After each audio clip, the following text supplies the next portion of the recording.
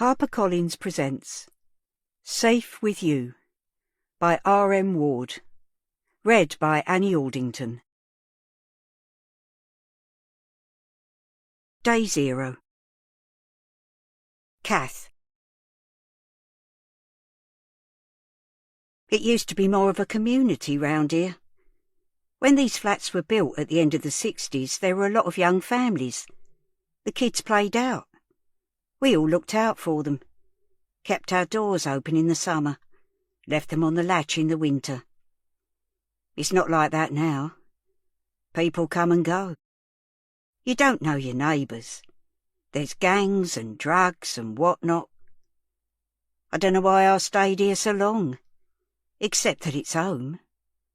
Where else would I go? So I keep me front door shut and put the chain on, and sometimes I don't talk to anybody from one day to the next. I was going to say something like this wouldn't have happened then, but it would, wouldn't it? Things like this did happen. Maybe they didn't hit the headlines in the same way. Maybe a lot of it was kept quiet.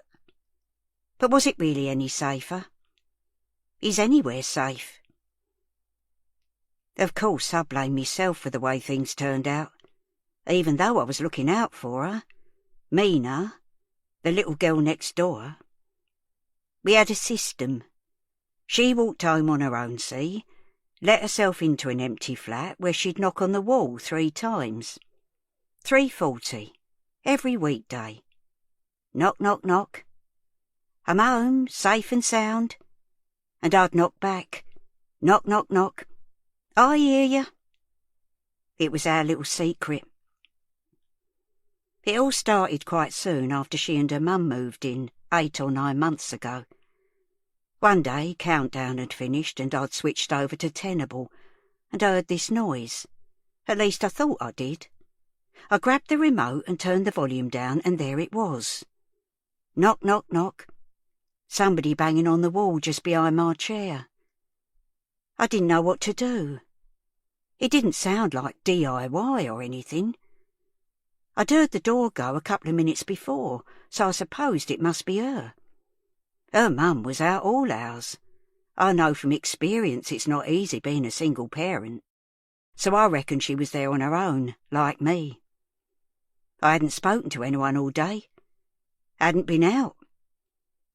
So I got up, went over to the wall, and I knocked back, and then I shouted, "You all right?" These walls were as thin as paper. I was pretty sure she'd have heard me, but I didn't catch a reply. I didn't have me hearing aids in. I don't bother if I'm not going out anywhere. I carried on anyway. "You knock tomorrow, love. Then I'll know you're home safe. I'll be listening out for you." And I did. The next day I kept the volume on the telly low, and I put me hearing aids in, and at 3:40 precisely there it was again. Knock, knock, knock. And I got up, walked over to the wall, and I knocked back. And that was it. I moved a chair from the little table in the kitchen, and I set it by the wall ready. Every day, when Countdown finished, I went and sat there, waiting for her. Monday to Friday. She always knocked, and sometimes that was the best bit of my day. Knock, knock, knock. I'm home, safe and sound. Knock, knock, knock. I hear you. For a while that was enough, but then I got curious. So one day, instead of settling down in my armchair and giving my attention to Warwick and his tenable tower, I grabbed me walking stick and went into the hall. I undid the chain and opened my front door, checking I'd got me keys. I went out onto the walkway and I shuffled in me slippers to the next one. I rapped the metal knocker. 1, 2, 3. But she didn't come to the door. Bracing myself on me stick, I leaned down and prised the letterbox open. I couldn't quite get me face level, but I wasn't far off. "Hello? It's only me from next door." I waited. I thought I heard movement, but I couldn't see anything, couldn't get low enough. "My name's Kath. I'm the one knocking on the wall." Still nothing. "If you ever need anything, I'm always there. Or if you want to chat. I felt awkward now, like I shouldn't have started this. Anyway, I'm glad you're home. I was about to go when I heard a sound, a scuffling noise, and I got the sense that she was very close to the door. And then I heard her voice, almost a whisper. My mum says you're a witch. I was taken aback. It was such an odd thing. I felt like I'd been stung. I tried to keep calm. Goodness, that's a funny thing to say. No, darling, I'm not a witch. I'm just an old crock living on my own with bad feet, creaky knees, and going a bit deaf. Definitely not a witch? Definitely not. I'm not allowed to open the door, not to anyone. Very sensible. My back was starting to hurt doubled over like that. I better go now anyway. I've left Warwick on pause. He won't like that for long. I just wanted to say hello. I'm Kath. Did I say? Yes, I'm Mina. Hello, Mina. That's a nice name. Knock tomorrow, Mina. Let me know you're home safe and sound. And she did. The next day, and the next. And although we didn't speak again, it felt like I spent my afternoons with someone. That I was checking in with her, and she was checking in with me. One time, just on impulse, I bought a Freddo frog in the corner shop. You know, one of those chocolate ones in their own wrapper. And posted it through a letterbox. In the morning, I never heard my letterbox go, but when I went to the kitchen to put the kettle on for a second cup of tea, just before 9, there was a single piece of paper on the mat, and a drawing of a rainbow, and thank you, in beautifully neat handwriting. I stuck it up on my fridge door. I've still got it. Get a lump in my throat every time I see it.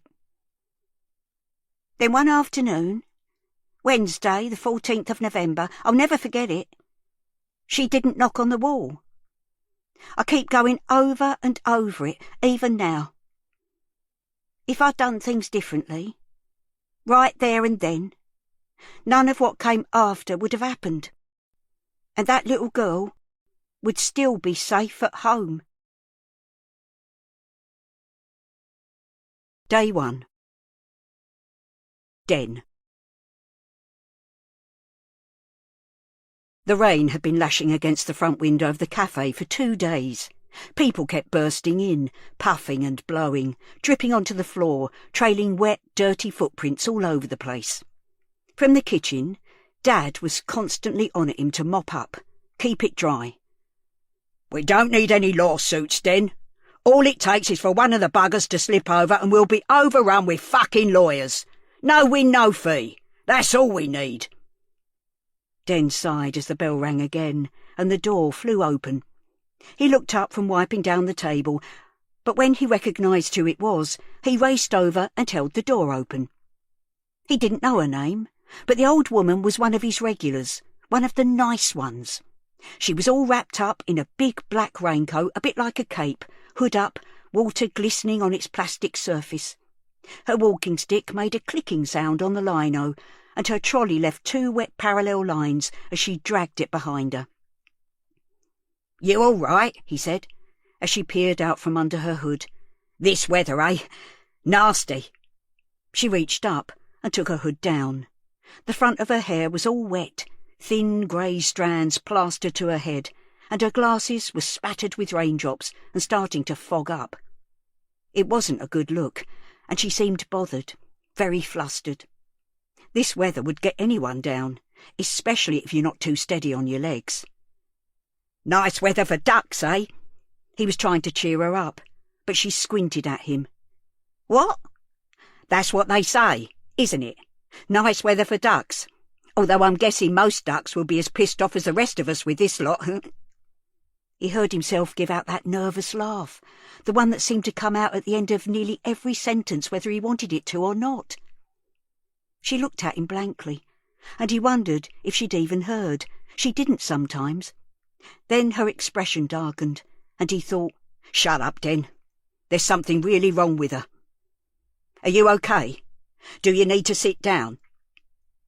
She put a hand on his arm, her grip surprisingly strong through the material of his sweatshirt. "It's not me," she said. "At least, it might be me. I might just be a stupid old fool. But I'm worried about my neighbour." "OK. Sit here and you can tell me about it." He pulled the nearest chair out and steadied her a little as she sat down. She let out a grunting sort of sigh, and he wondered how difficult it would be to get her up again. She took her glasses off and started wiping them on the bottom of her sodden coat. He sprinted over to the counter, put his wet cloth down and fetched her a clean tissue. "So, who's your neighbour? And why are you worried?" "I only know her first name. It's a little girl. She lives with her mum. I know this is going to sound silly, but I haven't seen her since yesterday." She scrubbed at both lenses and then crumpled the tissue and put it in her pocket, and her glasses back on. "The girl?" "Yes." She frowned, and he could see this had been eating away at her. "What does her mum say?" "I haven't seen her either." "They're both away? Like on holiday or something?" "No, I don't think so. It's not half-term." "So maybe they've moved. I mean, are you close? Would they have told you?" "We're not close, not like that. I've barely spoken to the woman, but the little girl and I are, well, sort of friends." He was tempted to put a reassuring hand on her shoulder, but reticence held him back. "Mrs. He raised his eyebrows, inviting her to tell him her name. "Cartwright, Kath. Everyone calls me Kath." It didn't feel right somehow, felt disrespectful with her being so old, so he came out with something else. "Mrs. C. It doesn't sound like there's any cause for alarm. I'm sure there's a perfectly rational explanation." His laugh was there again. "No, something's not right," she said. "You see, we'd got into the habit of knocking on the wall. When Mina got back from school, she'd knock 3 times, and I'd knock back. It was our little thing. She went off to school like normal yesterday, but she didn't come home. Not today either." His stomach gave a little lurch. "Mina, did you say? Mina's your neighbour?" "Yes. Do you know her?" "Just started secondary school. Really small for her age. Brown hair tied in 2 plaits." She nodded. "She comes in here sometimes. Has a doughnut or some chips." There were a few kids like Mina, stragglers and strays, making their own way home to an empty house. Most of them were okay, but he worried about the others. The pinched faces, the shadows under their eyes. When there was mud on their sleeves or the knees of their trousers were torn. Sometimes they ran into the cafe like it was some kind of sanctuary. They didn't buy anything, just dawdled in a corner, letting time pass, hoping whoever was outside would have got bored and gone away. Dad would chase them out, but Den, knowing a bit about being picked on, let them stay. Mina was one of the ones he worried about. She was always on her own, never with a friend. She never had much money either, sometimes none at all. She'd come in and linger by the counter where there was a box of lollipops, some chewing gum and little bars of chocolate. She'd pocketed a lolly once when she thought he wasn't looking.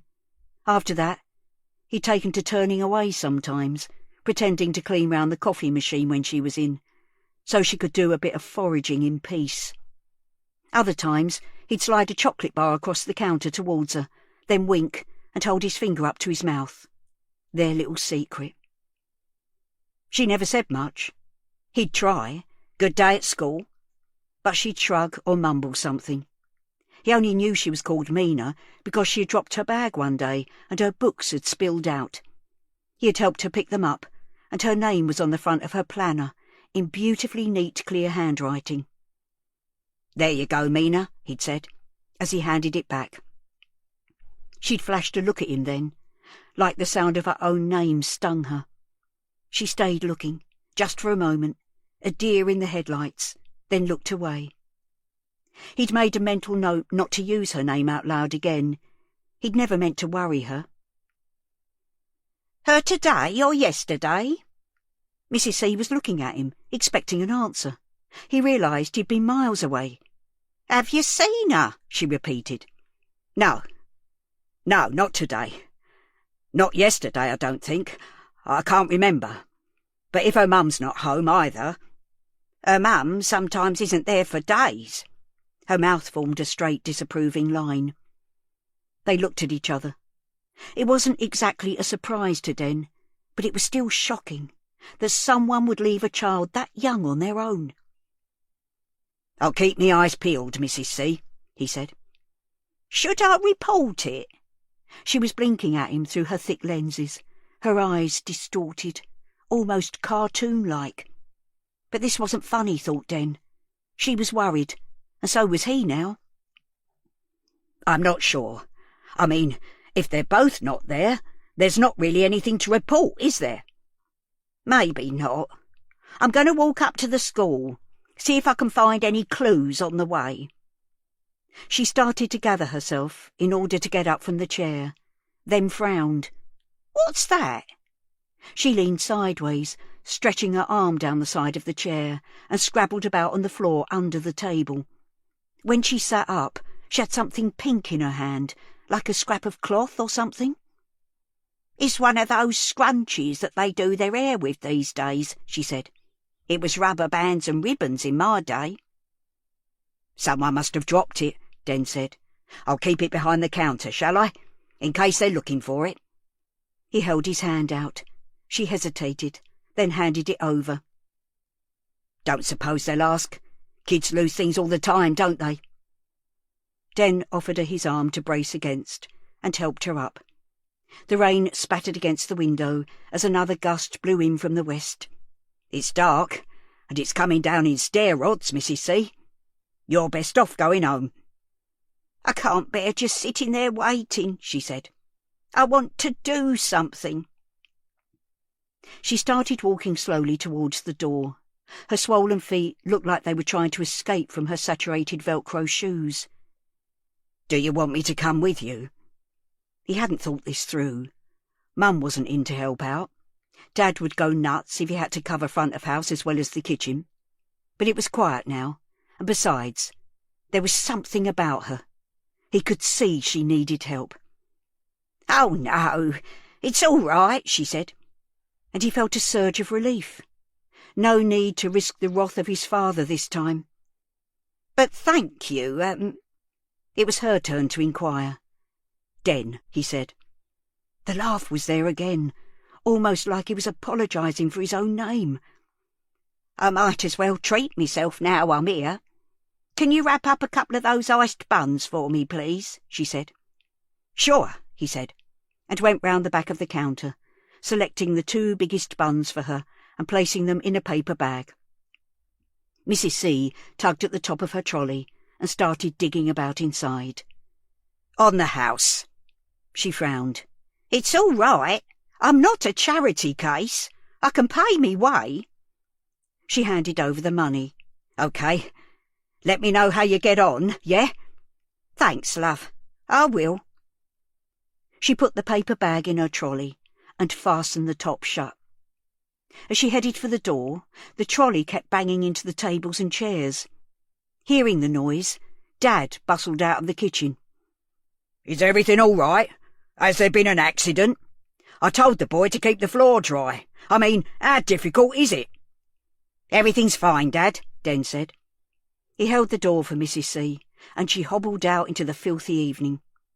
There was an umbrella lying in a puddle near the bin, a dark colour with lighter spots on.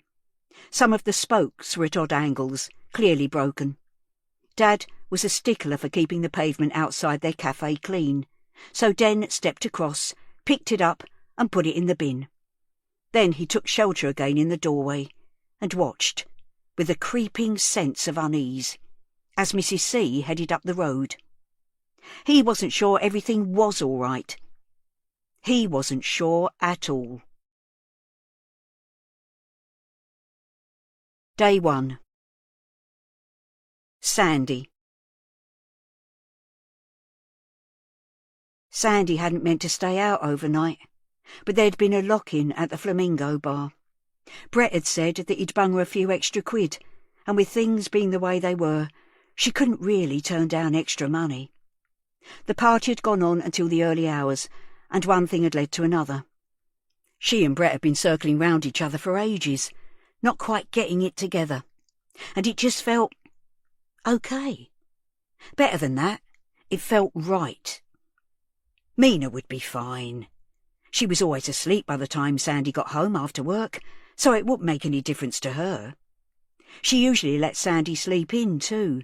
She was 11 now and could get herself up and off to school, no problem. No harm done.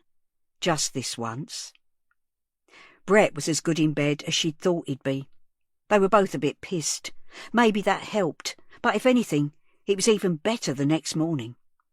Waking up together, feeling so comfortable and relaxed with each other. They both said a sleepy good morning and then smiled. She snuggled up to him and he held her in his arms, and for the first time in ages, years, she felt safe.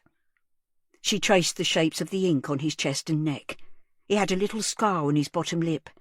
She ran her finger over it gently. "How did you get this?" she said. She wanted to know everything about him. "I'll tell you later," he said, and kissed the tip of her finger, then pulled her even closer. They got up at about 10, and she helped him clear up the bar and get everything set up for lunchtime opening. There was a steady flow of customers, regulars and passing trade. Brett had a good little business here. She started wondering about the life they could have together, living here, working side by side. The flat above the pub was 100 times nicer than the shithole in Nelson House that she shared with Mina. Mina. Jesus, she'd almost forgotten about her.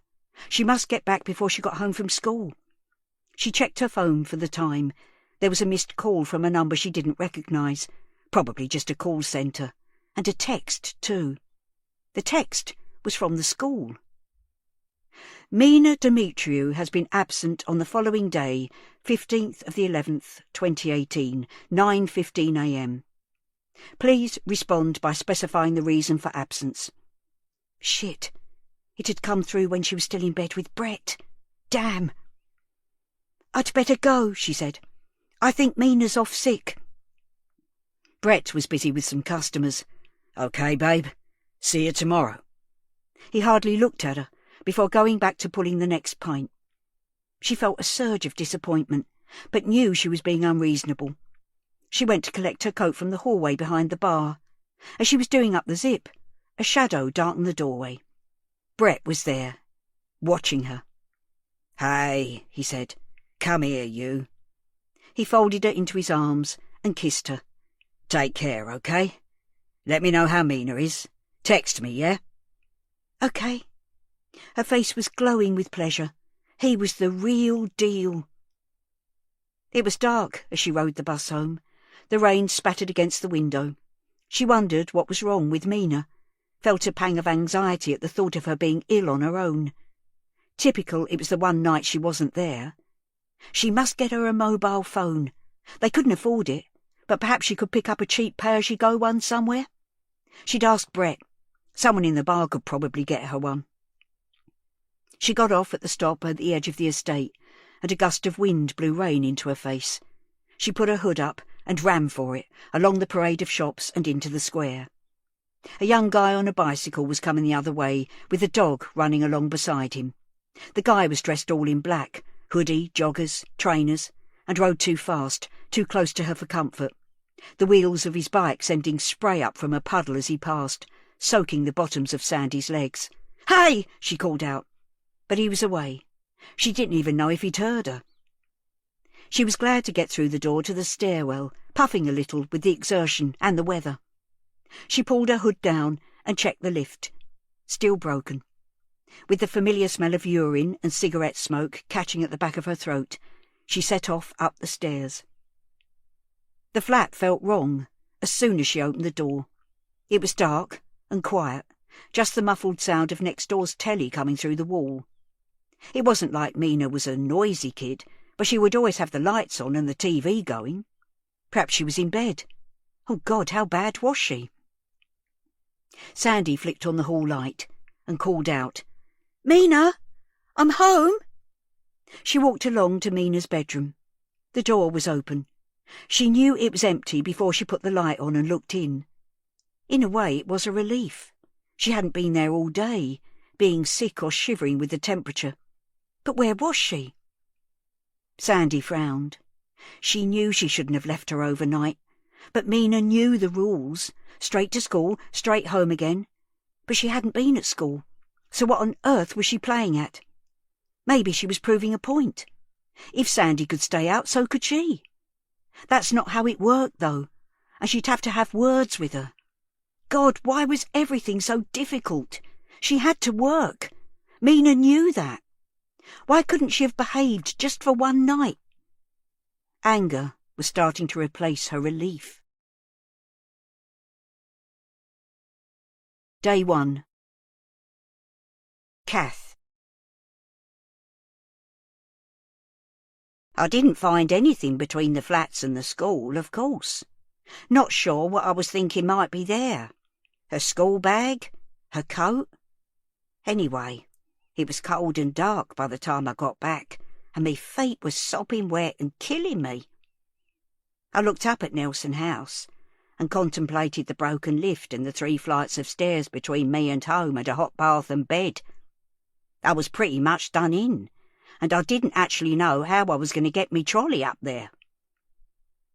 There was a soft light in the kitchen window of my flat.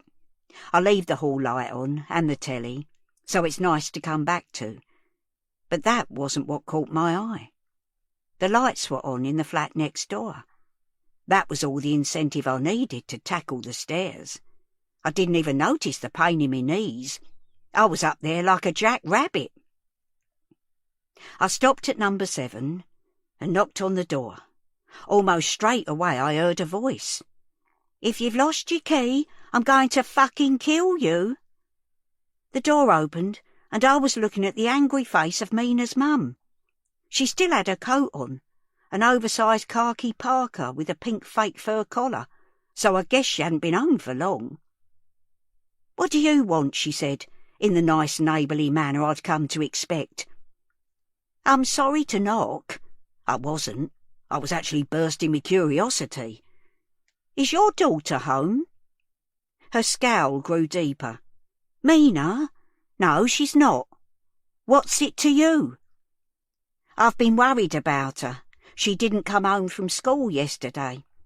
I listen out for her, you see, and I didn't hear her yesterday or today." I was expecting another volley of hostility, something about minding my own business, but it didn't come. Instead, her face softened a little. "She hasn't been home?" "No, I don't think so. I usually hear the door and—" I stopped. Mina knocking on the wall might not be allowed, and I didn't want to get her into trouble. "Shit," Mina's mum said. "Wait there."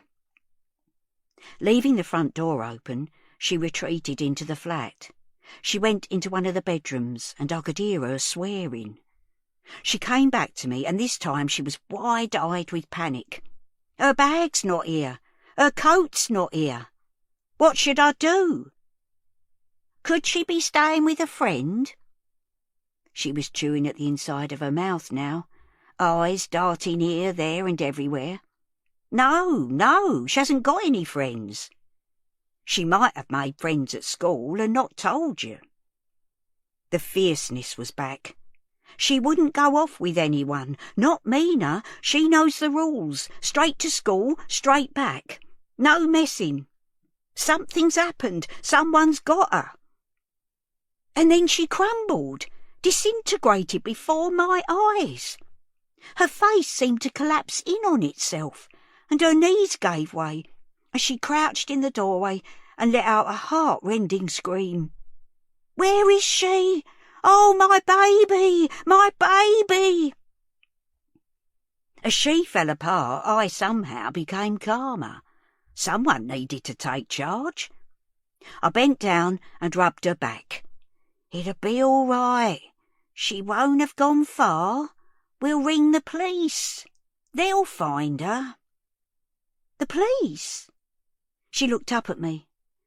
Tear-stained face a sallow yellow in the harsh light of the walkway. Yes, I said. We need to report her missing. The sooner the better. Day 1. Sandy. She was dog-tired and a bit hungover, but she needed to stay awake for when Mina came back. She got some music going and put the kettle on for some coffee. She'd have to read her the Riot Act, of course, but then maybe she'd cook them both something nice. They could sit and eat together, watch some crap on the telly. Mina was obviously pissed off with her. Fair enough, but she couldn't act up like this. Sandy had to work, so they needed to find a way to deal with it. They'd work it out, find a way through, like they had been doing for 11 years. It wasn't perfect, never had been, but they were both still here, weren't they? She wandered over to the fridge, but it was almost bare. She'd been going to do a little shop on Monday when Frank's lackey had called round, demanding the latest payment. She didn't have it all, so she'd given him what cash she had, which included the food money. She had last night's wages from the bar now, though. Perhaps they'd get a takeaway. Payday treat. She was going to run a bath, then remembered that the immersion heater wasn't working. She needed to ring the bastard landlords again. Where had she put that number? The time flashed up when she switched on her phone. Just gone 5. For fuck's sake, they'd all have gone home. She felt a flash of temper at the thought of another night with no hot water. Jesus, this was a dump. What the hell had she done to deserve this? Gone 5, though. Where was Mina? This was getting beyond a joke. And then she heard the door knocker. She charged towards the door, ready to tear into Mina, but when she opened the door it wasn't her. It was the old bag from next door, standing there looking like a drowned rat. It took Sandy a while to take in what she was saying. Yes, she knew Mina wasn't home yet. What about it? Then she twigged that the woman was telling her that she hadn't heard Mina yesterday either. Her mind started to race. She checked Mina's bedroom again, even though she knew she wasn't there. And it started to sink in. Mina was missing. She'd been missing for at least 24 hours. Her baby was gone. Day 1. Kath. It seemed to take an age for the police to come, but I suppose it was only 10 minutes or so. Mina's mum rang them from her mobile, crouched down in the doorway, and when she'd answered all their questions, I helped her inside and sat her down in the lounge. I made us both a cup of sweet tea. I don't normally have sugar, because of me diabetes, but I needed it. I needed something. We had to have it black because the milk in the fridge was so far gone it made me gag when I sniffed it. Mina's mum sat on the threadbare sofa and nursed her mug with both hands. The cigarette she'd started was lying on the rim of a saucer full of fag ends on the upturned crate they were using as a coffee table. Tears were still running down her face, dripping onto her lap, but she didn't make any effort to wipe her eyes. Her lips were moving, but I couldn't hear what she was saying, even with both hearing aids in. She was muttering and mumbling to herself. Eventually her speech became slower and clearer, although it still sounded like she was talking to herself, not to me. "I'm not a bad person. I never meant this to happen. Oh, my God! Oh, my God!" She might not have meant it to happen, but a good mum doesn't leave their child overnight, do they? I've been there, single parent on this estate trying to make ends meet, but I never left my Evie alone. This wasn't the time to say it, so I kept quiet. The place was an absolute state. So depressing. Wallpaper peeling off, stains on the carpet. The sofa faced a massive TV set on a low stand, and apart from that, There was a ratty-looking beanbag on the floor and the upturned crate. No bookshelves or books, no pictures on the walls, no ornaments. You on your own with her here? I said, knowing what the answer was. I would have helped, you know, if you'd asked. Given her some tea. I'd have been happy to. Mina's mum looked blankly at me. We were doing all right, thanks. Doing the best we could, anyway. We are, I mean. She's sensible, she knows the rules and she follows them. The more I think about it, the more I think that something's happened. She wouldn't just go off. Should we ring the hospital? Perhaps she's been in an... I didn't want to say the word out loud. Silly, isn't it? Saying words, putting a name to things, doesn't actually make them worse or jinx things, but it feels like they might. They'd have rung me, wouldn't they? She's got her name on her school bag. They'd have found me, or... Do you think we should... She glanced up at me, and I could see real fear in her eyes. I felt it too, a sense of responsibility for this little girl I hardly knew. The police are coming now. I imagine they'll do all that. Let's sit tight, shall we? I looked round the room and tried to think of Mina here every afternoon on her own, knocking on the wall. It made me so sad. She could have been with me. Where were you last night, love? She seemed to see me for the first time since we'd come indoors. I wondered if she'd asked me not to tell, beg me maybe, but she didn't do that. Instead her face darkened and she sort of hissed at me. What's it got to do with you? Who do you think you are? I'm the witch next door, I thought, as far as you're concerned, but this wasn't the time to wade in. I'm Kath, I said. Just Kath. I should have introduced myself properly when you moved in. To be honest, I'd tried. I'd seen them going in and out, carrying their stuff in black bin bags, so of course I said hello. Mina's mum had ushered her daughter into the flat, closed the door in me face, and that was that. I didn't try again. Now there was a loud rat-a-tat-tat from the front. She looked at me, startled, but didn't make a move. That'll be the police, I said. Shall I let them in? I thought for a moment she was going to say no, but instead she said, The police? Is this real? Is this happening? She looked utterly lost and young, like a girl herself. Yes, love. I'm sorry it is. I'll go, shall I? She nodded, and I went into the hall and opened the door. There were 2 uniformed officers outside, a man and a woman. Miss Demetriou? No, she's in the lounge. Do you want to go through? And you are? Just a neighbour. I'm next door. I followed them back to the lounge and hovered in the doorway. I'll leave you to it, shall I? The officers introduced themselves as Naz and Jody, the use of first names, a nice touch, I thought.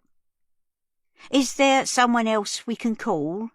A relative, a friend? Jody asked, sitting next to her on the sofa. Mina's mum shook her head. There isn't anyone. Can you stay, Kath? The officers nodded at me and I said, OK, love, and looked for somewhere to sit. There was no way I was tackling the beanbag, not with my knees, but Naz was ahead of me. He fetched 2 chairs from the kitchen and set one down for me near the door, while he took the other one. They started by asking her name. Sandy. Alexandra. You learn something every day, I thought. Then Jody asked for basic details about Mina and when she'd gone missing. Sandy was hesitant. I'm not sure exactly. Kathy said Mina didn't come home yesterday. Naz glanced at me. I nodded but didn't say anything. I was working last night. I always work late. Mina puts herself to bed. I know it's not ideal, but she was sensible. Is sensible. I stayed out last night. Before you say anything, I've never done it before. This was the first time. Was sensible? Did you check in with her by phone or text? Jody was asking the questions. and Naz was taking notes in an old-fashioned notebook. No, she doesn't have a phone. There's no one to call apart from me, and it's difficult, taking personal calls at work, you know. What is it that you do, Sandy? We all caught her hesitation.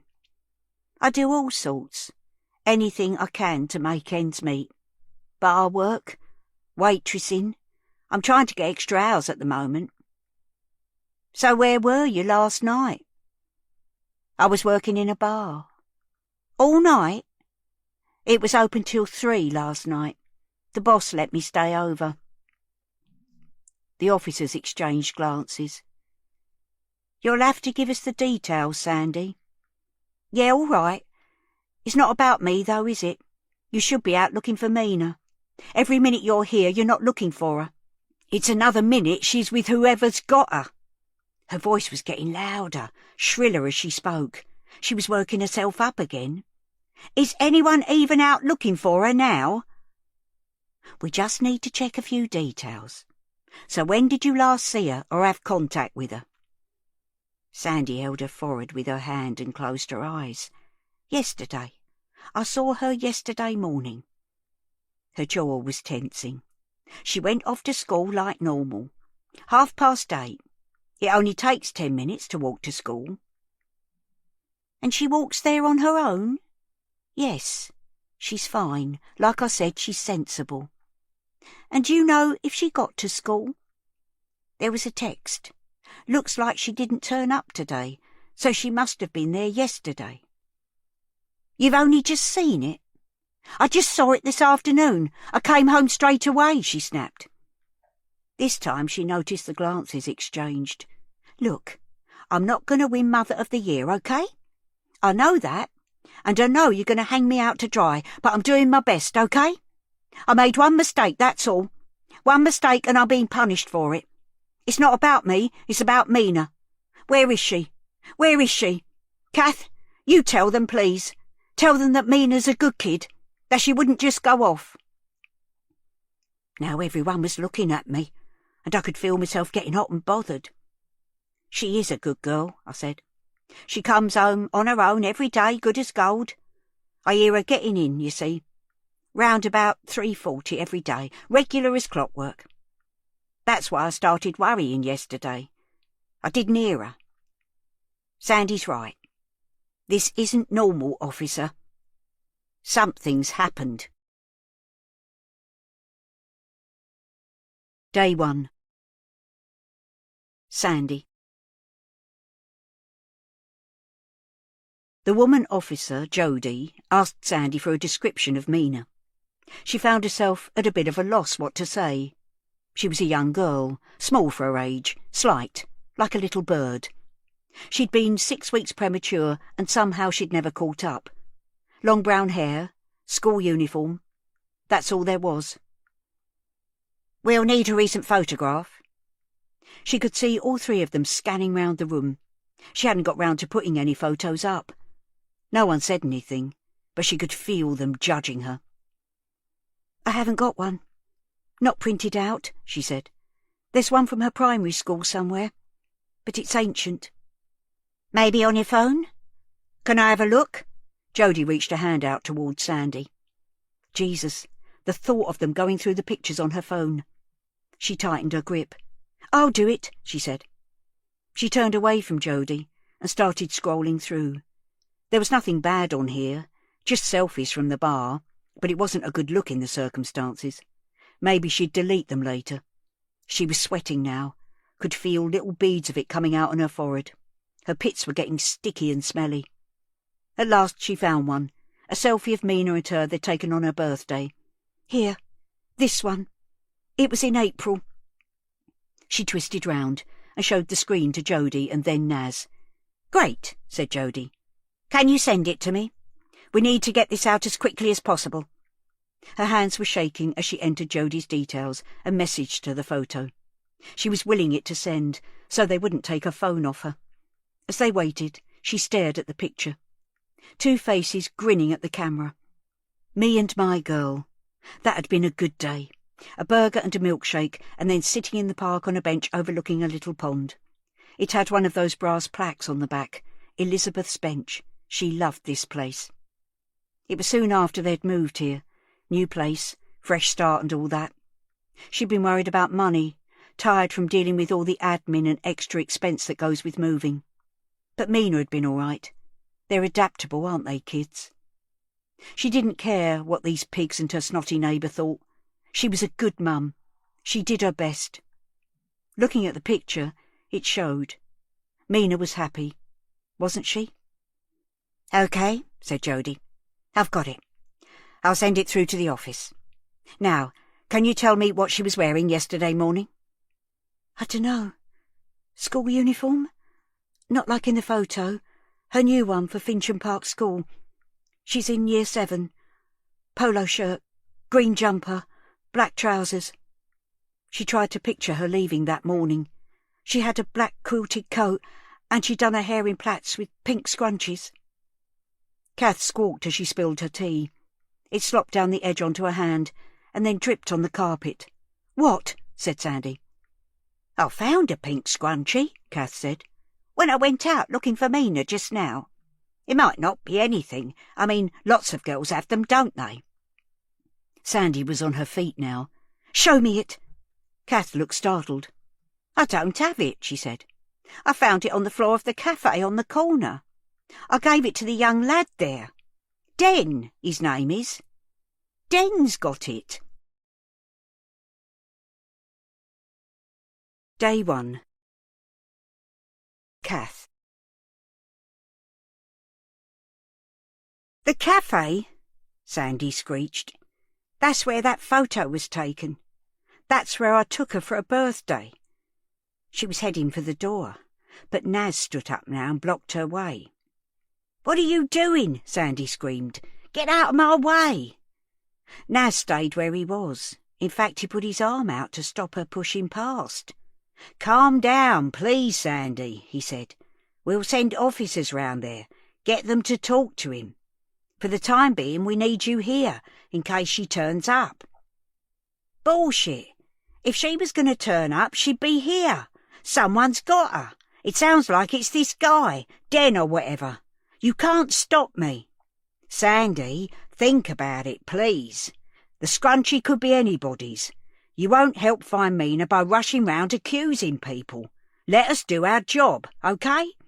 Jody's already sending Mina's picture through, and it will be circulating soon. We'll have all our officers looking out for her. Let's sit back down and have some more tea." Sandy let herself be led back to the sofa by Jody. Naz turned to me. "Do you know where things are, Kath? Helping hand?" I eased myself onto me feet, puffing a little. My ankles were really swollen and my knees were sore. I'd pay for all this tomorrow, but I wouldn't care if little Mina was safe and sound. Once in the kitchen, Naz started pumping me for information. He wasn't even subtle about it. "I'll need to take a statement from you, but to start with, can I just check you heard Mina setting off for school yesterday, but she didn't come home?" "Yes, that's right," I said, lining up 3 mugs and dropping tea bags into them. I didn't want another one. I needed a wee as it was, and there was no way I was going to use Sandy's bathroom. I could just imagine the state it was in. "I definitely heard her leaving in the morning, but then nothing yesterday or this morning." "Is that your TV playing?" He tipped his head towards the wall. "Yes, I leave it on to deter burglars. Is that wrong, officer?" "Call me Naz, please. And no, it's quite loud. I'm wondering if you'd actually hear the door. You might have missed something." "Oh, I see. I do have it up loud if I haven't got my hearing aids in, but I have the sound off and the subtitles on in the afternoons because I listen out for her. For Mina. We have an arrangement, you see. She knocks on the wall when she gets home and I'll knock back. It's our little thing." Naz raised his eyebrows. "I was worried yesterday. But, you know, I told myself she could have been at an after-school club or something. And now I just think I should have done something then." Well, seeing this place, I feel like I should have done something a long time ago. Rung the NSPCC or something. I mean, look at it. I had no idea. The kitchen had the same layout as mine, but it was very different. My cupboards were full of tins and cereal packets, bags of porridge and biscuits, and there's always the basics in my fridge: milk, spread, a packet of ham and what not. There was hardly anything here. I suddenly felt so sad for the life that Mina had been living in this flat, with only a wall between us. My bottom lip began to tremble. I blinked hard, then fished in my sleeve to find my tissue and pressed it under my glasses and against my eyes before the tears could leak out. Naz put his hand on my shoulder. "It's all right, Kath. We'll find her." I sniffed, hard, tucked me tissue up my sleeve and turned to the kettle, which had finished boiling. As I poured steaming water into each of the mugs, he said, "Did you hear anything else, Kath? Did Mina and her mum argue at all? Did they argue yesterday morning?" My hand wavered, and some of the water spilled onto the worktop. "I don't like to tell tales. Kath, it's not telling tales. This is a missing girl we're talking about. Anything, any little detail, could be useful." "Well, they did have a row yesterday. I heard voices shouting and the door slamming." "Yeah? What time was that, Kath?" "Normal setting off time, 25 to 9. "And the voices? It was Mina and her mum?" "Yes. I couldn't hear what they were saying, but she, Sandy, was angry, and I could tell Mina was upset." It felt bad telling him, like I was pointing a finger. I was getting flustered, blinking hard and starting to feel all hot. "It's okay, Kath. Anything you say will be treated in confidence. We just want to find Mina." "I know. So do I. That's why I went looking for her when she didn't knock this afternoon. I walked right up to the school, called into the cafe, asked around a bit. The thought of her being out there somewhere in this filthy weather. She's only little." "Someone's checking out the school now," he said. "Let's talk about the cafe. Had they seen her there?" "Not today. They knew who she was, though. The lad there, Den, was worried when I told him, offered to come looking with me." "And did he go with you?" "No, I said I was all right walking there and back on my own. I asked him if I should ring you, the police, but he told me not to." "Wait a minute. He told you not to ring us?" I hadn't thought anything of it at the time, but now I was starting to wonder. I could see that Naz was too. "Yeah, said there was nothing to report. He actually suggested that I stopped looking and came home, and then I found that scrunchie." "Where exactly was that?" "I was sat on a chair by one of the tables and it caught my eye, lying near my feet. I bent down and picked it up. We agreed he'd keep it in case someone came looking for it. He was quite insistent on keeping it. Was that wrong? Should I have kept it?"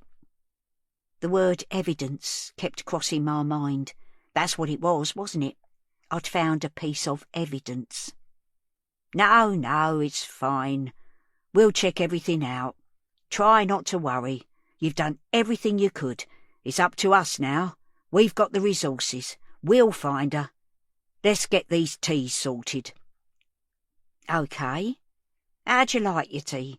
Milk and sugar?" "Just milk. No sugar for both of us, please." "Ha! Julie Andrews. That's what Ma Ray used to call it." "Julie Andrews?" "White nun. Milk. No sugar. The sound of music?"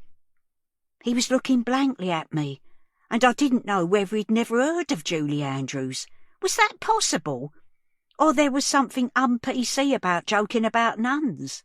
Maybe he was shocked I was joking at all at a time like this. and I was wishing now that I hadn't said anything. I changed the subject. "There's no milk," I said. "It's gone off. Wait a minute, though. I've got some in my bag outside. I'll fetch it." "Thanks, Kath," he said, and he gave me a reassuring smile that let me know that whatever the problem was with Julie Andrews, we were over that now. I could hear Jodie on her radio in the lounge, and I stopped in the kitchen doorway and then went back to Naz. "She'd done it before, you know," I said. He was mopping up the spilled water from the kettle with a drying-up cloth.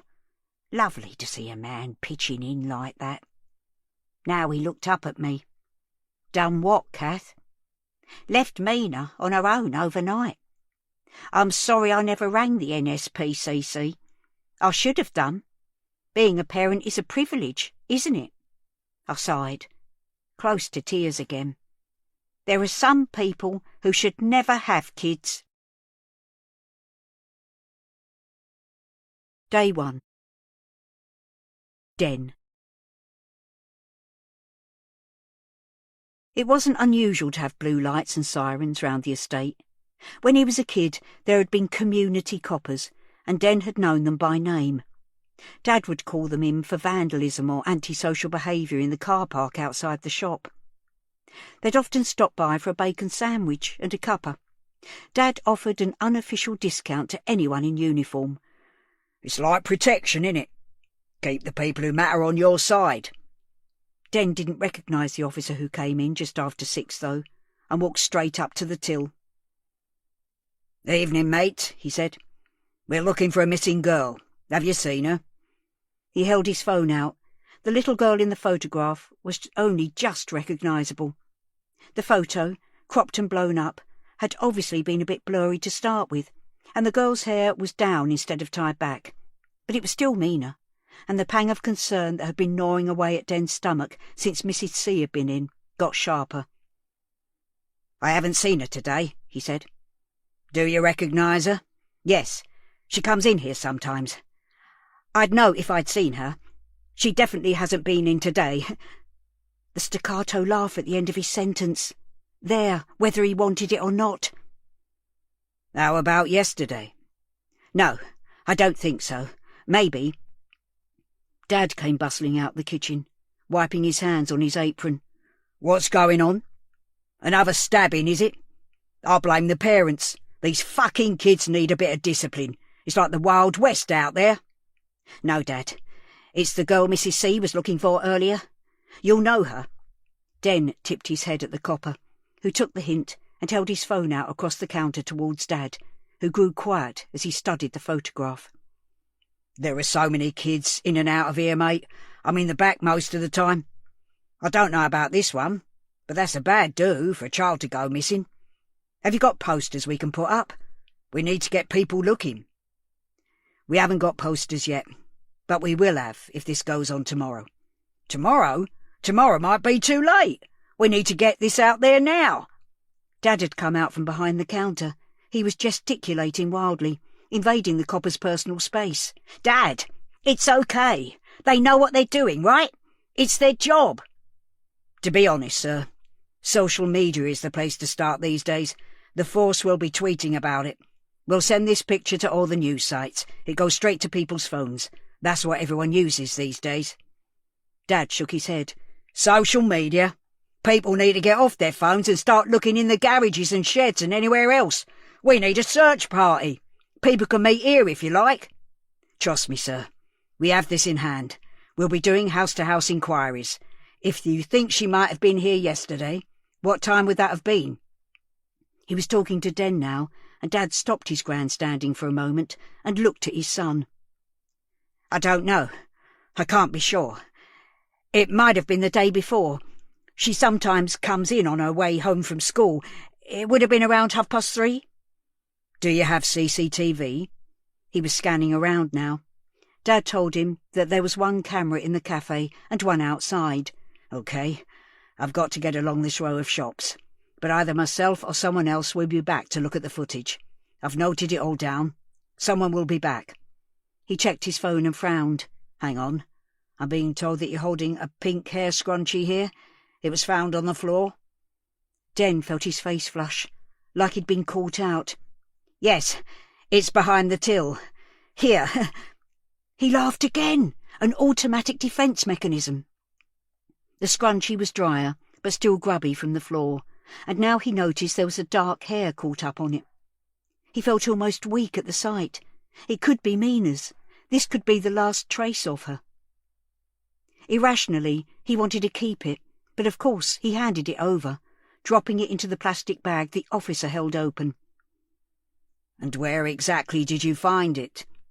He pointed to the spot on the floor, next to where Mrs. C's chair had been. It was this afternoon.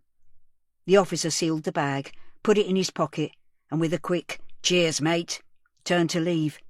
Dad saw him out, then stood in the open doorway, watching him go. "It's a bad business," he said. "Bad for the estate. Bad for us, maybe." "How could it be bad for us?" He tapped the side of his head. "Use your loaf, boy. What if she did come in here yesterday? What if that is her hair thing? What if you were the last person to see her? How many cop shows have you watched on TV? The last person to see her is the prime suspect. We don't want people poking around into our lives, your life, do we?" Dad's words stirred the anxiety that was already swirling in the pit of Den's stomach. His guts twisted with a sort of low pain that made him want to run to the toilet. "That's TV, Dad. Not real life," he said, trying to ignore his body. "If she's on our CCTV, it will help them narrow it down. Shall I look through the footage?" No, I'll do it. You stay out here." "But you just said you didn't recognise her. At least I know who I'm looking for." There was no arguing with Dad when he was like that. Logic didn't come into it. Den watched him march back into the kitchen and through into the tiny office behind. Then he got out his phone, went onto Twitter and searched "Missing Girl Fincham." There was an official post from the Metropolitan Police with the same grainy photo attached. It had already been retweeted 75 times. Den retweeted it himself and then took a screenshot of the photo and studied it. Mina was smiling. When she was in the cafe after school, she was quiet, reserved, serious. It was nice to think of her more carefree like this, except that the smile in the photograph bothered him. When you looked, it didn't reach her eyes. The reserve was still there, the wariness. Was that really the best photo her family could come up with? What sort of life did she have? He looked away from her face at the rest of the photo. It was cropped quite close, but it looked like it had been taken in a cafe. He could see the chair back and the edge of a plate. He held the screen closer. It was their chair, their plate. The photo had been taken here. Day 1. Sandy. Kath and Naz came back in with more bloody tea. Honestly, they meant well, but she really needed a proper drink. She ignored the mug they put near her and took out another fag. "Everyone will be looking now," said Jody. "Just a few more questions. I need to be clear where you were last night." Sandy sighed. "Like I said, I was working at the bar, the Flamingo Bar, and then I slept over." "So if we contact the owner, they'll confirm that, will they?" "Sure." Brett wouldn't thank her if the police went sniffing round. Her hands were shaking a little, but she managed to light the cigarette and took a long drag. Kath was looking at her, flapping her hand in front of her face. "For Christ's sake," thought Sandy, "I can smoke in my own flat, can't I?" "I don't see what that's got to do with anything, though," she said. "Can't you just drop it?" "I'm afraid we can't. We need a full picture of Mina and her family." "Well, her family's just me. Love me or hate me, I'm all she's got." "And her father?" Sandy sent her daggers. "Sorry, Sandy, I've got to ask." "Jason? He's nobody. A deadbeat. He hasn't seen her for 6 years. Is there a chance that Mina could be with him? That he picked her up from school yesterday?" Sandy laughed. "No, like I said, he doesn't want to know. No child support, not even a birthday present. He's out of the picture. I'm going to need his details. Yeah, whatever. Jody took down the contact details that Sandy had for him. Could you text him anyway, please? Tell him what's happening, on the off chance that Mina's looking for him. Sandy pulled a face. I'd rather not. Could you do it? I really don't want him messaging me. Sure, said Jody calmly. What about other family? Are there grandparents she might go to? No, I told you. I'm her family. End of. I don't have anything to do with my parents, and I don't want Mina to either. Don't want them doing to her what they did to me. What was that, Sandy? Sandy's expression darkened. What's this? Therapy? She put on a plummy voice. How does that make you feel, Sandy? No thanks, Jody. Been there, done that. That's one of the things they tried, my parents, to fix me. Make me normal, like them. On her chair by the door, Sandy could see that Kath was riveted. Sandy cringed inside at the thought of her neighbour knowing all about her. Now she was sending her a sympathetic look, which was even worse. When's the last time you saw them? Kath said. I don't know. Mina was about 4. We went for Christmas. It didn't go well. That face again. Seriously, it wasn't judgmental. Not the tangible, tight-lipped disapproval that was her mum's default expression. But sympathy was almost worse. The thought of people feeling sorry for you. Jody cleared her throat, and Kath sat back in her chair and mimed zipping up her mouth. Going back to Mina, Jody said. It sounded earlier like you don't always get on. Not always, no. But that's normal, isn't it? She's almost a teenager. We've been through a lot together. I can't lie and pretend it's always great. So, yesterday morning, was that one of those days when you weren't getting on? Did you have a row before she went to school? Yesterday seemed like a long time ago. Sandy couldn't remember much about it all. She certainly couldn't remember a row. No, it was just normal.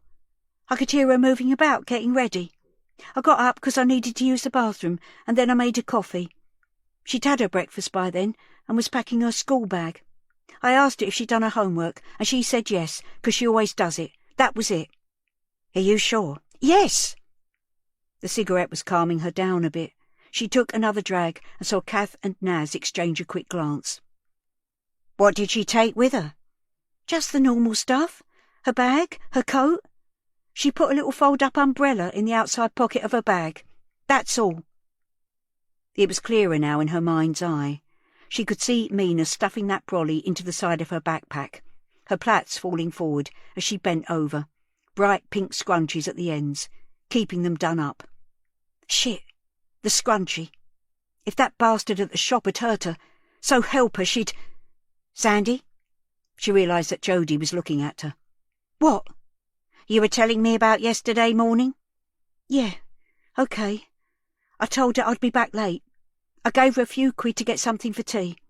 She was fine. She's so sensible. She just said, bye, Mum, and set off. Not strictly true. She had pretty much ignored Sandy that morning, just carried on with getting ready when she'd walked into the kitchen. It was only when she had said she'd be back late that Mina had looked at her. She hadn't said anything, just looked, and her eyes were sort of dull and closed off. No arguments, then? No. Again, another look between Kath and Naz. What was it with those two? And is anything else missing? Has she taken anything else with her? I haven't checked properly. I mean, she wouldn't run away. She's not that sort of girl. Let's have a look at her bedroom together, shall we? Said Jody. OK. She stubbed the cigarette out and got up off the sofa. Everything felt unreal, except it was suddenly too real at the same time. She stumbled a bit as she walked into the bedroom. There was that feeling again, the one she'd had when she first came back to the flat, that absence, that emptiness. It was starting to hit home. Mina. Her Mina. She was really gone. She looked around the room.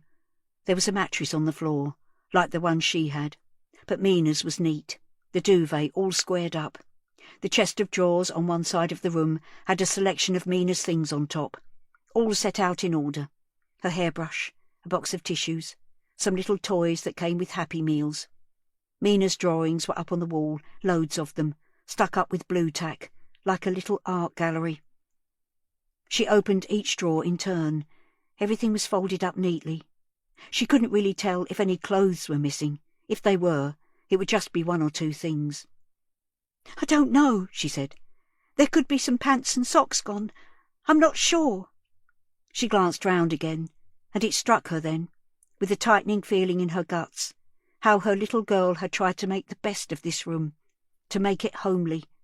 She hadn't really noticed before. She hadn't noticed much at all. "What about her toothbrush?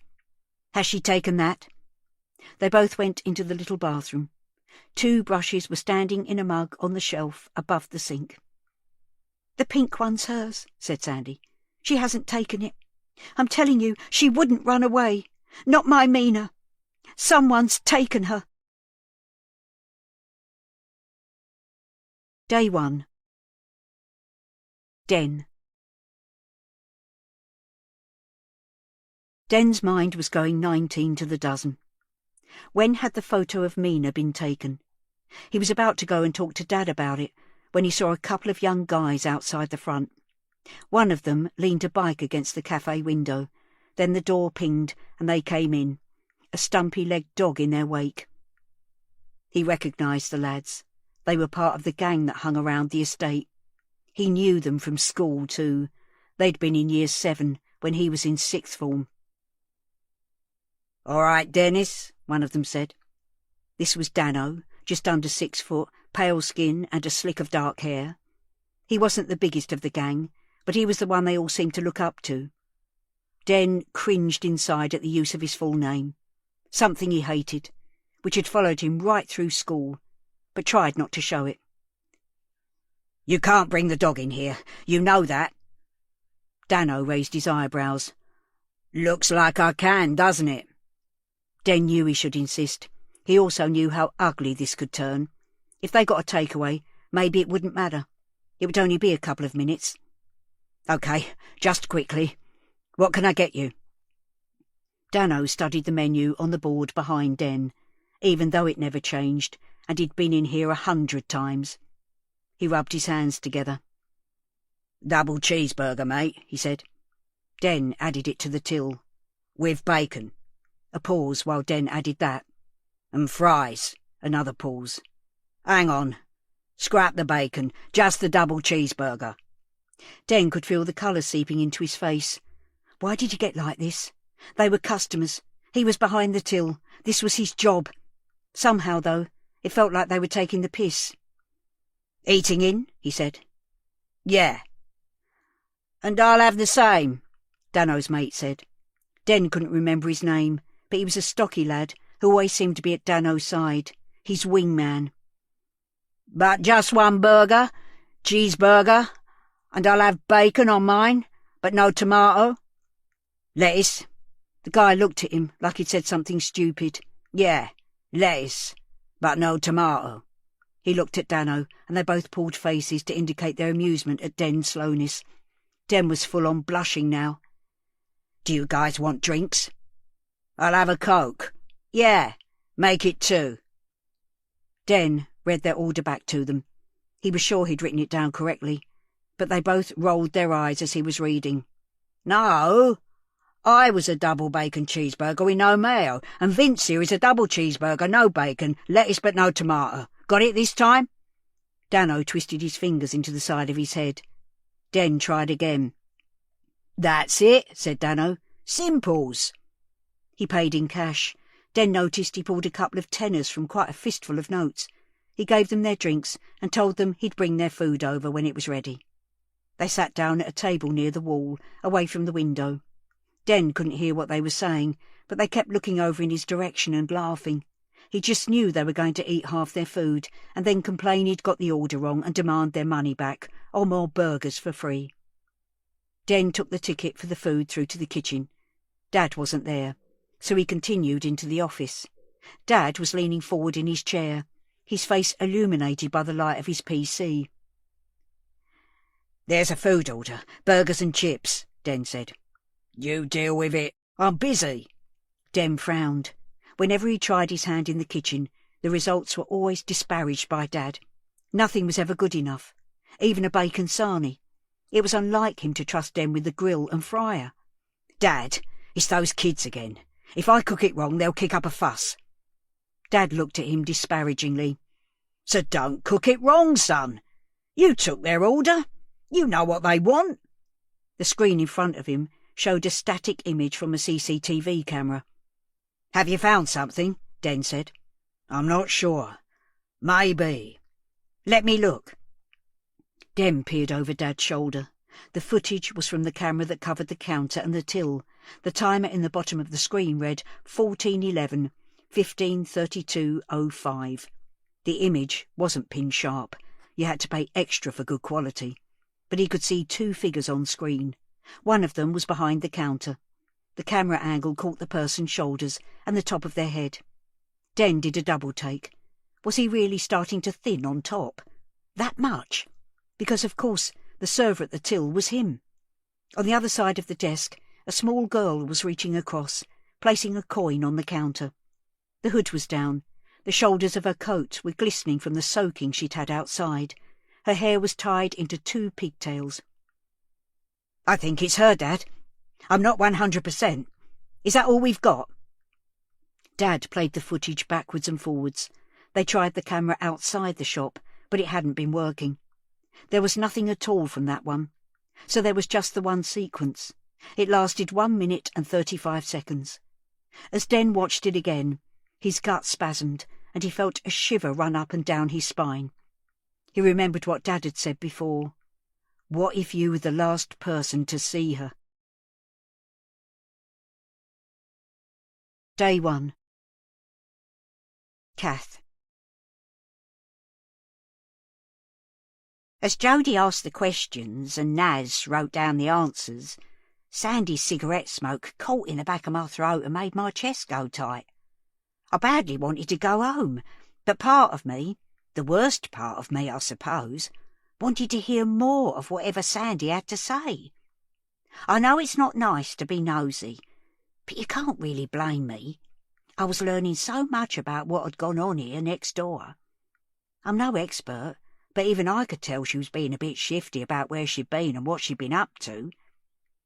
Jody may not have been judgmental, but God forgive me, I certainly was. I don't care how difficult things are, how much you need the money, you don't leave a young girl like that overnight. Not without a babysitter there. That poor little girl, on her own in this bleak flat, and cutting off her parents like that too, denying them all the fun of seeing Mina growing up. That's not right.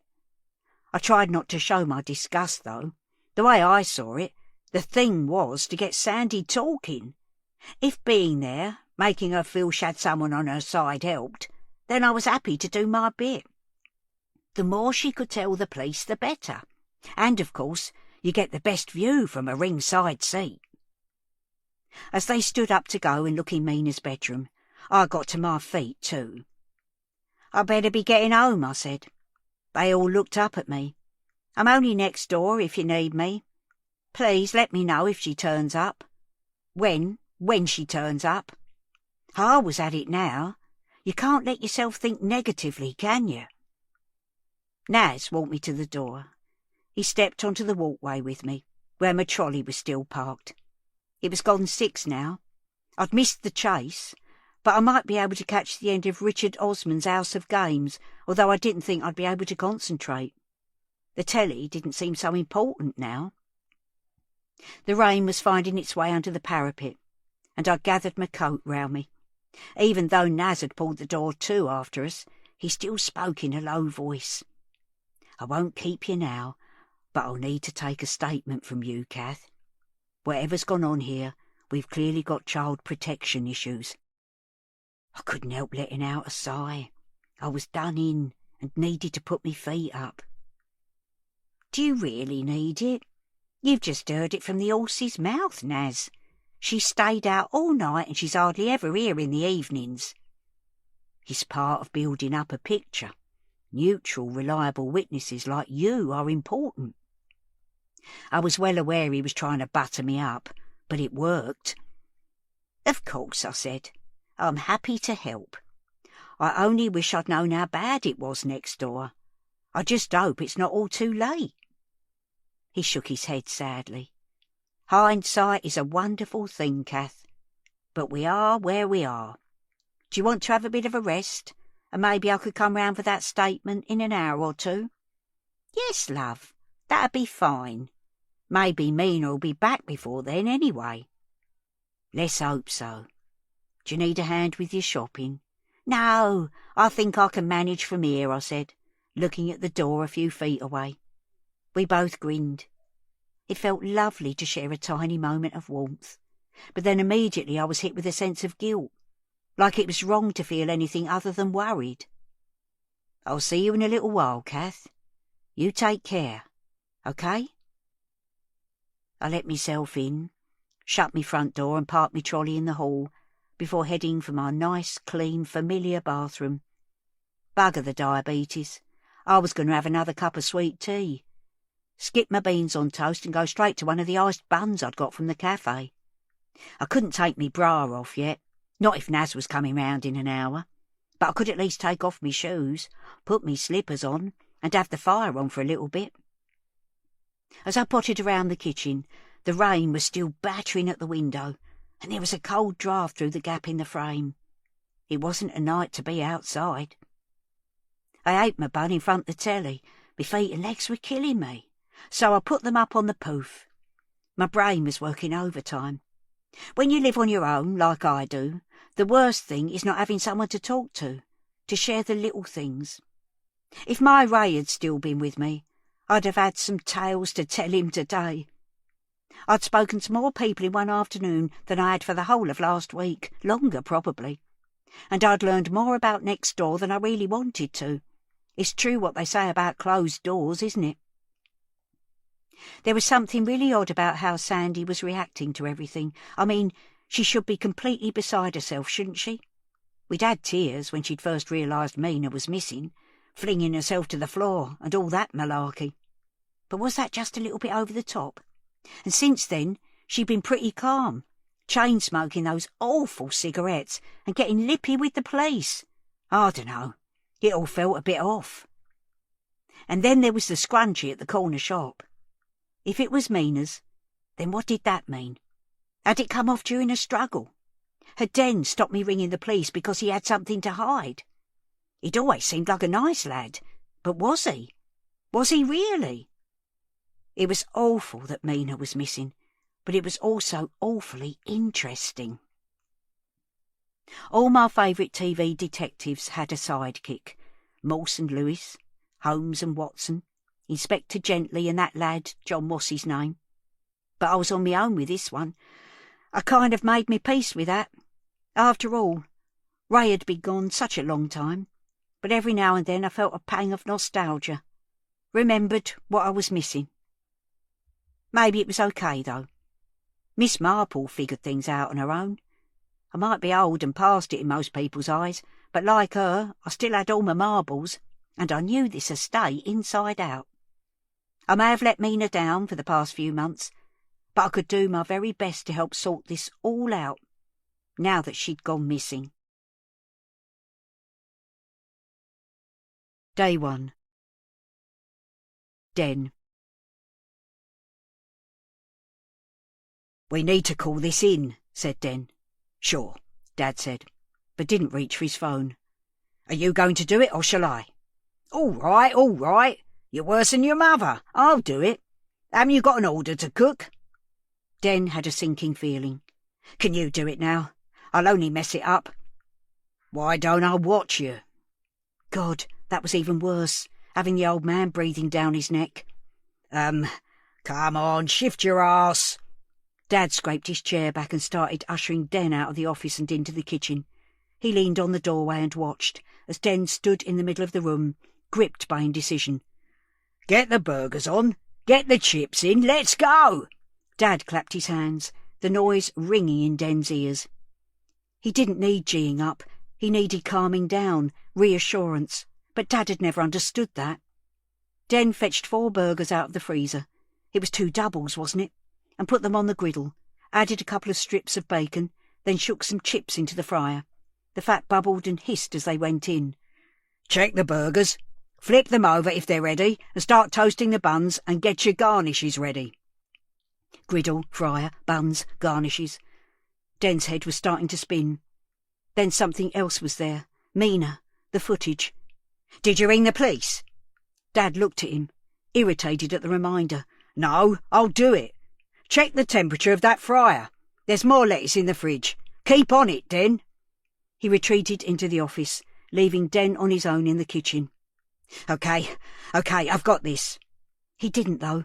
He was thinking about too many things at once, trying to remember what order those wankers had finally settled on. It was much too hot in the kitchen. The noise and the heat and the smell got right inside your head. The smell. There was an edge to it, a hint of bitterness that caught in the back of his throat. The burgers. He flipped them over to reveal 4 black, crusty surfaces. God, he'd have to start again. Maybe he could get them into the bin and another lot going before Dad came back. He started again, nursing the new set of patties until they were cooked to perfection. He was sweating so much, drips of it were hitting the hot metal of the griddle, evaporating instantly. By the time Dad reappeared, he was laying the burgers onto toasted buns and putting on the sauces and garnishes. Everything except mayo on one of them, no tomato on the other. He studied Den's efforts. "Yeah," said Den, seeking his approval. Dan pursed his lips, nodded, but then walked to the bin wordlessly and pressed the pedal. "There's my profit margin," he said. "We might as well just throw money away. Did you think I wouldn't notice?" Den took the food through to the cafe. The dog was lying on the floor next to Dano, with its back legs splayed out. Dano and Vince were opening little sachets and writing on the table with trails of sugar, laughing. They sat there with smirks on their faces as Den approached. He looked at the result of their efforts. "Dennis sucks cock," and placed the 2 plates on top without saying a word, feeling the grittiness beneath the plates as he did so. "Can I have some ketchup?" Dano asked. "All the sauces are over on the table." Dano stared at him, already dripping with sweat. Den felt himself getting hotter.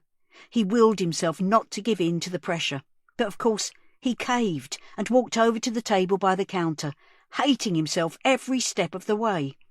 He brought a bottle of ketchup back to Dano and Vince. "And some vinegar?" He wished he could manage a sarcastic bon appetit, but he didn't have it in him. So he fetched the vinegar, then left them to it and retreated behind the counter. Dad was already there, watching him. "You shouldn't let them get you, Den," he said. "They're just being arseholes. You need to man up a bit. Have some cojones." He puffed his chest out like a prize rooster. "Thanks, Dad," Den said. "I'll remember that next time." "And what's with a dog?" He stabbed a finger towards a sign on the wall. No dogs except guide dogs. I know. It's pissing outside, though, and there's no one else in here." Dad looked at him. The disappointment in his eyes was familiar. Growing up, he'd borne the full brunt of Dad's hopes and expectations. Child genius, athlete, football player, Jack the lad, and had failed to live up to them one by one. The only time he had ever seen his dad really glowing with pride was when he got his university place, the first person in their family to do so.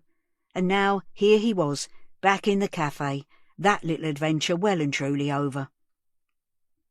Dad turned to go back into the kitchen, then stopped and beckoned Den to come close to him. "The missing girl," he said. His voice was so quiet Den could hardly hear him. He was used to him booming and ranting. This had him rattled. "What about her?" "The CCTV?" "Yeah." "Would it be better for you, better for all of us, if that camera wasn't working?" He glanced at Den shiftily. "It was working, Dad. We've got her on screen. It could be important." Dad brushed some imaginary dust from the counter with the flat of his hand. "What if we didn't? Things happen. Files get wiped by accident." Den couldn't believe what he was hearing. "No, we've got to keep it and show it to the police. It's evidence.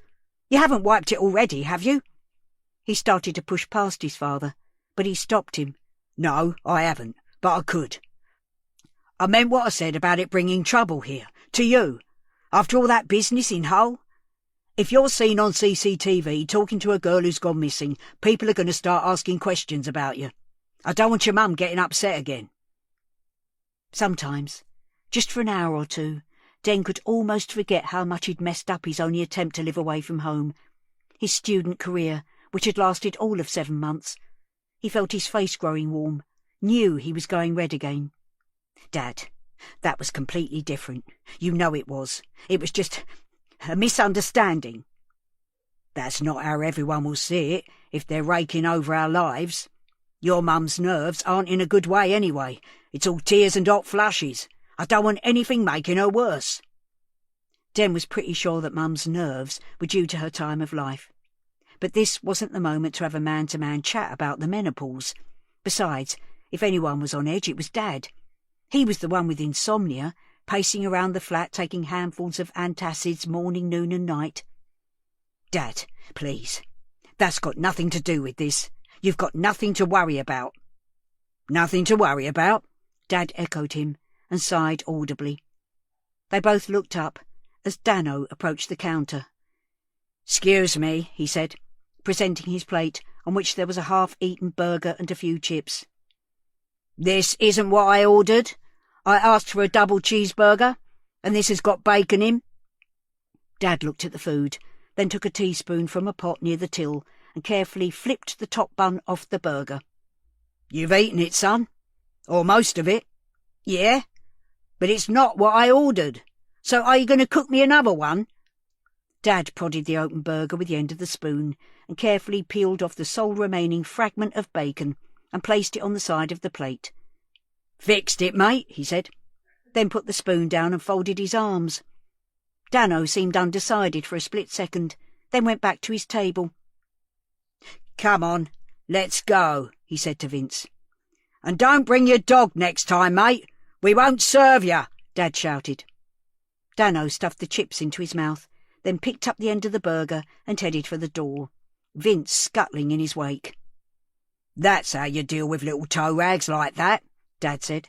"And next time, get the fucking order right." The doorbell pinged as the door swung open. The police officer who'd been in before was back. "I'm back for the CCTV, he said. "Yes, sir," Dad said, and showed him to the office. Den stayed at the front, but they soon called him through. He didn't want to leave the front unsupervised again, so he messaged Mum in the flat upstairs, who he'd heard coming home half an hour ago.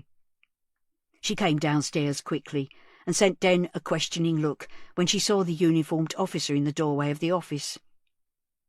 "I'll tell you later," Den said, as he went to join them. "Do you think this is her?" said the copper. "Yes, I'm sure. Can you remember what she said? How she seemed?" "I don't think she said much." He stared at the screen, frozen on a frame where Mina was at the counter. The light was shining on the shoulders of her coat. "Hey, no, it was raining, wasn't it? She was drenched, actually. Her coat wasn't all that waterproof. I guess it had soaked through. She was shivering. So I said something like, 'You're soaked.'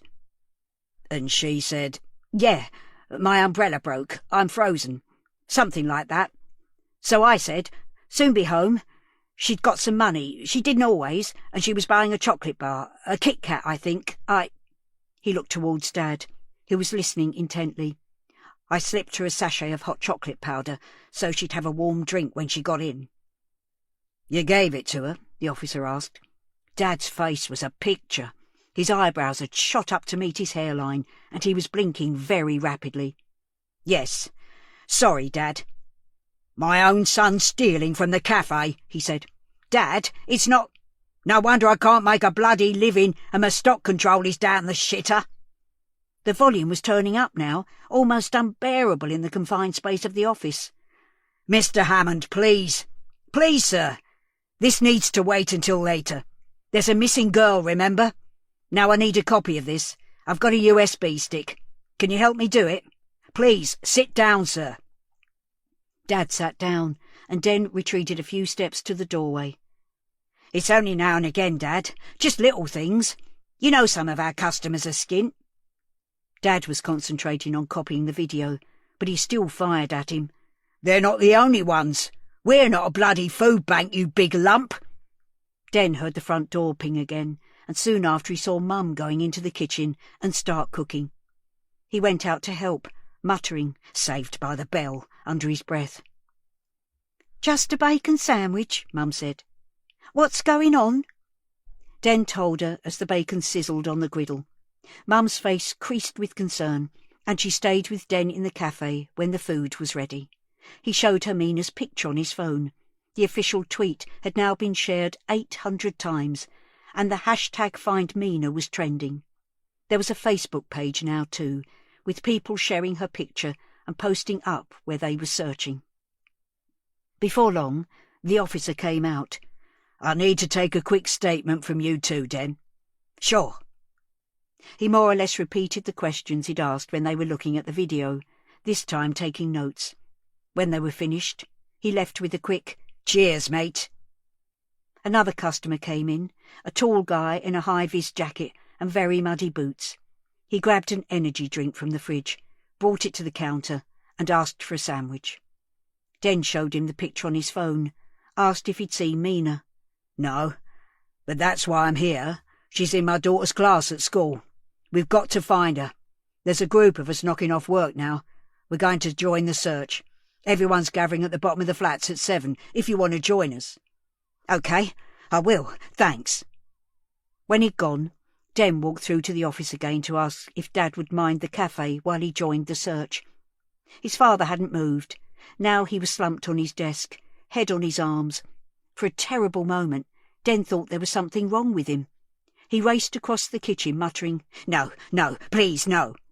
Before he reached the office door, though, Dad stirred and sat up, rubbing his eyes. "Geez, Dad, are you OK?" He looked at Den in a way that spoke more of disappointment than words ever could. "I'm sorry, Dad. I've let you down. I'll make it up to you, I promise. I'll pay you back for stuff I've given away." Dad waved a hand in the air dismissively. "A packet of hot chocolate isn't going to bankrupt us. A part of me, a very small part, is a little bit proud of your kind, foolish heart, but you've got to stop doing that." "OK, thanks, Dad." He frowned. "You're not off the hook," he barked. But Den suspected that he actually was.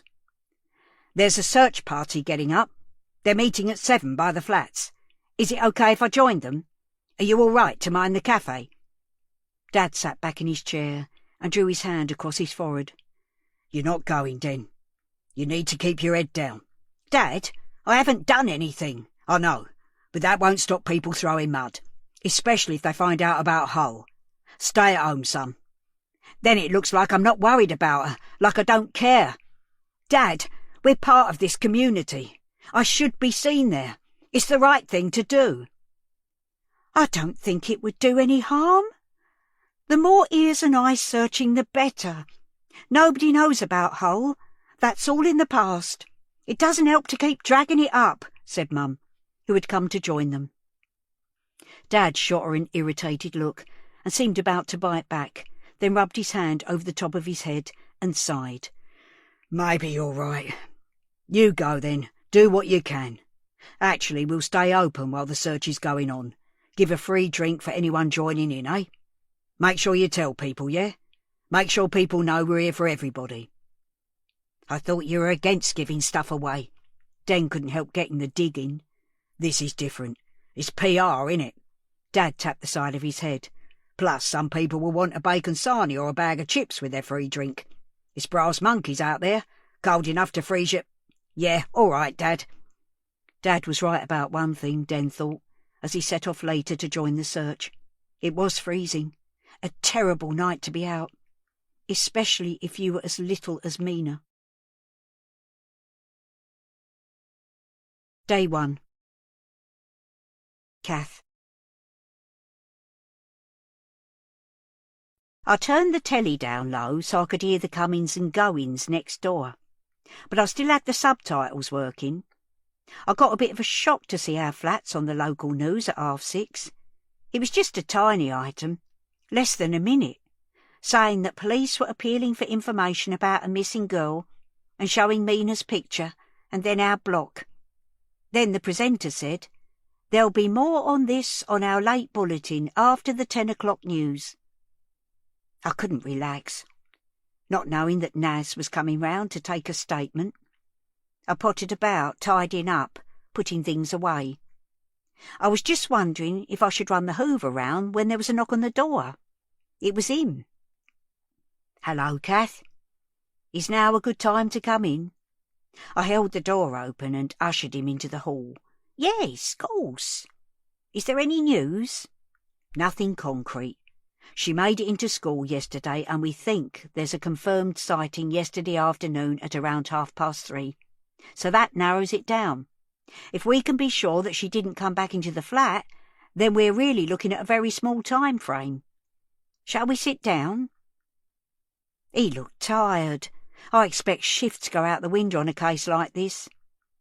"Do you want a cuppa?" I said. No, thank you. I'll just take the statement if that's okay. You have one if you want one." "Oh, no, love. I'm awash. Let's sit in the lounge." We sat down, him in the armchair and me on the sofa. I tried to get comfortable, although to tell the truth I felt a little nervous. Making a formal statement like this was rather intimidating. Naz seemed to sense my reticence. "Lovely room," he said. He'd got a file with him and opened it up, resting it on his knee.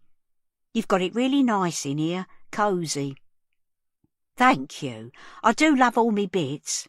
Some people would call it clutter, I suppose, but you gather a lot of stuff over a lifetime, and I couldn't bear to throw any of my knick-knacks away.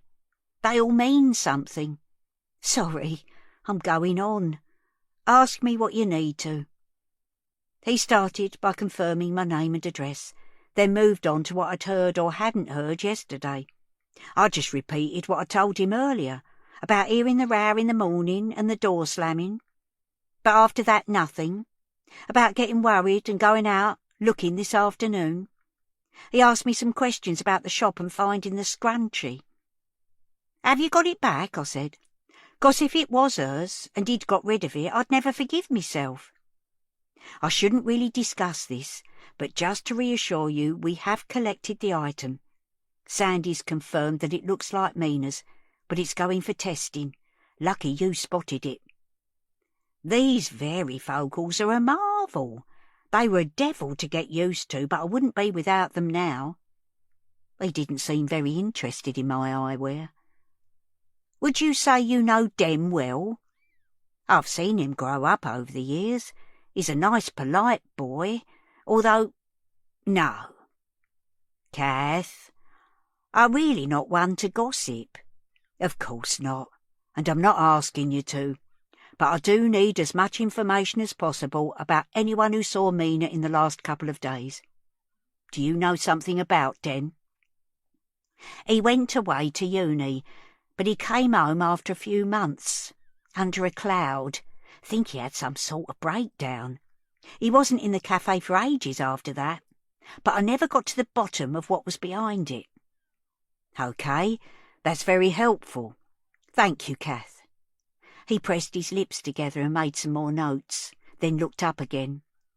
"When we talked earlier, you said Sandy had stayed out all night before, Kath." I was warming to this now. If you thought of it as information rather than gossip, it actually felt like a public duty, and it turned out I'd a lot of help to give.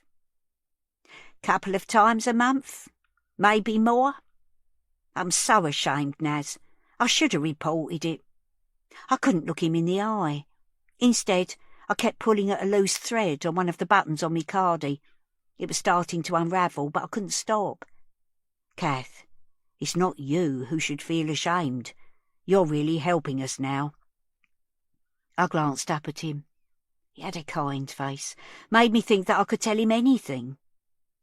"I'm not 100% sure," I said, "but a couple of times I've seen Mina out on the walkway, and I've wondered if she's got bruises.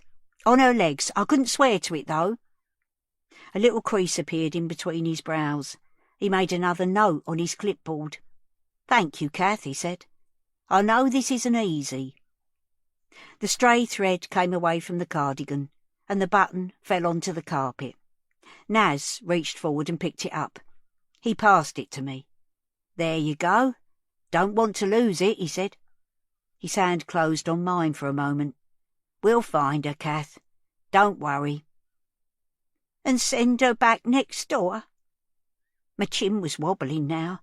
I was on the edge of tears. He shook his head. I can't say, obviously, but there's a whole team involved now, social workers and everyone. We'll find her, and we'll make sure she's safe. What if it's too late? A tear trickled out the corner of my eye, and I reached behind my glasses to wipe it away with my finger. We can't think like that, Kath. He gave my other hand a squeeze. Kath, you're in a unique position here. You know Sandy. You know the local area like the back of your hand. If you think of anything at all, which might help us, just come and have a word, or give me a buzz. In cases like this, we rely on the community. We need people like you. I couldn't help glowing a little. I was so used to be ignored and overlooked. When you get to my age, people like that dragging on reception at the doctor's and those snotty council workers at the one-stop shop make you feel more like a nuisance than anything else. It was wonderful to be appreciated. There was something, I said. I'd been thinking back over the week, trying to remember if there was anything different. Sandy doesn't seem to have many friends round or anything, but she did have a caller on Monday. A man. Yeah? The boyfriend, was it? No, well, I don't think so. If he was, he had girlfriends all over the estate because I'd seen him for a few years, knocking on doors in our block and the others. Not a boyfriend, no. He's a debt collector. Naz stopped writing and leaned forward, his attention fully on me. He asked for a description, and I did me best. 30-ish, close-cropped hair, black bomber jacket and jeans, a big man. Ma Ray would have used the words brick shithouse, but I'd never say that to a policeman. Thank you, Naz said. That's exactly the sort of information we need. After he'd read my statement out to me and I'd agreed it was a fair record, I showed him out. I stood in the doorway and listened to the noise drifting up from the courtyard below. It had stopped raining, but there was still a stiff breeze. I shuffled across the walkway and peered over the concrete balustrade. There were quite a lot of people gathered there. Not the normal crowd, youngsters up to no good, wheeling around on bikes or skateboards, although I noticed there was one little group of them off to one side, keeping their distance. But adults, in thick coats and hats, waiting for something. Soon enough, a couple of men stood on a little wall and spoke to them. Their words were carried away on the breeze, but I got the picture. They were organising a search. I felt a swell of pride. Sometimes it felt like this place had gone so far down there was no hope for it. But by the time they got started there must have been 60 or 70 people involved. For a fleeting moment I wondered if I should join in, but my feet and ankles were properly swollen up and my knees were killing me. Time to call it quits. I took a last look and saw someone in the crowd raising a hand. The lamplight picked out his face, and I could see it was Den.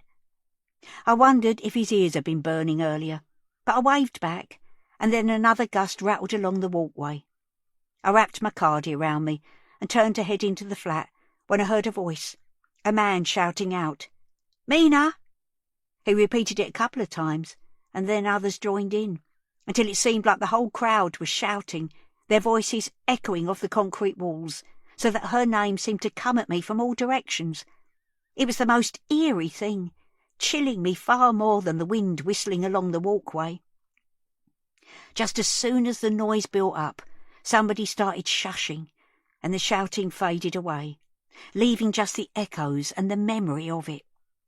I shivered and hurried inside. Day 1. Den. There were about 30 people in the courtyard by the time he got there. It was a sombre gathering. A guy in a tracksuit moved through the crowd handing out flyers. He gave Den a clump of them. There was the now familiar picture of Mina and a number to ring if you had any information.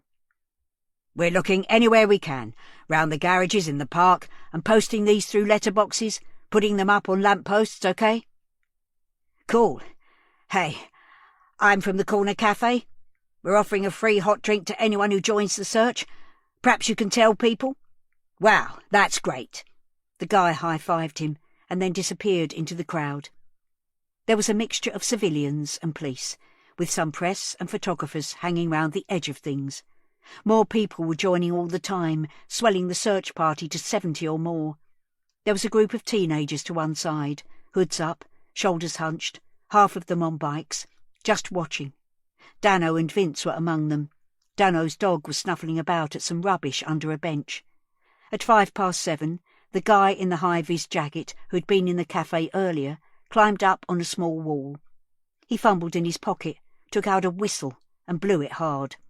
The low hubbub that had been building up stopped, and everyone turned to look at him.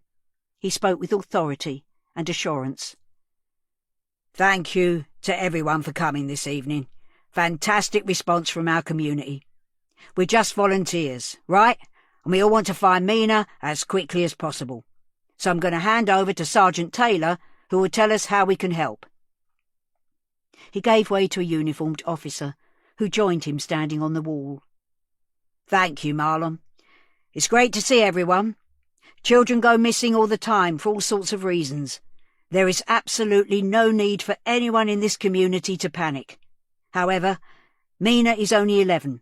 She's small for her age and she's been missing since yesterday afternoon." A ripple of concern went through the crowd. "So we do need to find her. Let's get her back home. I'd like you to concentrate on posting the flyers through people's doors. We need to get Mina's face seen. Obviously, keep your eyes peeled as you're walking round. If you see anything suspicious, call one of the officers over. We'll be walking with you. We won't be far away. OK? We're aiming to be out until 10. Thanks again, everyone." There was a man with a film camera perched on his shoulder, a few metres behind Den, recording the talks, and a woman next to him in a smart coat and bright scarf. Den thought he vaguely recognised her from the local news. Now, as everyone milled around, waiting to set off, the pair approached Den, who felt a twinge of discomfort as he realised he was being filmed. "Hi there," she said. "BBC News. Can I have a few words?" Den could hear Dad's voice in his head. "Keep your head down." Was there a polite way to say no? Sure." His nervous laugh was there. He was painfully aware it had been caught on camera now. He mustn't do it again. "So, you're helping to look for little Mina this evening. Can you tell us why you're here?" It was kind of a dumb question. Was it a trick? Well, obviously, if a kid goes missing, everyone wants to find them as quickly as possible. And I want to do my bit. I work in the cafe, round the corner from here. It feels very close to home."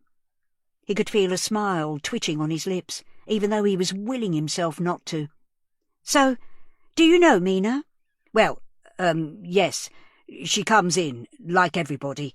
We serve the community here." "What's she like?" "She's just a young girl, kind of quiet. I really hope she's home soon." "Thank you very much." Interview over, she turned to the cameraman and made a twirling gesture with her finger.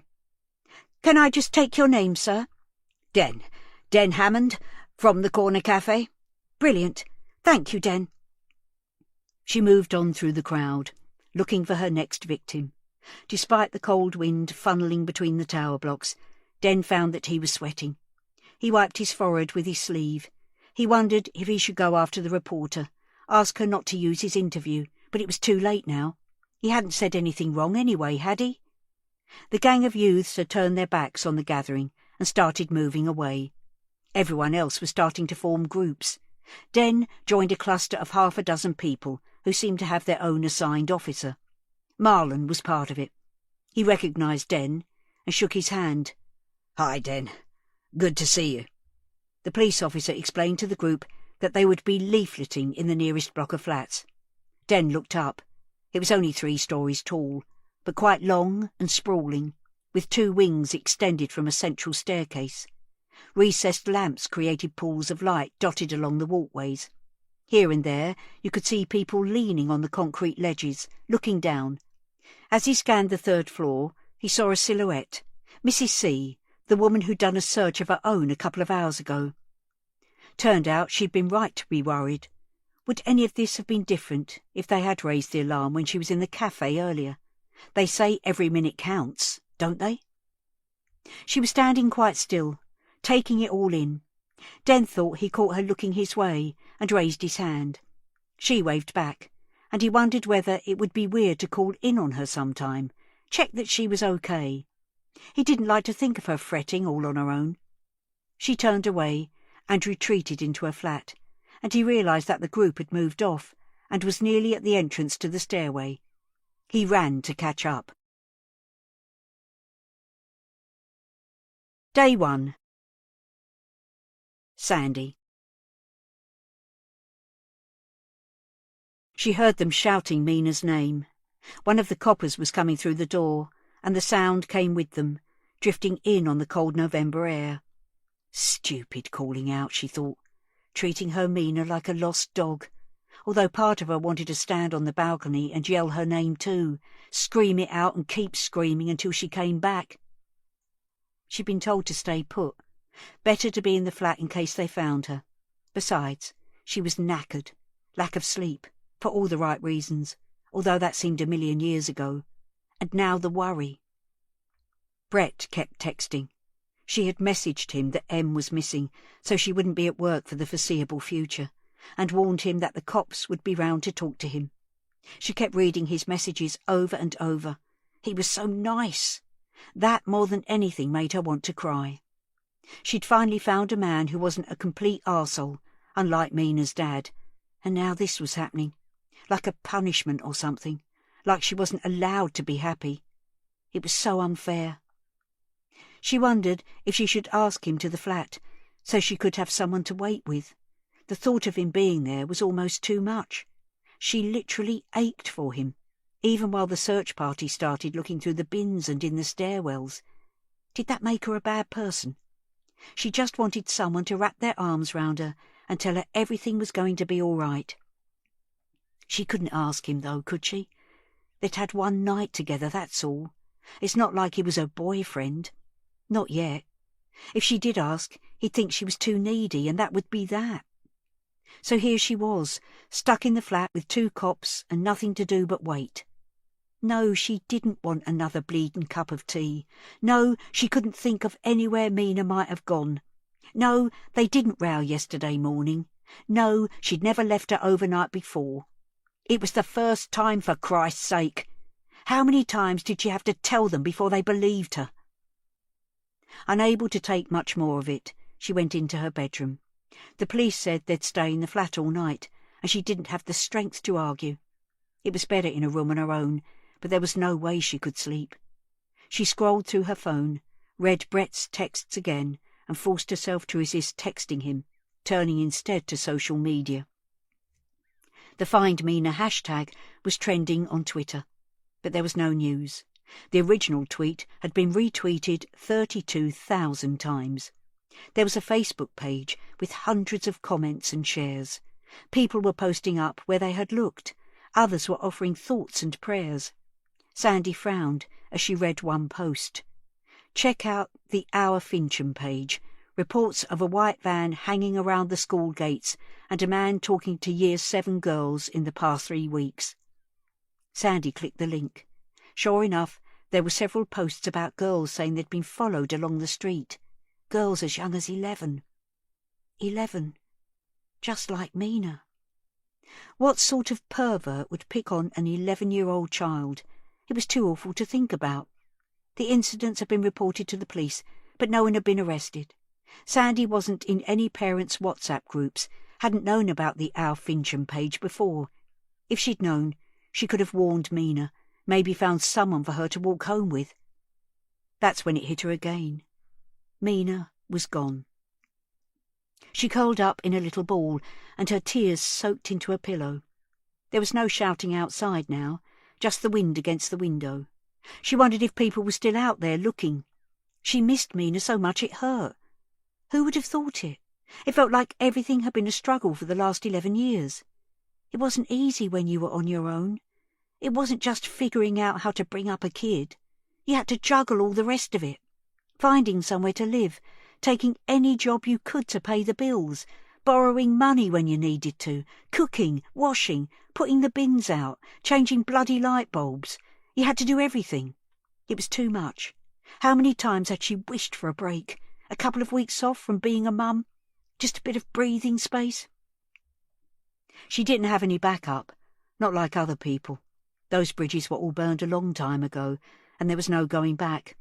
No, just like everything else, she'd have to face this on her own. She got up and padded across the hall to Mina's room. The room was dark, but she didn't put the light on. She bent down by the bed, peeled back the duvet and climbed in. Mina's pyjamas were folded up nicely on the smooth sheet. She turned onto her side and held them against her face, breathing in and out through the cloth, the mother in her responding to the scent of her child. She couldn't have put it into words. It was just Mina. Parenting hadn't come easily, but there was an animal connection.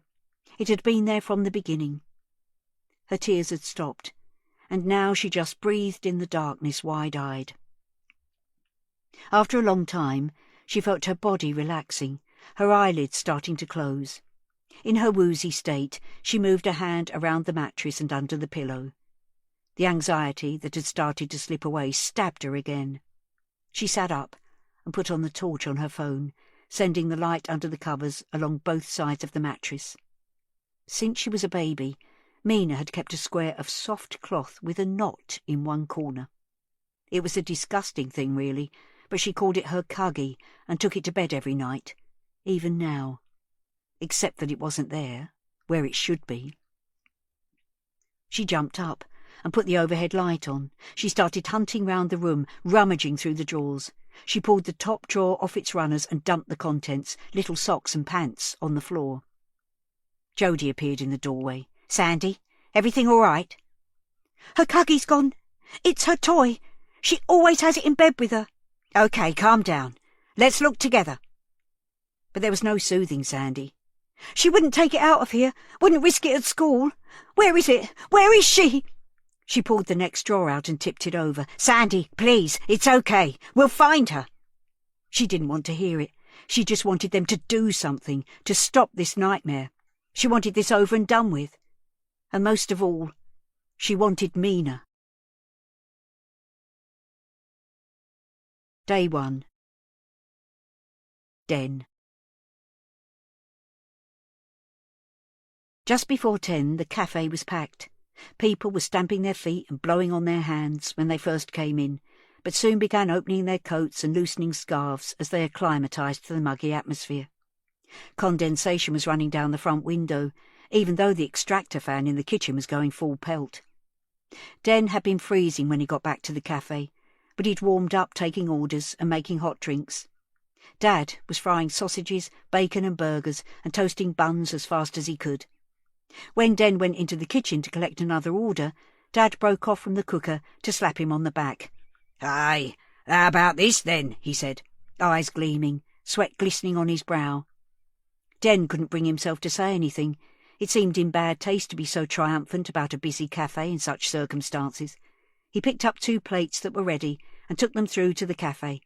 It was strangely hushed, given the number of people crammed in.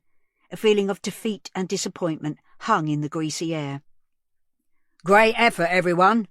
Marlon, the seemingly self-appointed community leader, turned to face the room and raised his tea mug in salute to the other volunteers. Those with drinks already raised them back in a half-hearted way. "We didn't find her, though," a man near to him said, shaking his head. "No, but we've been all over that estate, so we know she's not hiding outside or had an accident or something."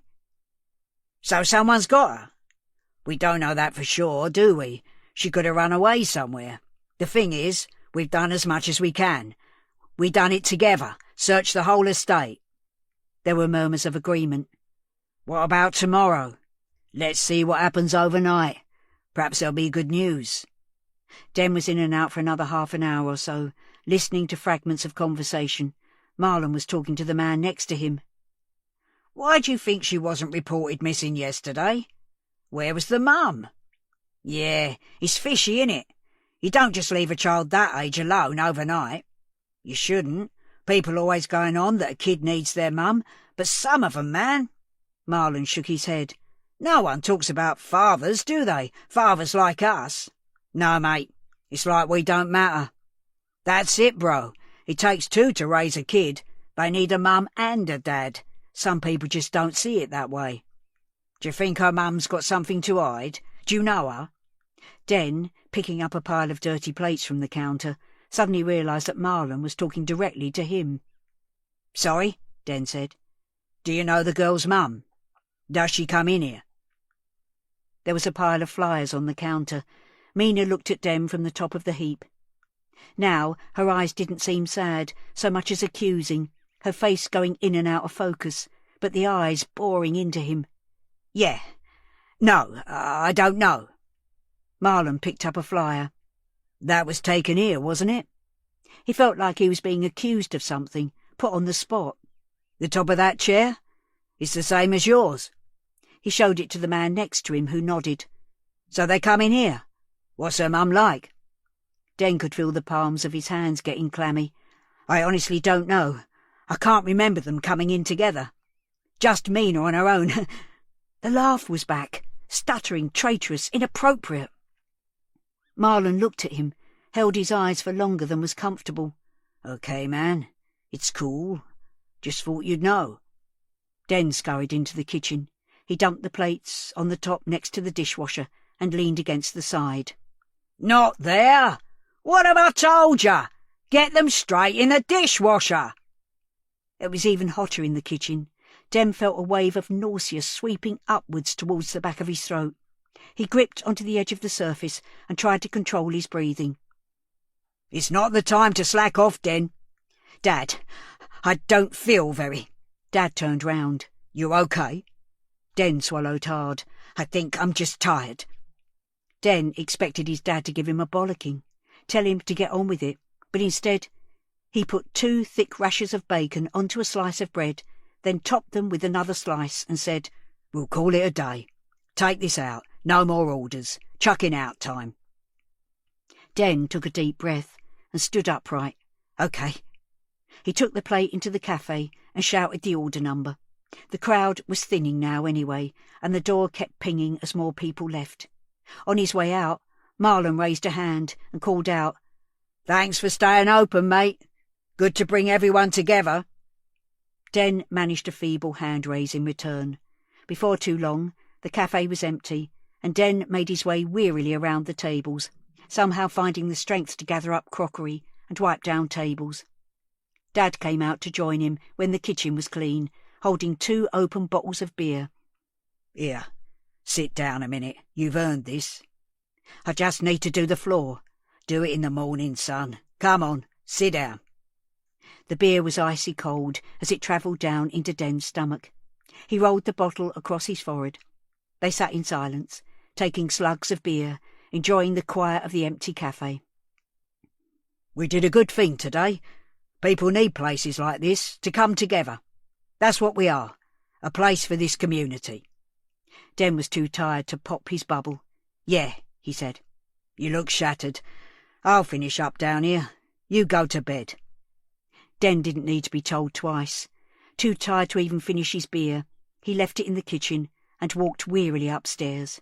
He stripped off his clothes and climbed into bed, expecting to go straight to sleep.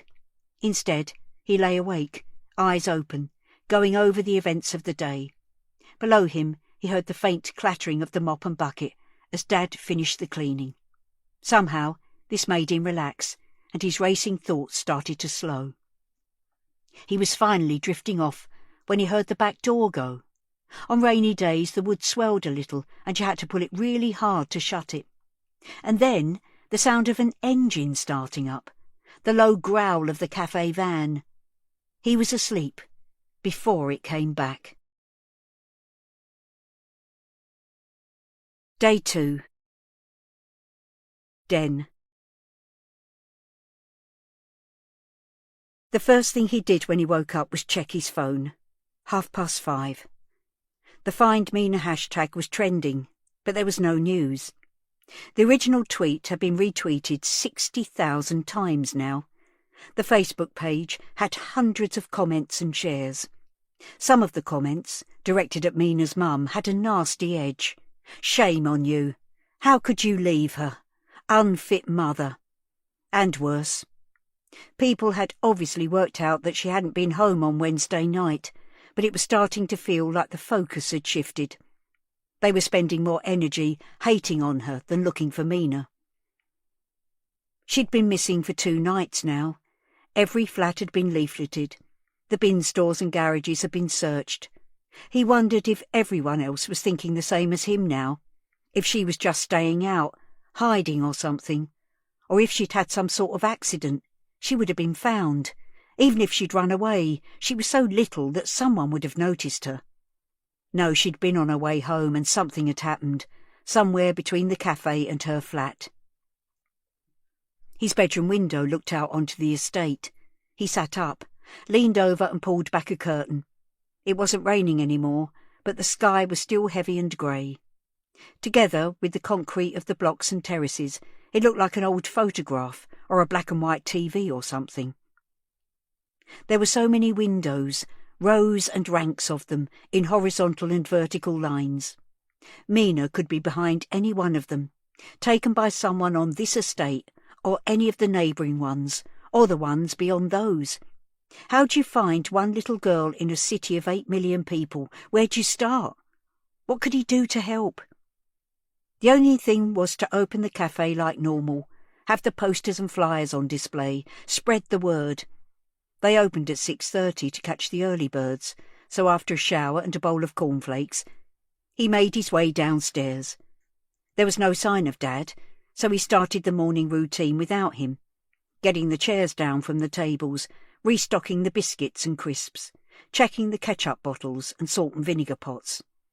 The cafe was bathed in the sulphurous streetlight coming in from the front. The shutters weren't down like they usually were. He'd moved into the kitchen to unload the dishwasher when Dad appeared, unshaven and with deep shadows under his eyes. "You okay, Dad? Where'd you go last night?" Dad shot him an aggressive look. "Nowhere. I didn't go out. I heard the door and the van. I just moved it. Didn't want some idiot scraping the side or taking off a wing mirror." He grimaced and rubbed the top of his protruding belly with the flat of his hand. Den knew from experience not to argue any further. "Dad, are you okay?" "Yeah, I'm fine. Heartburn. Have you put the float in the till?" "No, not yet." "Crack on then, soft lad. It's nearly opening time. Hey, you do it today." He threw a bunch of keys towards Den, who instinctively put out his hand and caught them. At the same moment, someone started banging on the door. "Open up! Police!" Den and his dad looked at each other. "What the hell is this?" Dad said. "Here, give me those." He took the keys back and walked to the front of the cafe. "I'm coming!" he shouted. It seemed to take an age to undo the locks and bolts. All the time Den was feeling stabs of anxiety in his stomach. Was it really the police? Dad opened the door a fraction. Someone put a shiny boot in the doorway. "Anthony Hammond?" "Yes? Open up." His boot was forcing the door inwards. Okay. He opened the door. There were 2 officers, both in uniform, both looking deadly serious. One of them was the guy who took the CCTV footage away. Den didn't recognise the other one. "What is it?" Dad said. "Have you found her? Have you found the girl? Why are you—" "We're here for your son, sir," looking past Dad towards Den. "Dennis Hammond, we've got a few questions." Den started to panic. He was suddenly catapulted back a couple of years into a tiny windowless room, smelling his own sweat, seeing the distaste in the interviewer's eyes. Dad was standing his ground, blocking their way. "Why are you picking on him?" "Please, Mr. Hammond, let's keep this calm. We just want to take him to the station for a few questions." "Ask your questions here. Are you arresting him?" Nobody could outshout Dad when he got going. Hearing a noise behind him, Den glanced round. Now Mum was in the cafe, her long plait curled round over the shoulder of her dressing gown. "What's going on? Why are you shouting?" Dad spun round. "Go upstairs, Linda. I'm sorting this." "It might be easier if you just come now, sir," the officer said, looking past Dad directly at Den.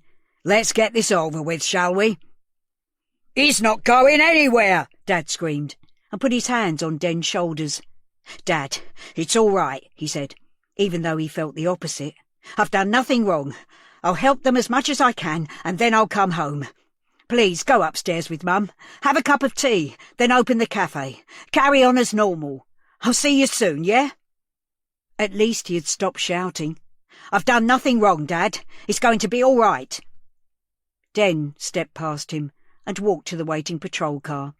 Dad was still standing in the doorway as he got in. Behind him, Den could see his mum's face crumple as she started to cry. Day 2. Kath. I had me breakfast in front of the telly, watching the early news. I'd done me morning blood sugar test, and despite all the excitement yesterday and a large iced bun, my number was okay today, so I took my usual pills and made a nice bowl of porridge.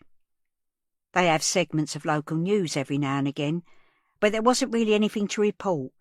They just showed the same footage as yesterday evening. As much as I wanted to be out there looking with everyone else, my legs needed a rest. There would be plenty of other people searching for her, and I needed a quiet day after yesterday. The best laid plans and all that, though. Before I'd even finished my second cup of tea, there was a knock at the door. I checked that my dressing gown buttons were done up and went to the door, keeping the chain on as I opened it. I peered through the gap. It was Jodie, the female police officer. "Morning, Kath," she said cheerfully, although her face was drawn and pasty. "Can I have a word?" "Oh, yes, of course. Hang on a minute." I shut the door and unchained it.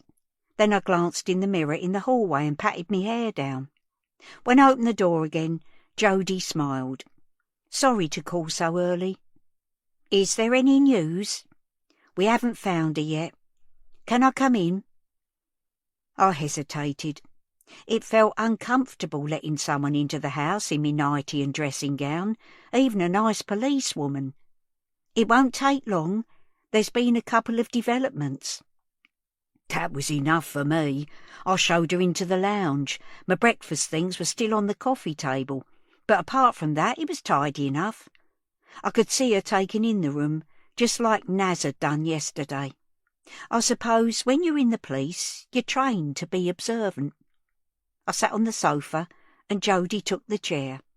I muted the telly, but didn't turn it off. "I'm wondering if you might be able to help us," Jodie said. "Of course, anything. We'd like Sandy to do a press conference this morning.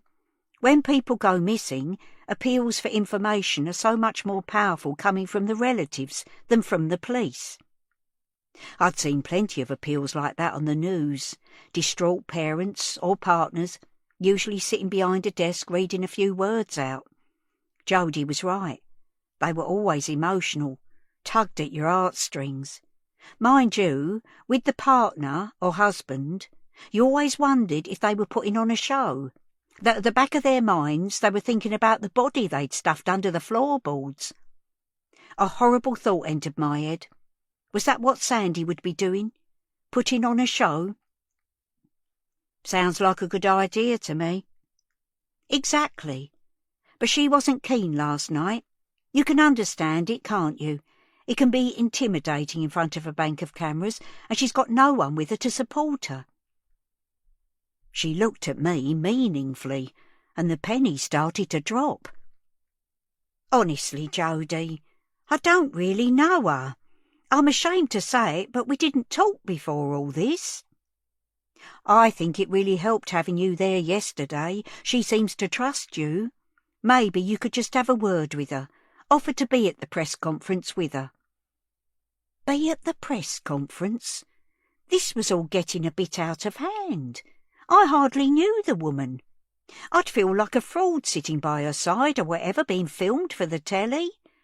I could feel me heart fluttering. It does that sometimes, and I put my hand up to my chest. "I don't know," I said. I know it's a lot to ask, but I do really think you could make a difference. We need to search the flat properly too. That was interesting. Easier when she's not there. It's all about Mina, Kath, getting her back safe and sound. Will you do it? Well, how could I refuse when she put it like that? Course I will, I said. I'll need to put some clothes on and make myself look presentable. Sandy's still asleep. We're letting her lie in for a bit. But maybe you could come round at about 10, and then if we can get her to talk to the press, we'll try to do it at 11. So it'll get on the lunchtime news bulletins. All right. I'll come next door at 10. Jody stood up to leave. Oh, one other thing. The young man at the cafe. You spoke to him yesterday, didn't you? I did. I called in there when I was on my way to the school. It was blowing a gale. Don't know what I thought I was going to find.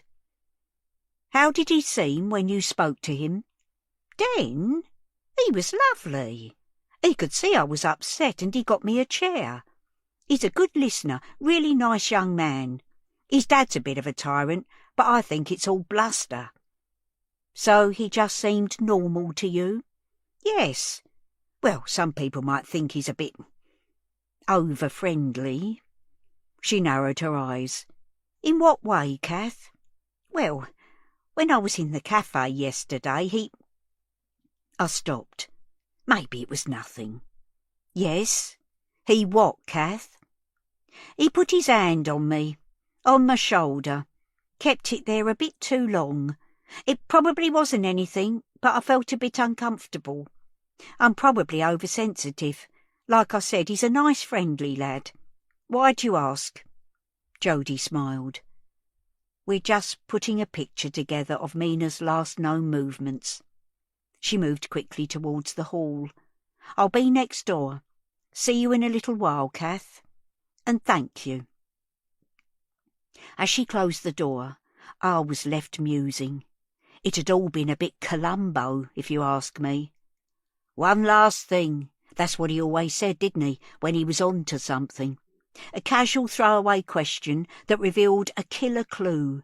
Sounded like Den was a person of interest. And what were the developments she'd mentioned before? She'd never actually told me. Aching legs or not, perhaps I'll take a walk round the estate today. Maybe call in at the cafe. See what I could sniff out. Day 2. Den.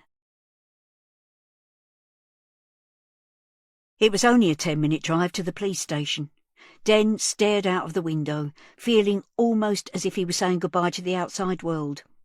For the first couple of minutes the route was studded with pops of yellow. Ribbons for Mina tied around lamp-posts on either side of the road, some with posters underneath. Early as it was, there were plenty of people about.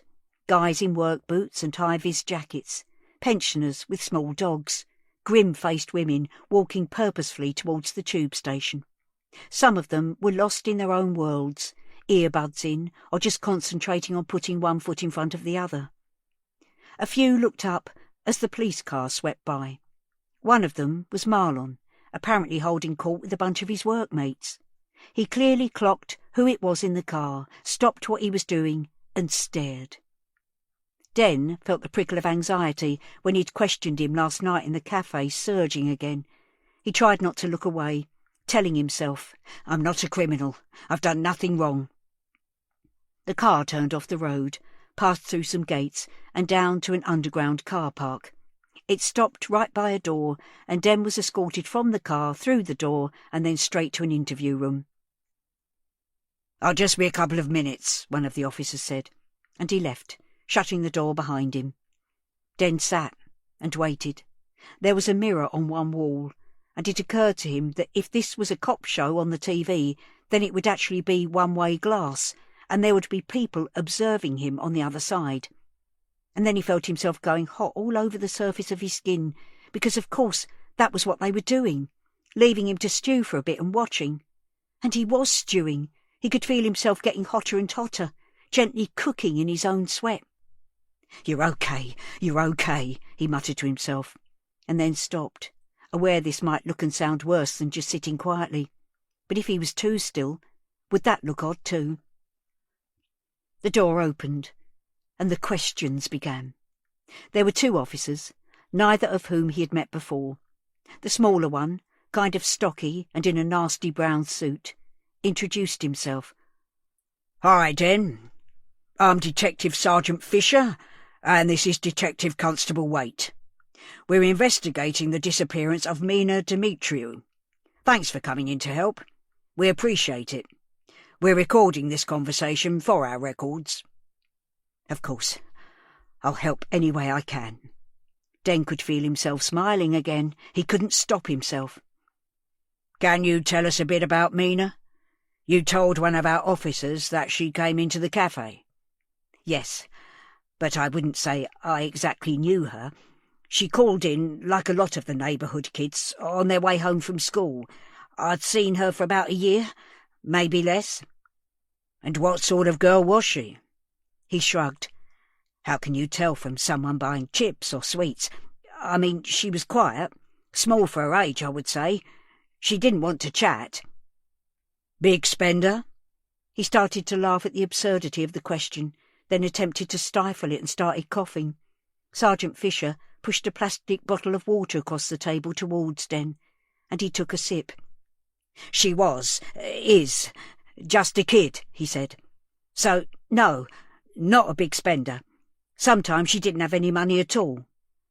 "But she still came into the cafe?" "She picked things up sometimes. I turned a blind eye. She was kind of sad. I think on some days she was hungry." "And you gave her things?" He looked down at some notes. "Like a sachet of hot chocolate?" "Yes. I let her pinch a few sweets, and I gave her little things. Not often." "More than once?" "No, I don't know. I did give her the hot chocolate on Wednesday afternoon, the last time I saw her. She was absolutely soaked and shivering." "So you do remember that Wednesday?" "Yes." "Because the first time our PC came into your cafe on Thursday, you denied that she'd been in there the day before." He looked down at his file. "You said, 'No, I don't think so.' Was that deliberate misdirection, Den?" Den's palms were sweaty now, his throat dry. He took another sip of water. "I can't remember what I said. I don't think I said no. I think I said maybe. I wasn't sure, that's all." "Oh, for God's sake, stop smiling, Den," he thought. "Why couldn't he stop smiling?" Constable Waite was making a big show of writing in a notebook. He underlined something, but Den couldn't read his writing upside down. "So she came in on the Wednesday, soaking wet, and you felt sorry for her. You gave her some hot chocolate?" "Yes." "Was it a bit more than that, Den? Did you invite her into the back office? Upstairs to the flat? Did you boil the kettle and make that hot drink for her? Is that how it started?" Den could feel his heart beating faster in his chest. "No, sir," he said. "She bought a Kit Kat, and I gave her a sachet of hot chocolate, and she left. That was the last time I saw her. My dad was in the kitchen. My mum was in the flat. The CCTV will show this. I've got nothing to hide." "We've been looking at the CCTV, Den. Your father left the cafe soon after 4. He was gone for an hour and a half. There's no coverage of the flat. So what really happened? Come on, son. It's better if you just tell us. Tell us where she is now." "I've told you the truth. That's all I can do." Sergeant Fisher switched gear now, leaned forward and looked Den right in the eye. "OK. Tell us about the scrunchie, then. How did it come to be on the floor of the cafe? Did things get a little rough? Did she try to fight you off?" In the heat of it all, Den had forgotten about the scrunchie. "No, of course not," he said. "There was no fight, nothing at all." "She came quietly?" "No, you're twisting things." Don't argue with them, he thought. Stick to the facts. "She bought the Kit Kat and she left. Maybe the scrunchie just fell off. We'd pick up all sorts of lost property at the end of a day in the cafe." The officers looked at each other, their expressions mirroring each other. Neither of them believed him. You're an obsessive person, Den, aren't you? You get a thing for people, girls, and it gets a bit out of hand. You don't know when to stop. Tell us about Sarah. Day 2. Den. Den gasped. In his heart he'd known that this was coming, but he still wasn't prepared for it. He buried his face in his hands, then took a deep breath and sat up again. Sarah was 18, like me. I wasn't obsessed. I was in love with her. I thought she was in love with me, but it all went wrong. I thought I could win her back. It was my first relationship. I didn't know the rules. She was a young woman, away from home for the first time. She complained about harassment, stalking. I left her flowers. Oh God, he knew how bad this would sound. I waited for her some days. I sang under her window one night. I thought I was being romantic. I didn't realise. She'd told you to stop, to leave her alone, but you didn't, did you, Den? I loved her so much. I still had hope that we'd get back together. I was foolish, I suppose. When I realised I'd got it wrong, it broke me. I never meant to frighten her. I never meant to be that person. And when did you realise you'd got it wrong, Den? When the police in Hull came to my room in the student halls, when they took me away and questioned me. His world had come crashing down that day. He'd seen his romantic hopes, his self-image, his academic career, all in tatters. At some point, his mum and dad had come to fetch him home. There had been doctors and hospital rooms. There was medication and long days in bed behind closed curtains. It had been the worst time of his life. He started to cry. Sergeant Fisher put a tissue on the table between them, and Den grabbed it and tried to clean himself up. "It's okay, Den. Let it out," he said. "Everyone makes mistakes. We get that. We need to know what happened with Mina, though. We've promised her mum that we'd find her. Come on, Den. We're listening. Mina was another obsession, wasn't she? It's time to tell the truth." Day 2. Sandy. Just for a moment, when she woke up, she thought everything was normal. She felt rough, but just the usual morning sort of rough, when you know a coffee and a ciggy will make you feel instantly better. She could hear someone in the flat, moving around in the kitchen, and wondered if Mina was going to bring her a cuppa. Then she remembered why it couldn't be her. Or could it? Was she back? Had she come back in the night? Her heart started thumping, her stomach cramped, and she could feel the jitters rushing through her arms and legs. She threw back the covers and stumbled out of her bedroom. She tried to shout Mina's name, but her throat was too dry, and only a sort of squawk came out. "Oh!" The person in the kitchen was not Mina. Just for a moment she couldn't remember her name, but she knew she was a cop. The woman, Jodie, that was it, turned round. "Morning, Sandy." Her tone was steady, calm. How could anyone stay calm in the middle of a shit show like this? "Have you found her?" "No, sorry, love. But we did find something that might be hers. The lads are bringing it up now for you to look at." "Found something? What is it? Is it a cuggy?" The thought of it, that precious scrap of material, being found lying somewhere, was almost too much to bear. "Don't panic.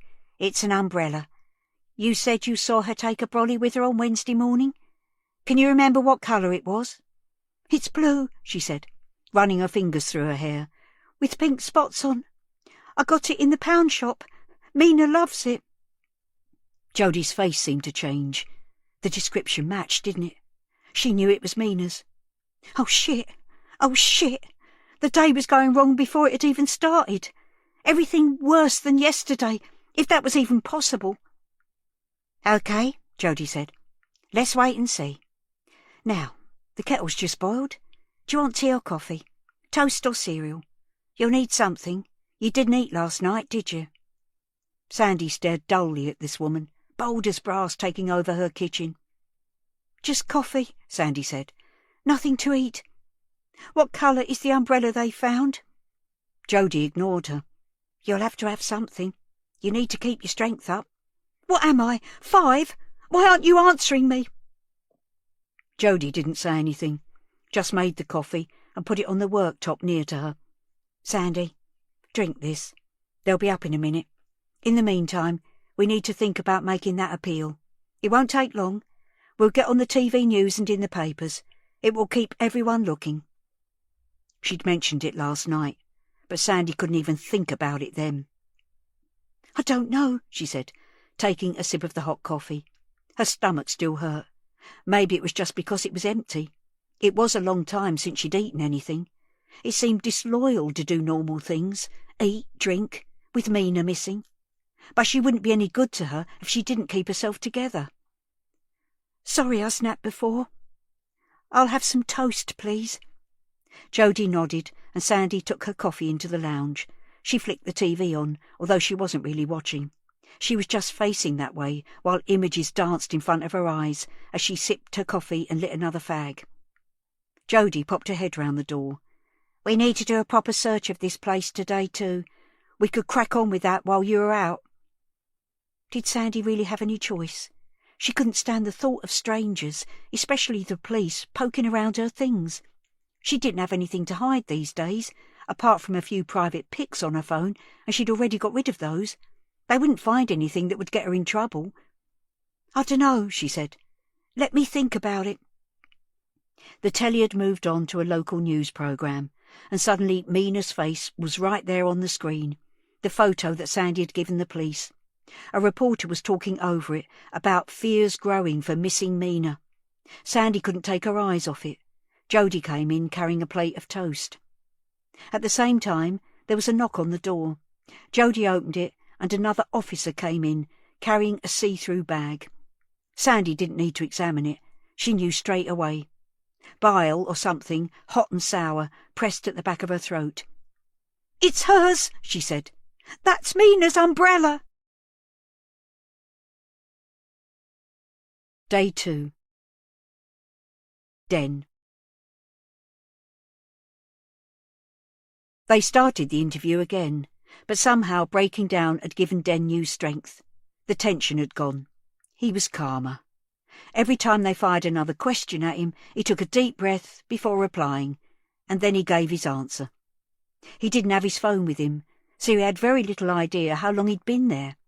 All part of their plan, he supposed. Shut you in a windowless room, disorientate you. They kept going back over the same ground, and he sensed their growing frustration with him when there was a knock on the door and another plainclothes officer stepped in. "Can I have a word, Sarge?" Sergeant Fisher got up and left the room. When he came back, he was carrying something in a clear plastic bag. "Would you mind taking a look at this?" he said, putting it on the table in front of Den with an air of triumph. Den peered at the bag. It didn't take him long to realise that the object inside was an umbrella, some of the spokes at strange angles like the broken wing of a bird. "It was found in the bin outside your cafe. Does that jog your memory?" Den swallowed hard, trying to trick his face muscles into stopping smiling. It didn't work. "Yes, of course. I found that on Thursday. It was on the pavement near the bin. I picked it up and put it in. That was all." "You didn't think it might be significant?" "No, not when I found it. I never gave it a second thought." "But it will have your fingerprints on it?" Den shrugged. "Yeah, I suppose, unless they've washed off." "Wait a minute. Is it hers? Is it Mina's?" "You tell us." "How would I know? An umbrella's an umbrella. Is it hers?" "We're going to run some tests, but her mother has identified it, yes. So tell us again where you found it." He emphasised the word found so heavily that Den could hear the scepticism. Den's calmness was dissolving. There was a tremor in his voice as he recounted the event. "It was Thursday afternoon. Mina's neighbour, Mrs. C, had been in, asking about her, and I held the door for her and spotted the umbrella on the ground. We keep our bit of pavement clean and tidy, so of course I picked it up. It looked broken, so I put it in the bin." Mina was in your cafe on Wednesday. It was raining. She was soaked. And yet you say you found her umbrella on Thursday, a whole 24 hours later. That doesn't add up, does it? You had her umbrella somewhere in the shop or in the flat, didn't you? Did you have her bag too? Have you still got it? And the girl? Where's Mina, Den? Where is she? I don't know. His smile had finally gone, shocked away by the enormity of what was happening. I'm telling you the truth. I don't know where she is. I wish I did. I picked up her umbrella on Thursday afternoon. You've got to believe me. Day 2. Kath. I'm guessing Sandy didn't get much sleep because she looked rougher than yesterday, and that's saying something. She was sitting in her lounge, smoking, with a mug of black coffee steaming on the crate in front of her. "Hello, Sandy," I said. "Sorry there's been no news." She squinted up at me. "Oh, Kath, they found her umbrella, stuffed in the bin outside the cafe." My jaw dropped a little bit, my mouth falling open. The scrunchie and now the umbrella. Somehow that made it all seem more real. I sat down next to her and looked at Jodie, who was standing in the doorway. She nodded her encouragement. I'd been rehearsing what I should say, but none of it seemed right now I was here. To be honest, Sandy looked so frail, I wondered if it was fair to ask her to talk to the press. A cigarette smoke was drifting my way, making my chest tight again. It caught in the back of my throat and I started coughing. "Sorry," Sandy said, and stubbed the cigarette out in the saucer, which I thought was rather sensitive of her in the circumstances. "Just her umbrella," I said. I looked towards Jodie, who nodded. "Well, that's something, I suppose." "Her comforter, she calls it her cuggy, is missing too," said Sandy. "They haven't found that." That was new too. Was it a development? I'd have to ask Jodie or Naz, when I could get one of them on their own. "Maybe it's in her bag, love," I said. "They haven't found that yet, have they? Jodie here mentioned that you might do a public appeal. Ask Mina to come home. Ask people to keep an eye out. That right?" The little muscles underneath Sandy's ear were working as she clenched and unclenched her jaw. "It sounds like a good idea, if you can face it. After all, if little Mina's just run away, she might be scared to come home. If she sees on the telly that it's okay to come back, that she's not in trouble, this might all be over in a few hours." Jodie gave me a secret thumbs up. "That's exactly it, Sandy," she said. "If you could say that no one's cross with her, that it's all right to come home, it might help." Sandy shoved the mug away from her sharply, so that coffee slopped over the rim onto the crate. "Why are you both going on about that? About her being scared to come home? Her hair thing, her umbrella. Someone's got her, that bloke from the cafe most likely. Why are you accusing me of something? We didn't have a row or anything. We didn't argue, okay? Someone's taken her. She's not run away." The force with which she spat out her words made me think that anyone who did row with her might have reason to be scared, very scared. I glanced at Jodie, who nodded again. "No, course not," I said, keeping my voice as light and soothing as I could. "Kids are kids, though, aren't they? I know from my Evie that they get things muddled up or out of proportion. If she has run away, it might be over something tiny, something you wouldn't give a second thought to." "Do you think so? Maybe. It's got to be worth a try, hasn't it?" She reached for the mug now, picked it up and cradled it. "Yeah, I suppose so. The cameras, though, I feel really grubby." I'd noticed that she was still in yesterday's clothes. To be honest, she stank a bit too. "Have a shower, then. It'll make you feel better anyway." "I can't. My hot water's fucked." I shot another glance at Jodie, who shrugged. "Your lecky's still on, isn't it?" I said, thinking about the kettle that had produced the boiling water for the coffee. "Yeah, but the water doesn't get hot in the immersion. We haven't had hot water for a couple of weeks." "Weeks, Sandy? That's no good. Have you rung the landlord?" said Jodie. "I rang, but they didn't send anyone. Could she use your bathroom, Kath? I hesitated. Yes, I suppose so. Would you like a shower at mine, Sandy? Could I have a bath? It was such a simple question, but it almost floored me. She seemed so childlike again, and in that moment I started to feel sorry for her, however badly she treated Mina. People aren't all bad or all good, are they? Maybe it was just a case of not coping, dropping the ball. God knows I knew about that. Course you can, love. Give me 5 minutes. I'll go and start it running for you. Shall I put some bubbles in? Yes, please. Good girl. I stood up with some difficulty. Her sofa was low to start with and squashy with age. Then I had an idea. Would it help if you had something of Mina's with you at the press conference? A toy, or a little jumper, or something? Give you some courage? Sandy looked up at me. Her eyes were filling with tears. Her cuggy's her favourite thing. Something else, then. Do you want me to have a look? She nodded. I walked past Jody and went into Mina's room. It was as sparse as the lounge, just a bed and a little table and chair next to it, and a wardrobe with a broken handle. I looked around, including turning down her duvet, picked up a pink cardigan and took it through to Sandy. You could hold this cardie, if it would help, I said, and handed it to her. She immediately put it up to her face, buried her nose in it, and started crying quietly. The tears seemed so much more genuine than the hysterics last night.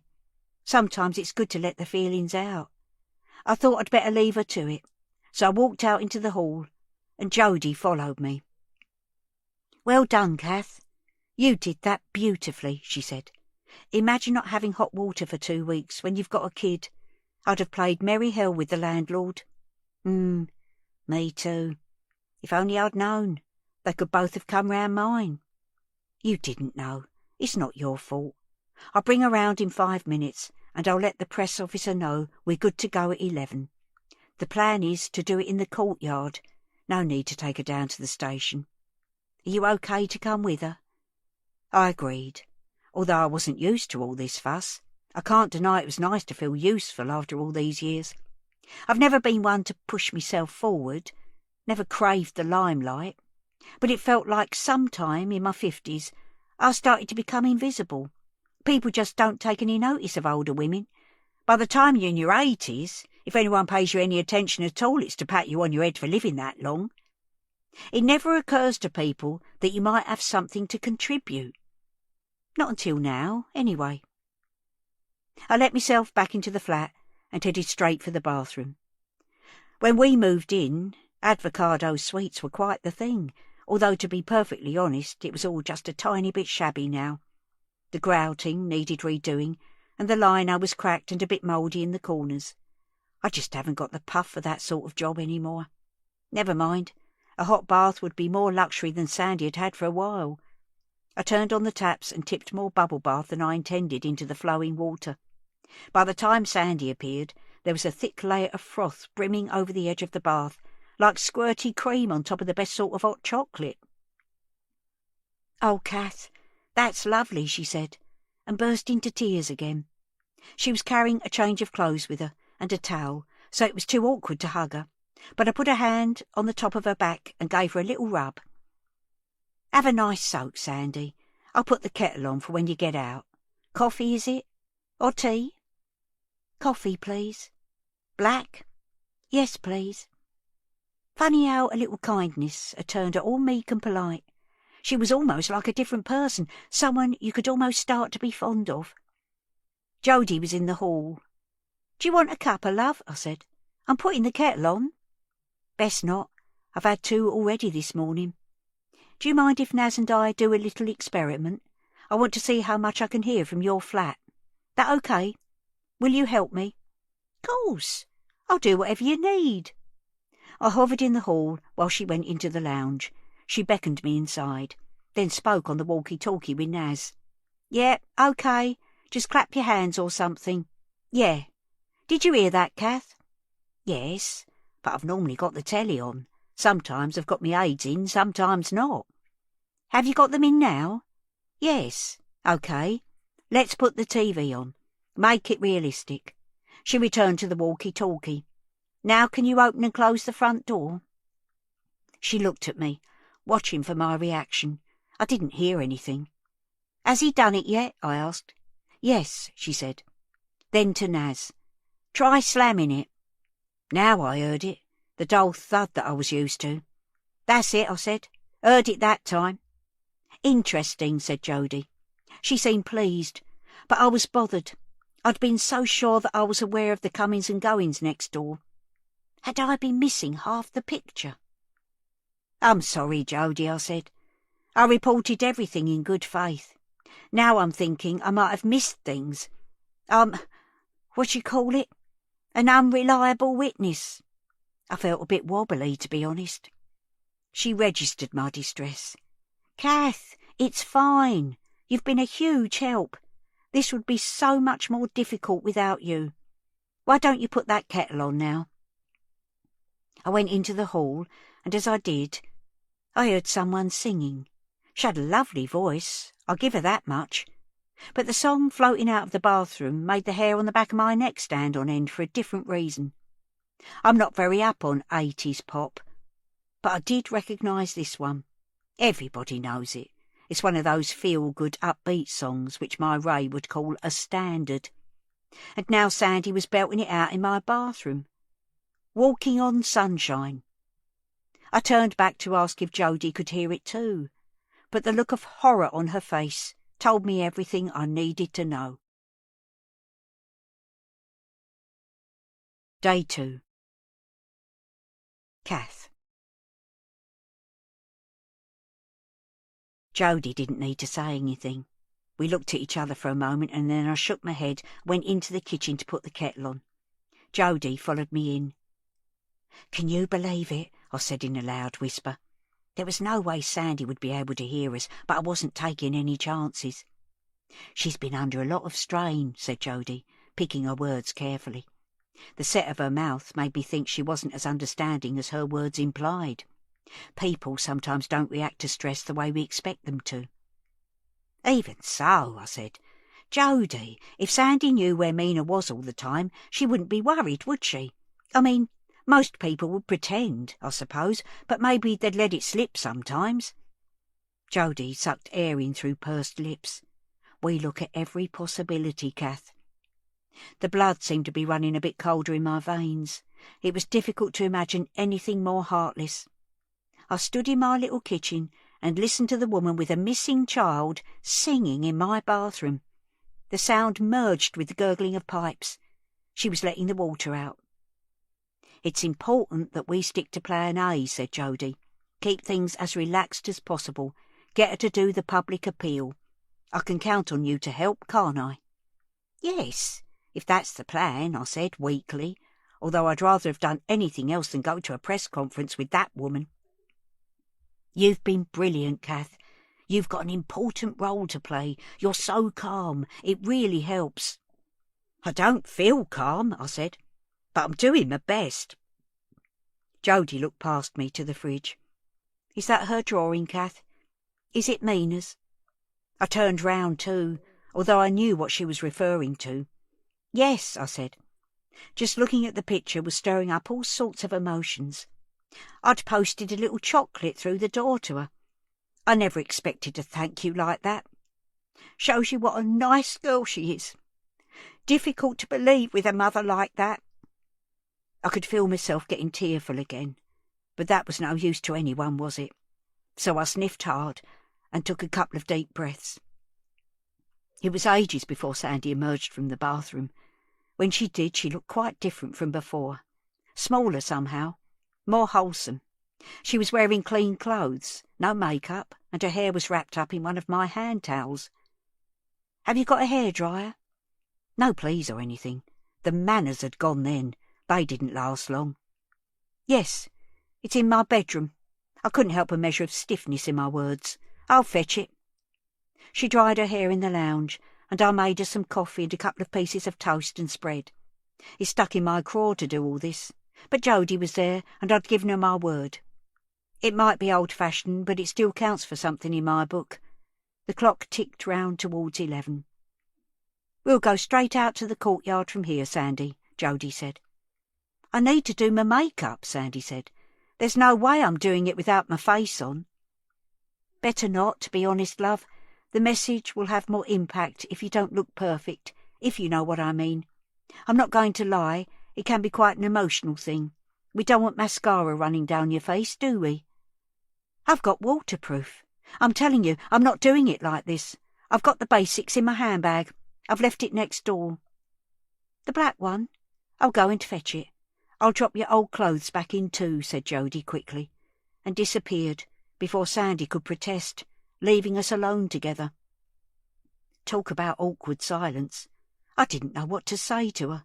She didn't seem nervous at all now, roaming round the lounge, running her hands over my ornaments and photographs on the mantelpiece. This your family? She'd picked up the framed one of Ray and Evie at the seaside, when Evie was about 4. I couldn't keep my eyes off her hands holding the frame. I didn't want her touching it, wanted to snatch it away. Yes, I said. Just one daughter, like you. And a husband, unlike me. She put it down and trailed her fingers over the urn next to it. He's in there now. Well, his ashes are, I said, deliberately trying to startle her. I know it was mean, but having her here was making me edgy. She looked at me, glanced back at the urn, and then took her hand away. Oh, sorry. What's your daughter doing now? She said. She's in Australia. She's been there for ages. Got 2 boys, both grown up now. Wow, Australia. Do you go out there? Not any more. The flight's too much. Too expensive and too long. Jody came back in with Sandy's bag. Great. Is the best mirror the bathroom one? I nodded. I could do your makeup if you like, Kath, in a minute. There'll be lots of cameras down there today. Not for me, thank you. I'm not bothered by all that, I said. Suit yourself. She retreated into the bathroom again. When she re-emerged, she looked older, harder. She'd drawn in her eyebrows, put eyeliner and thick mascara on, and bright red lipstick. That's better, she said. Shall we go and do it? Is it time? Day 2. Sandy. She was feeling much better after her bath. It was amazing how being really clean and warm pepped you up. With her face back on, she almost felt on top of her nerves. That confidence only lasted until they stepped out of Kath's front door. She could hear voices drifting up from the yard below, where the press was assembling, like a wolf pack. And then, as they walked past her flat, the door was ajar, and she got a glimpse of someone wearing a crinkly white boiler suit, the sort you see on the telly at crime scenes, where there's a body. It suddenly made her skin crawl. There was quite a gang of people trooping down the stairs with her, 2 detectives, Jody and Naz, a press officer, and Kath. When they came out of the door at the bottom of the staircase, a volley of shutters went off and people crowded round. The cops made them stand back, and she walked through, clutching Mina's cardi a bit tighter. She was shivering, from the cold or the nerves or both. Beside her, Kath took her arm and gave it a squeeze.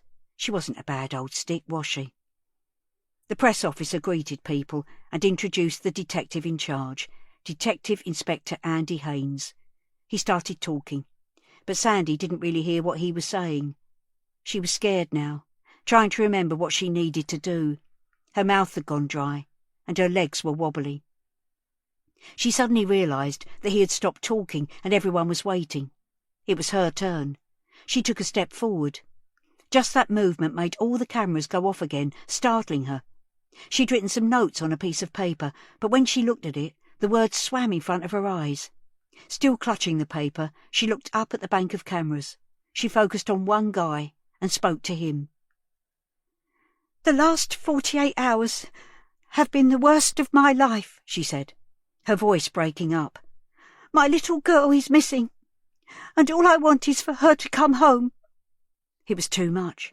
She started crying and covered her face with her hands, but pressing the soft cardi into her skin, Getting the faintest scent of Mina made it all worse somehow. Kath passed her a hanky, and she dabbed her eyes, leaving big black smudges on the cloth. She tried to carry on. Mina, if you can see this, please, come home, darling. You're not in trouble. I just need you home, Angel. She couldn't do it. She held her hand up, bowed her head and waited for someone else to take over. Kath put her arms round her as the detective stepped in. Thank you, Sandy. As you can see, this is a painful time. We need to get Mina home. If you have any information at all, please contact the police. You can do it anonymously. We just need to find Mina now. Thank you. There was a sudden hubbub as journalists shouted questions. One voice rose above the others. Sandy, is it true that you didn't come home on Wednesday night? That Mina was missing for 24 hours before anyone noticed? There was silence for a moment. Then someone booed. A woman's voice called out, Shame! Sandy burrowed her head into Kath's shoulder. Another voice shouted out, Have you arrested someone, Inspector? Can you tell us more? Is this now a murder inquiry? Sandy gasped and started sobbing. D.I. Haynes said, Mina is missing. This is a missing persons inquiry, but we're keeping an open mind. But you've arrested someone? We haven't made any arrests. We're pursuing a number of lines of inquiry, and people are helping us with that. But that's all I can say for now. Thank you. He turned towards Sandy and Kath, and holding both arms out, ushered them towards the stairwell again. He looked rattled, like things hadn't gone according to plan. Well done, he said. Let's get you back. You did it, said Kath. It's over now. You were very brave. Kath was walking slowly, using a stick, so Jody took over from her, putting her arm round Sandy and walking her to the stairs. They hate me, don't they? Sandy said to her, as they climbed to the second floor. They're just stirring, Sandy, she said. Try not to let it get to you. You did very well. Why would they ask if it was murder, or whether you've arrested someone? Do they know something? Is there something you're not telling me? No, love. We'll tell you of any development as soon as we can. That's my job. You can trust me. We're interviewing all sorts of people, but we haven't arrested anyone. We'll get there. They were still searching the flat when they got upstairs. Sandy wasn't ready to go back in anyway. It was starting to feel really claustrophobic in there. She waited on the walkway, lighting a cigarette to calm herself down.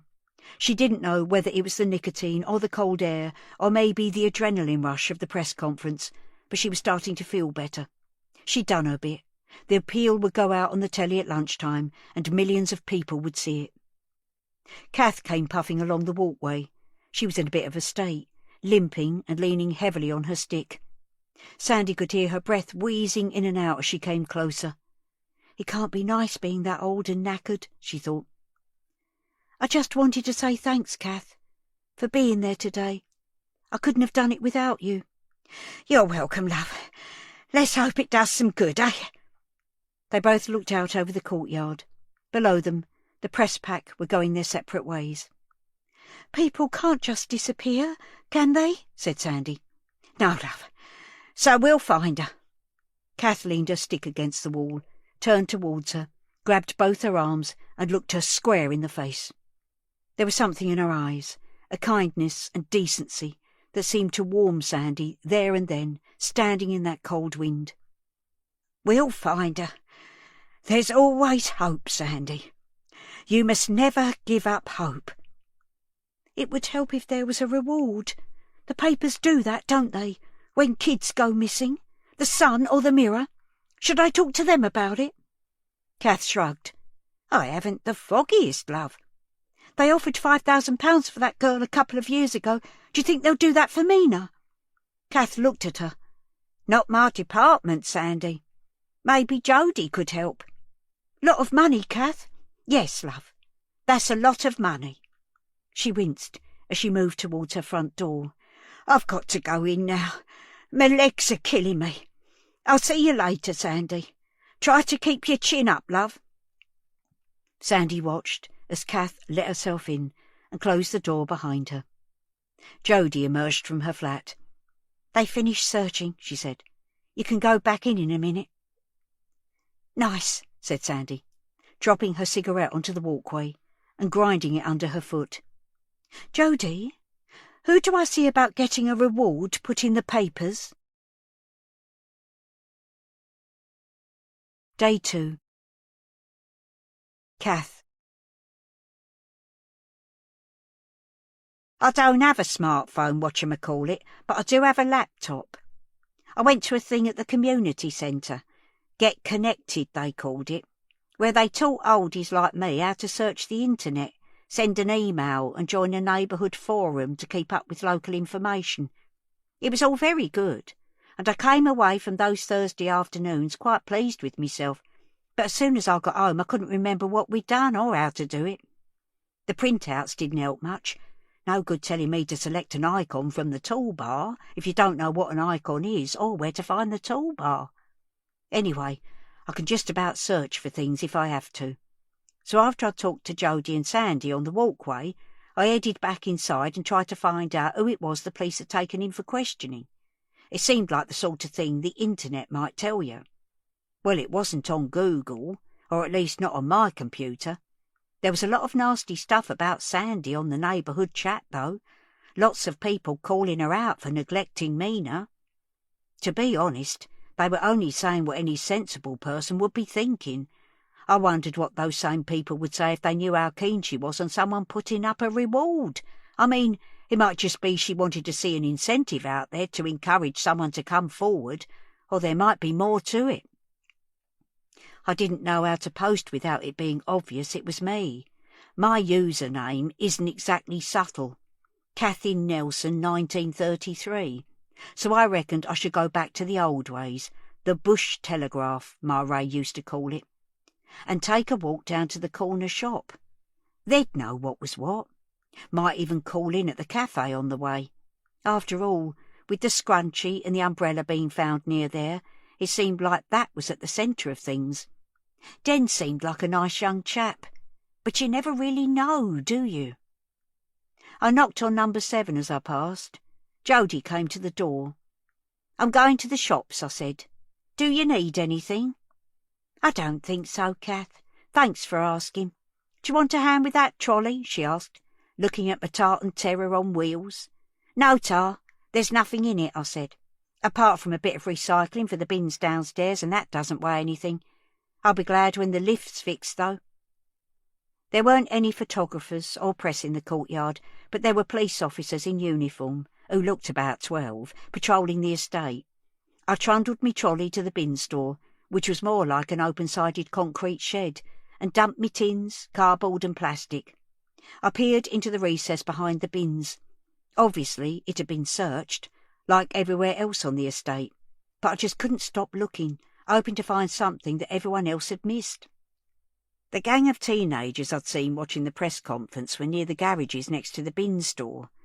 I kept my eye on them as I was emptying my trolley. I know some people are scared of them, but not me. I'm too old to be intimidated by some scrawny kids. They're only hanging around outside because there's nothing better to do, although of course at that age they should have been in school. I started walking towards the shops, then turned back. The kids were always around, weren't they, watching, taking things in. I wondered how likely they were to tell the police anything they'd seen. Not very, I'd have thought, but they might talk to a harmless old bat who reminds them of their nan. They looked surprised when I walked right up to them. 5 lads, none of them over 16, I would have said, and an ugly little dog, one of those ones with bandy legs and an attitude. It was wearing a collar with studs on to make it look even tougher, and he kept sniffing round my bag. "All right, boys." They glanced at each other confused. One of them, astride a bike, smiled in a sort of cocky way. "We're all right. Don't know about you, though, Grandma." The others laughed. "To be honest, love, I'm not all right." I kept studying his face for signs of human empathy, but there wasn't a flicker. I ploughed on regardless. "I'm worried about that girl who's missing. She's my neighbour, see? You probably know her too, don't you?" The boy shrugged. "We've seen her. Don't know her." "I reckon you see everything round here. Did you see little Mina the day before yesterday? Did you see her around here at about 3:30? He stopped meeting my eyes then, looked down at his hands gripping the handlebars of his bike. Who do you think you are? Luther or something? Another snigger from his audience. Luther wasn't one of my favourites on the telly, bit too violent for me. I'm more of a Midsummer Murders kind of person. I'm just someone who's worried about a little girl. She's only 11. My chin started to wobble, and I blinked hard. That got them. They might try to appear hard as nails on the outside, but they couldn't cope with a crying Nan. OK, we didn't see nothing on Wednesday. It was pissing down, wasn't it? We were in Vince's place. He looked towards one of the other boys, who nodded. True, dat. Fair enough. Just thought I'd ask. You know, as you're out and about so much, if you do see anything, please tell someone. Tell the police or any grown-up. Tell me if you like. We do need to find her. There was a glimmer of warmth and a mumbled, yeah, sure. But they've nicked someone for it, haven't they? Taken the nonce from the cafe in. Reckon it's all over. My heart was off again, thudding away in my chest. They've taken who in? The young guy, Dennis. They took him in this morning. He was seen. Oh, I said. I didn't know. He smirked. Your friendly neighbourhood pedo, innit? Sorry, I said. Not sure I'd heard what he said. I do miss things when people mumble, and youngsters are the worst. He laughed. Don't worry about it, Grandma. He's off the streets now. Won't be following girls in his van or lurking by the school gates any more. Den did that? You saw him? Nah, but Vince's little sister did. A big guy, she said, asking which class she was in. Trying to find out how old she was, I reckon. Pervert. Oh, right. My mind was reeling. This was all new information. I wondered why Jody hadn't told me they'd arrested someone. Maybe the boys had got it wrong. There was only one way to find out. I left them to it, whatever it was, and headed towards the cafe, dragging my trolley behind me. Day 2. Kath. There were yellow ribbons tied to all the lamp-posts. I found it strangely moving, a sign that the community was holding Mina in its thoughts. Yellow's usually a cheerful colour, isn't it? I crocheted a yellow and purple baby blanket when I was expecting my Evie. I've still got it, and it always makes me smile. As I rounded the corner, I saw a couple of people outside the cafe taking photographs, and someone up a step-ladder. I did a double take when I realised it was Mrs. Hammond, scrubbing at the shutters with a sponge and a bucket of soapy water. I screwed my eyes up, trying to make sense of the painted words she was trying to get rid of, then got a sick feeling in my stomach as I realised they said, pedo scum. It was true then, I thought. A man being questioned or even arrested. It was Den. I walked right up to the photographers. Haven't you got anything better to do? They brought their cameras away from their faces. Just doing our job, love. If we don't take pictures, someone else will. Well, you've got them now, so why don't you clear off? They looked at each other and shrugged. Then, to my surprise, slung their bags over their shoulders and walked away. Got their shots already, I supposed, or perhaps they still had a shred of decency. I went and stood at the bottom of the step-ladder and called up, Mrs. Hammond! Mrs. Hammond! She paused and dashed a stray strand of hair out of her eyes. We're closed today, she said flatly. The sponge in her hand was stained bright red, but the P from pedo was still there, just smudged a bit. Have you got another sponge? I said. I'm no good on ladders, but I can have a go at the bottom bit. Her expression softened. It's okay. You don't need to do that. I know, but I'm offering. I've been cleaning up mess all my life. I'm not frightened of a bit of elbow grease. She smiled sadly and picked her way down the ladder. I'll fetch another bucket, she said, and a hard brush. Maybe that'll be better. She wasn't gone for long. She came back with some strong cleaning spray, a second bucket of water and a small stiff brush. I wanted to get rid of this before Den gets back. I don't want him to see it. Understandable. Is he the one they're questioning? Yes. I'm so sorry. Do you have children, Mrs. Cartwright? A girl, I said, hardly missing a beat. And do call me Kath. She smiled. Linda, she said. I picked up the spray and started tackling the M while Linda climbed back up the ladder. We had a go at the whole thing, but after 20 minutes we ended up with a blurry mess which was still legible, and I was jiggered. Come on, love, I shouted up at her. Let's have a cuppa. She nodded to me and we packed up. She tipped the paint-stained water down the nearest drain and carried the stepladder into the cafe. It's only on one side of the shutter, I said. It won't show when the cafe's open. If it opens, she said gloomily. Who'll want to eat here now? Mud sticks. She locked the front door and led me through the empty cafe to some stairs at the back. The flat itself was more spacious than you might imagine. I sat at the table in a nice kitchen diner while she made tea for us and put some little cakes on a plate. I shouldn't really, I said. I'm not meant to have sugar. And then she did a lovely thing. She reached into the fruit basket on the kitchen worktop, picked up a mango, peeled it and cut slices onto a plate. I've never had mango, I said. Oh, you're missing a treat. Try it. The fruit was shiny with juice. She handed me a fork. I speared the smallest bit I could find and nibbled the end. It was delicious, earthy and sweet. She raised her eyebrows in inquiry. Gorgeous, I said, and helped myself to some more, although I suspected it had as much sugar in it as a Mr. Kipling's country slice. She set a pot of tea down, along with 2 china cups and saucers. It was all rather fancy. This is nice, I said, then immediately regretted it, because I was only here due to things being so awful for her. She took my words at face value, though. Yes, she said, it is. I don't get many visitors. You and me both. Surely this place is busy, though. I'm mostly up here. I do bookkeeping for people, including us. I leave running the cafe to Den and Tony, and that isn't as busy as it used to be. People would rather go to a Costa or a Starbucks these days. I'm sorry about that. I took another sliver of mango.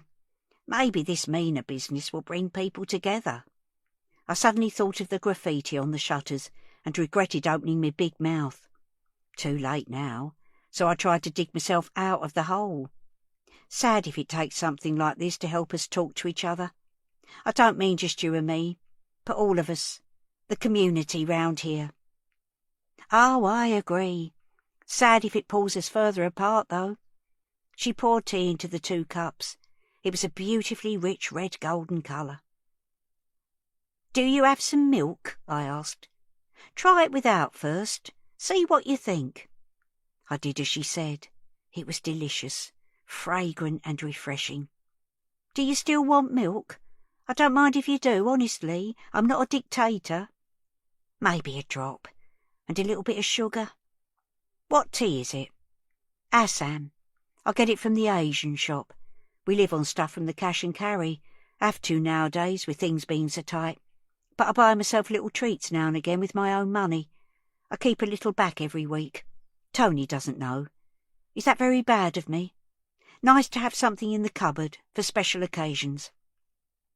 I felt rather honoured that I was considered special. No harm in having little secrets, I said, or doing your own thing. I think it's healthy. Definitely. I think I'd go mad if I didn't have my knitting club and yoga class, Kath. Gets me out of the house, and we have a good chat and a laugh. Do you get out much? I think you described the sound that came out of me as a hollow laugh. No, not any more. I can go days without seeing anyone, Linda. You could come with me to the community centre. Maybe, I don't know. I'm sorry you've had an awful day. There are some little shits around here, pardon my language. You wonder where the parents are, don't you? I could have bitten my tongue off as soon as I said it, what with her son being questioned by the police as we spoke. Probably at work, like Mina's mother. Everyone's just trying to hold things together round here, us included. Oh, I know all about that. I always worked round my Evie, though. After I lost my Ray, I did bits of cleaning when she was at school, and took in sewing jobs and ironing for the evenings, so I could be there for her. I'm not saying it's easy, but I never left her alone. She smiled. Sewing? Do you knit as well? You could come and stitch and bitch with me on a Sunday. You'd fit right in. You're like me. I took up bookkeeping because I could work at home. I was always here for Den. It's not the ideal place to bring up a family, but we did our best. I noticed the desk now, tucked into a corner of the room, with shelves above it lined with lever arch files, all neat and tidy, everything in its place. I rather liked the cut of Linda's jib. Mind you, I said, it was different times then. The estate was new and full of young families. We all left our doors open and had babies out on the walkways in their prams getting some fresh air. You don't do that now, do you? Kids were in and out of each other's houses and playing on the yard. There are still kids on that yard, but not little ones. Those teenagers, I think they're mostly harmless. Had a nice chat with them on me way over. We're not quite on hugger-hoodie terms, but they were polite enough. A lot of this tough stuff is all for show, isn't it? Linda shook her head. I don't know, Kath. I don't like walking around here after dark. I always keep my keys in my hand, not that I go out very much. And I worry if Den's out. Young men are more likely to be victims of crime than us. Linda, I said, are you worried that your Den had something to do with this? She was pouring another cup of tea, and her hand didn't waver, not even a little bit. You know what it's like, Kath. Den has been a constant worry to me. He wouldn't hurt a child, though. I know him, Kath. He wouldn't do this. I don't know what happened to that little girl, but I do know Den's got nothing to do with it. It's been 2 days, Linda, and no sightings. I can't understand why no one's spotted her somewhere, the poor little scrap. People don't just disappear, do they? You know, the more this goes on, the more I think someone's taken her. But I wouldn't be 100% surprised if Sandy knew who. Linda arched her eyebrows and put her cup down. Really? She's not as upset as you'd expect, Linda. Not behind closed doors. All that for the cameras, that was just crocodile tears, I reckon. She was asking about a reward this morning. Are you saying it's all fake? She cooked something up with someone to keep Mina hidden away until they can claim a reward? I took another sip of tea. I'm not saying anything, Linda. I'm not one to gossip, but I wouldn't be surprised. That's all. Day 2. Sandy. I want to tell you this before you hear it from someone else, Sandy. The person we took in for questioning, we're letting him go. The adrenaline surge from the press conference had worn off, and Sandy was feeling tired and disorientated. She just wanted this all to be over. What does that even mean? Are they still a suspect or what? Do you know where Mina is? Jodie held her hands up. Whoa, slow down, Sandy. All it is, right, is that someone was questioned at the station, but they haven't been arrested or charged. We haven't found Mina. It's just another step in the investigation. Her head was spinning now. Who was it? Who are you bloody questioning? We're not releasing any details, Sandy, so it's better not to tell you right now. All I can say is that it's a 21-year-old man. 21? OK. So do you still think he might be the one? Do you think she's still alive? I'm sorry, love. That's all I know at the moment. 21? 21? She didn't really know anyone locally. There were groups of kids and gangs of older ones who hung out on the estate, but this was just one person. Sandy, don't try to second-guess this. I'll tell you more as soon as I know, OK? Let me make you a coffee. Coffee? Yeah, ta. She needed some caffeine. but she needed nicotine too, and some fresh air. She grabbed her packet of cigarettes and went straight to the front door. Then she leaned on the balustrade and lit up. There was a couple of photographers in the courtyard below, and as she looked down, someone shouted and they swung round and pointed their lenses at her. She resisted the urge to flick them the V's, but only just.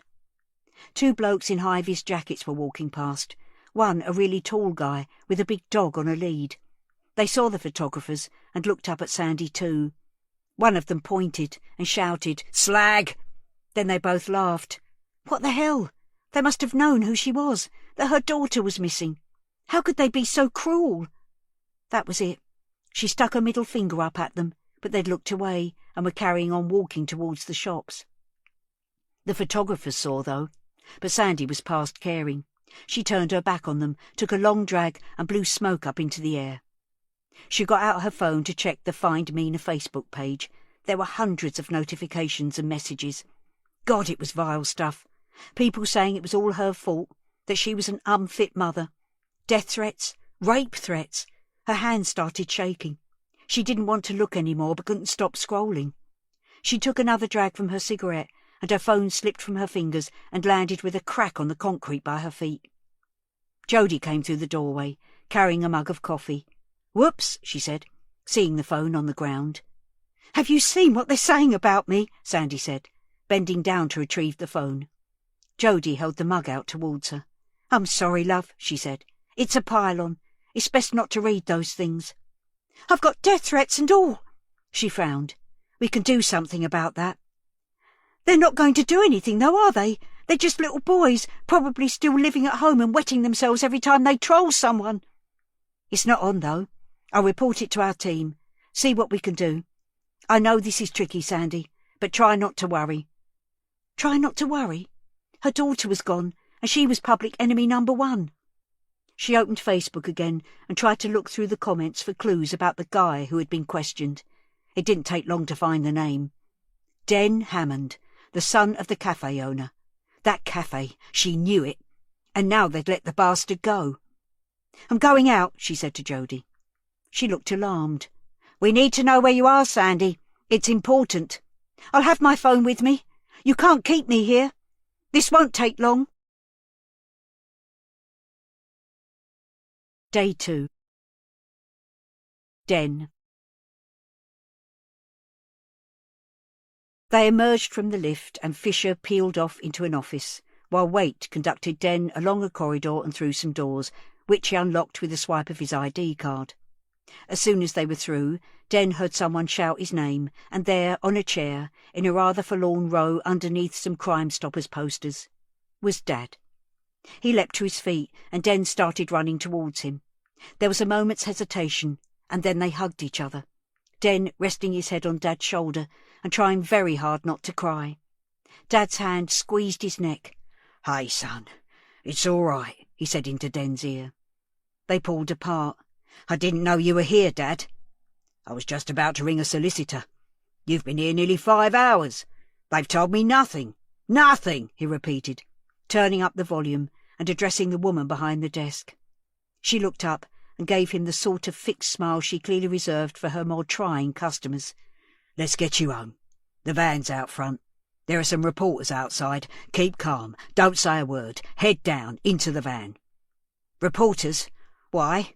For me?" "Yeah. Sorry, son.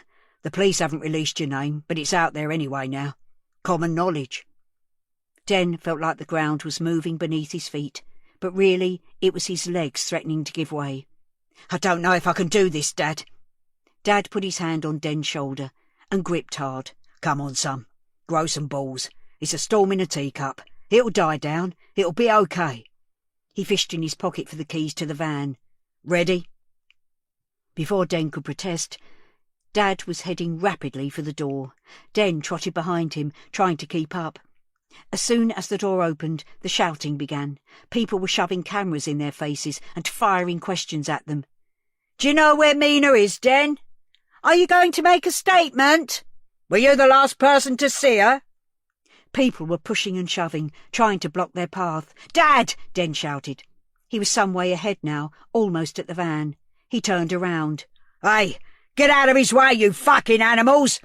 He started back towards Den, like a rodeo bull charging out of the gates and making a similar sort of noise.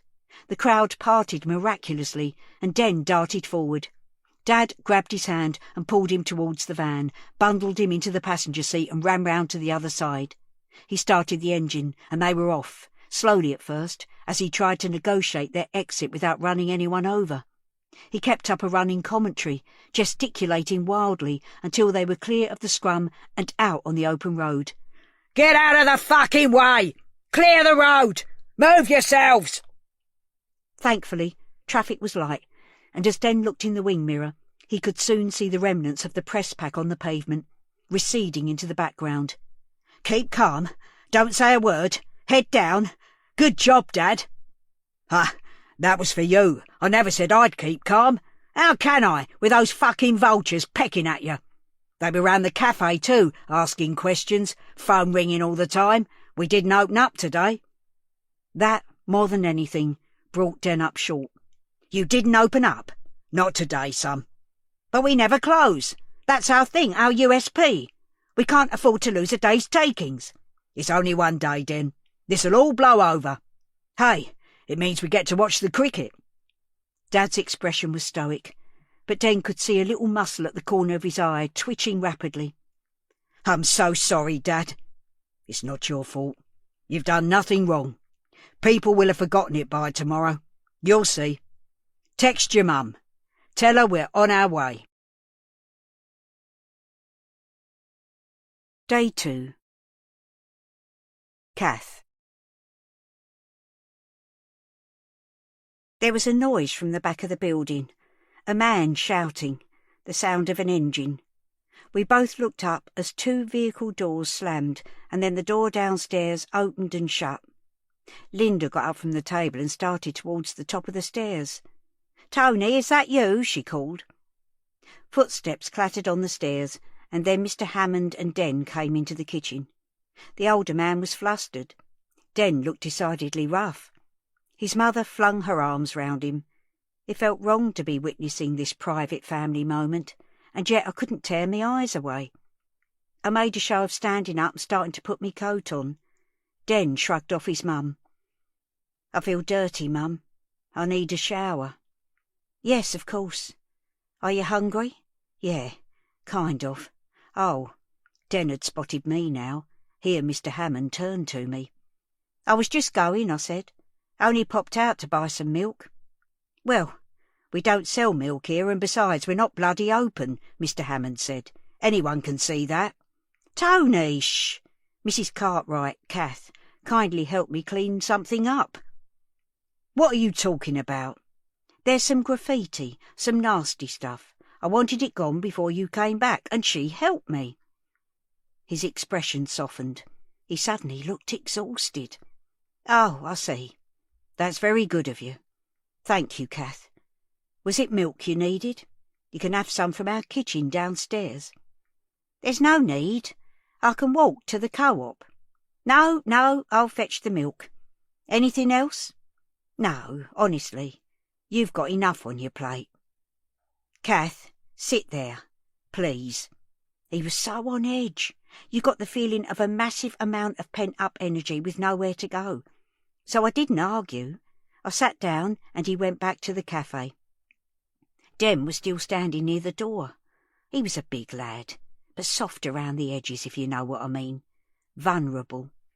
I could understand what Linda had said about him not being capable of hurting a child, and yet a mother doesn't always know best, and certainly doesn't know everything about their kid. Everyone has their own life, inner thoughts they don't tell anyone, and I didn't suppose Den was any different. Who knows what went on behind that rather gormless face? "I suppose you know where I've been," he said, directing his words to me, but not quite able to meet my eye. "I didn't have anything to do with it, you know." "No, love, I never thought you did," I said, doing up the buttons on my coat. "Must have been nasty. I'll leave you to it. Keep your chin up. I'll find your father in the cafe on me way out." "Thank you, Linda." She smiled and nodded. I was almost at the top of the stairs when I heard shouting outside, then a furious banging. Someone was bashing the front door of the cafe. I felt bad for Linda and Tony. Graffiti was bad enough. Physical violence was something else. "What's that?" Linda said. "Stay here, Mum, I'll go." Dem moved past me and hurtled down the stairs. Linda and I looked at each other wide-eyed as we heard Tony shouting, "We're closed! Can't you bloody see? Not open today! Hey! Hey!" Linda started walking towards the stairs. I let her go in front of me and followed as fast as I could. I wasn't going to miss out on this, not on your Nelly. By the time I'd got to the bottom of the stairs, along a little corridor and into the shop, all hell was breaking loose. It didn't take long for me to realise that the person outside screaming and banging on the front door was Sandy. Even through Tony's shouting and Den's attempts to calm him down, I could hear her. "Where's my daughter? Give me back my daughter, you fucking pedo!" Behind her, camera flashes were going off like a firework display. Linda and I had stopped by the counter. She turned back to me. "Kath," she said, "you know her, don't you? Can you calm her down?" The way she was going at that window, it seemed unlikely, but it was worth a try. I shuffled forwards. "Mr. Hammond," I said, tapping him on the shoulder.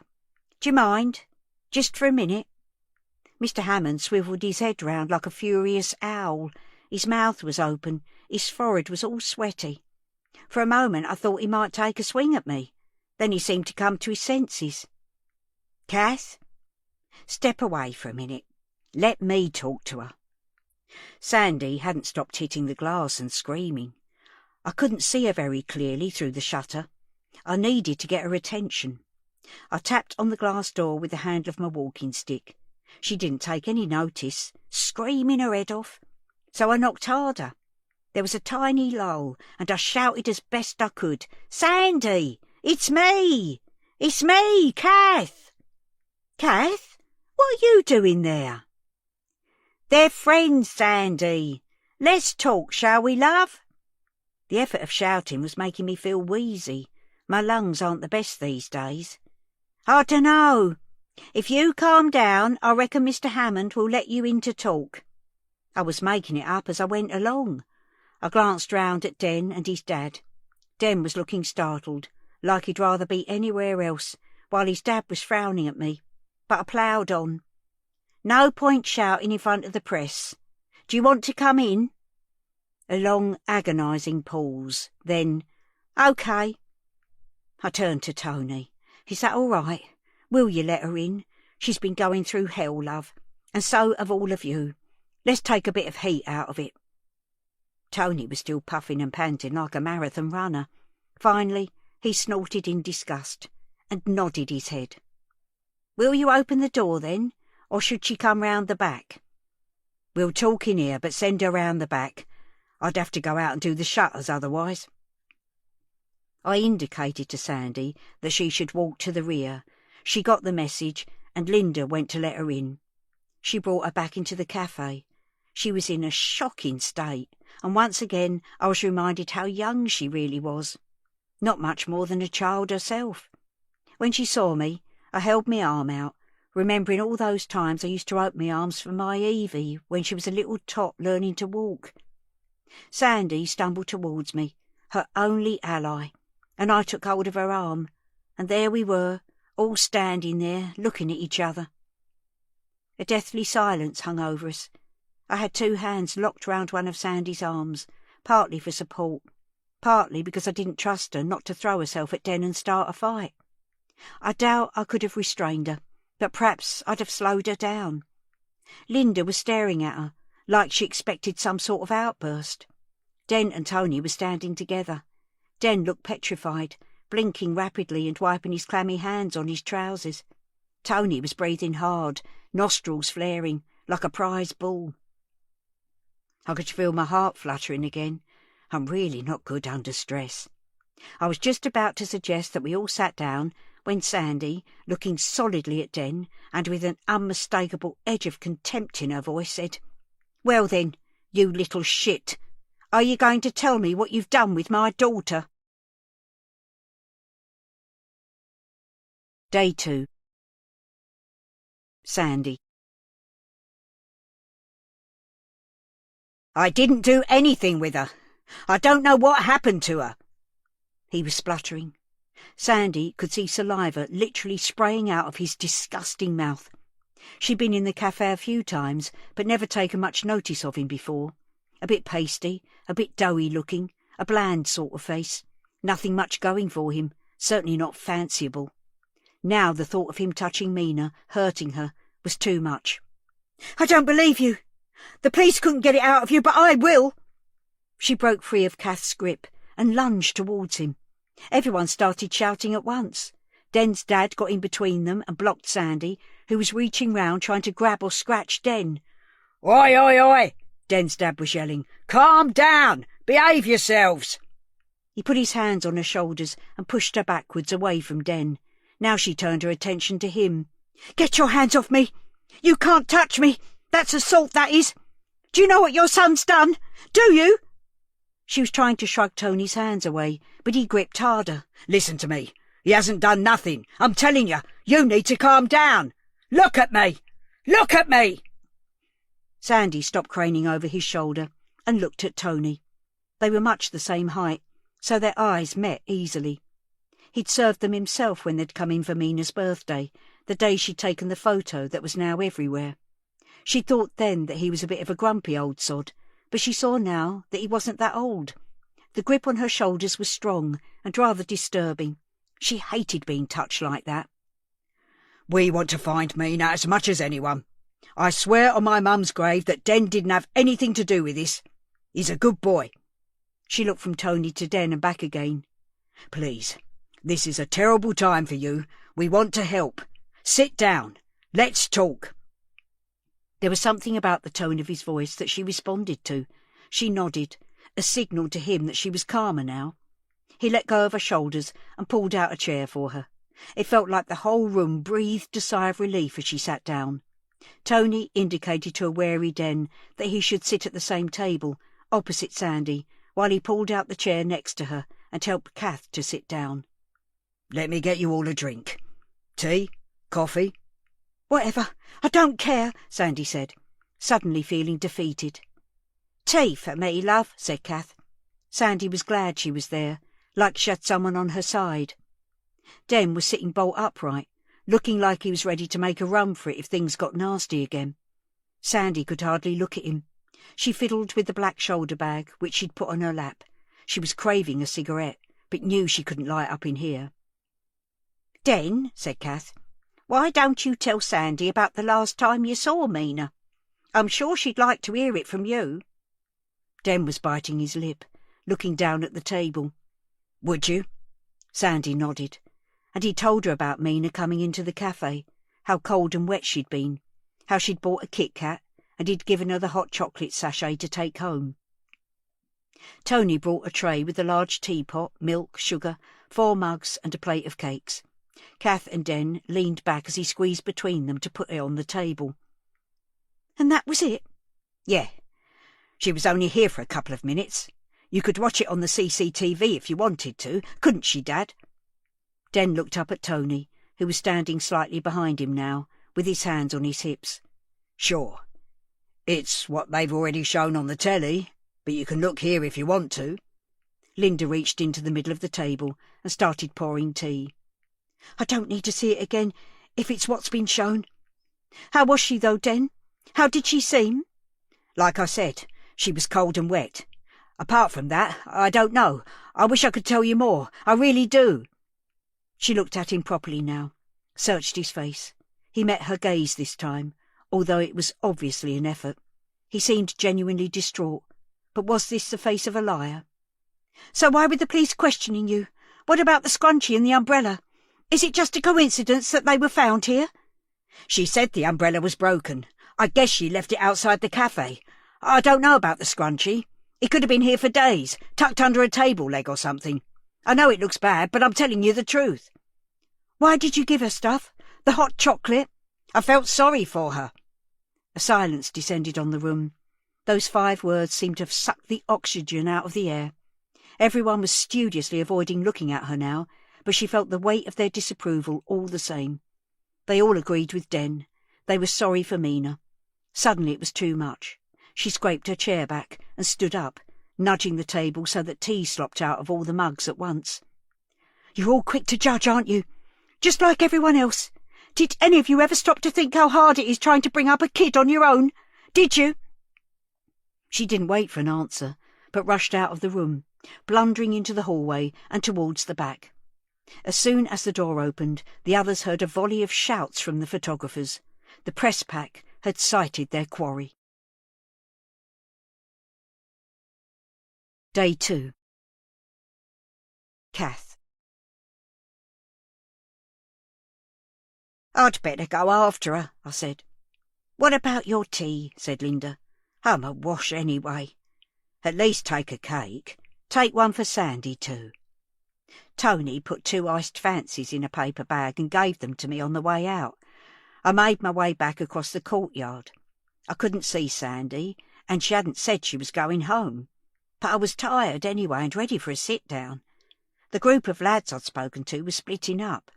A couple of them set off on bikes, tipping them up on their back wheels and generally showing off. Part of me really wanted one to tip over backwards and land on his backside.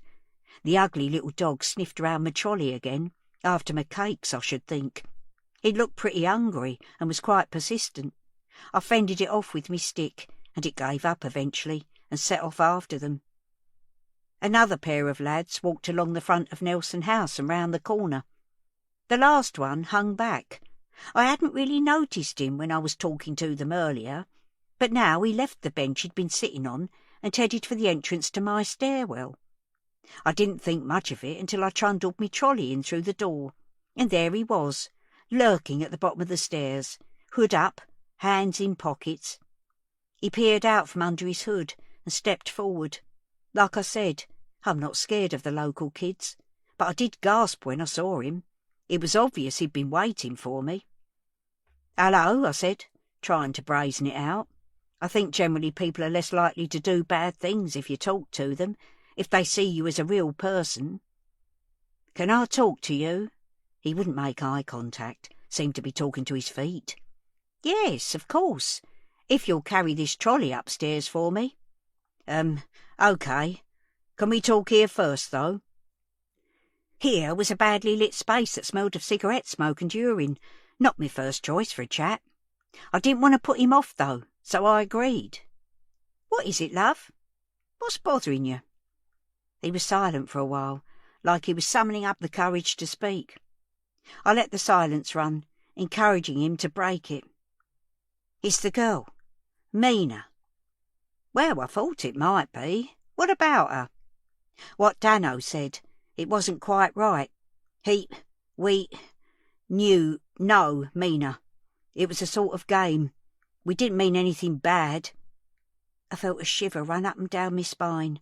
Whatever their game had been, he knew damn well they shouldn't have been doing it. "I'm sorry, love. I don't know what you're talking about." "What was a game? You'll have to spell it out." "We used to, I dunno, follow her a bit.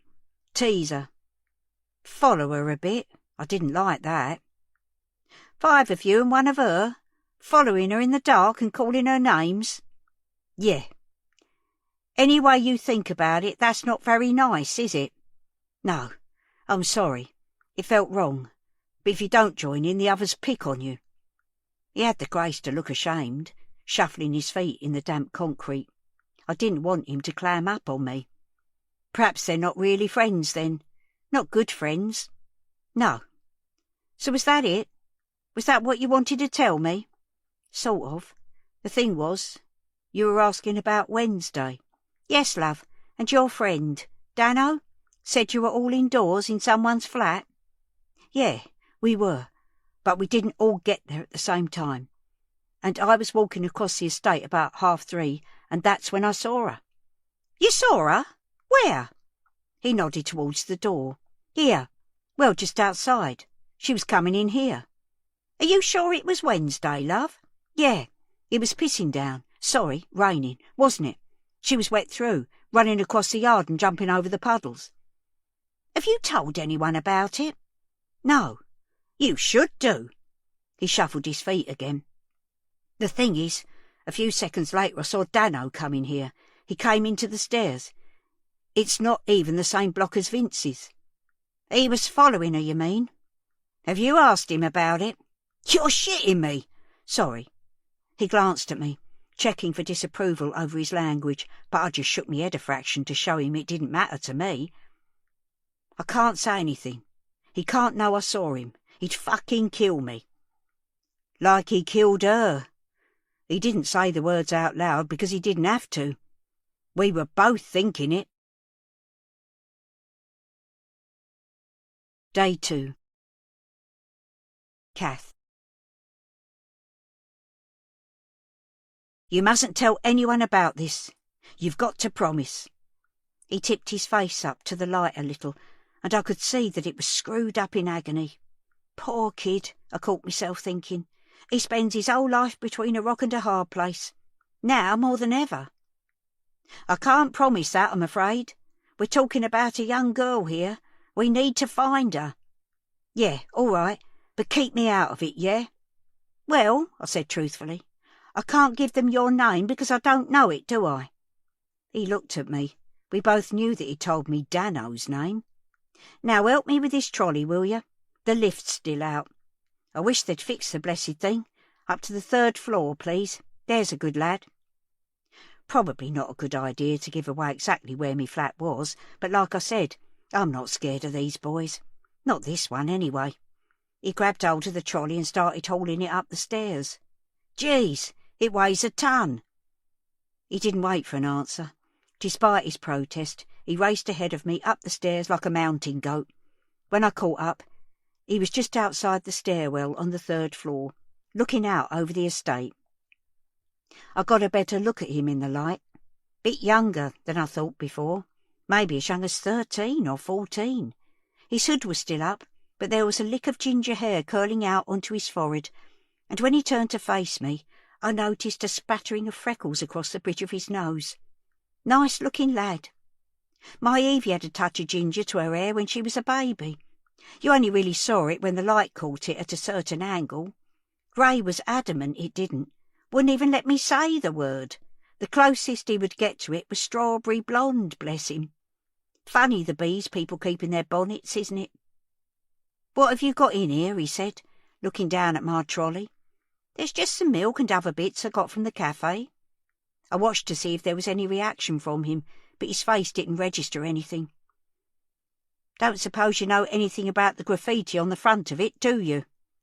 I looked him up and down, checking for spots of red paint. "Nah, I've seen it, took a snap of it, but it wasn't me. Don't know anything about that." "You sure? He's a good kid, then. I was there just now. The whole family's so upset." "Yeah, well, perhaps he's not so nice after all, if you know what I mean." My senses were tingling again. My new friend was proving an excellent source of information. "Not really, love, no," I said mildly. "He's always been nice to me, really kind and thoughtful, and I've often seen him giving lollipops to kids in there." "Exactly." He wagged a finger at me. "A grown man giving kids sweeties. If that isn't sus, what is?" It made me sad to admit it, but he had a point. I suppose I've got a sunny view of human nature, even after everything I've been through. But one man's kind gesture could be another pervert's grooming. You have to be so careful in this day and age. Maybe I was wrong about Den after all. Maybe I'd been wrong to give Mina that Freddo frog. What a sad old world it is. I suddenly felt tired. I needed my sofa and the telly and Warwick and Richard and Bradley. But my afternoon's work wasn't over yet. "Thank you for helping me," I said, taking hold of the trolley's handle. "I'll be all right from here." "OK, no problem. You take care, all right." Our eyes met for a moment, and there was a connection, an understanding. He was asking me to take care of both myself and him. By waiting for me, telling me about Dano, he knew that he'd made himself vulnerable. He was trying to do the right thing, bless him, but he was scared. "Don't worry," I said. "I'll take care of things. You're a good lad." There was a glimmer of a smile, and then he turned and disappeared into the stairwell. I started walking towards my flat. I stopped to knock on the door of number 7. Jodie answered. "All right, Kath?" "Yes, love. Is Sandy here? She got back a while ago, went straight into her room. Do you want her? I thought of the 2 cakes in my trolley. Was it very bad of me to keep quiet? Everyone's allowed a little wickedness now and again, aren't they? No, that's fine, I said. I was just worried about her. As long as she's safe and sound. It was you I really wanted to talk to. I've got something for you. Jody looked at me expectantly. I beckoned to her, and she stepped onto the walkway, pulling the door to behind her. I just had a very interesting chat. There was a sighting, Jody. Mina was seen coming into this block, and there's more. Day 2. Den.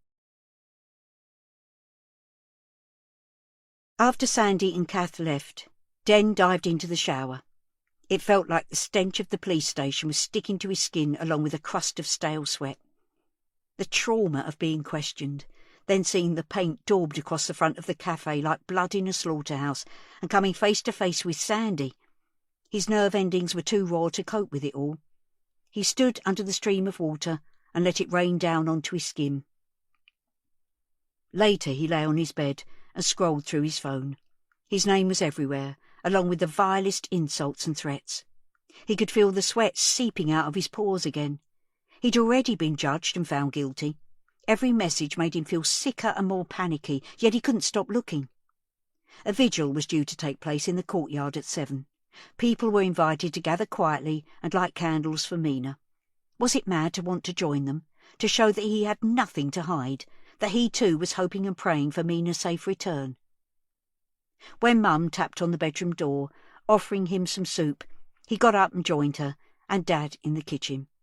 Dad was subdued and conciliatory, treating Den like he was ill or had to be humoured. That changed when he raised the subject of the vigil. No way, son. Are you out of your tiny mind? Dad was off on one again. They'll hang, draw and quarter you. It's a vigil, Dad. A peaceful gathering. I haven't done anything wrong. I want to show them that. You being there isn't going to help. We've got to keep a low profile now. Hope that people move on to the next thing soon. There was no point arguing, but Dad wasn't the only one with a stubborn streak. So when the time came, Den didn't say anything but simply put his jacket on and slipped his phone into his pocket. Mum appeared at his side, with her coat on and a thick scarf over her head.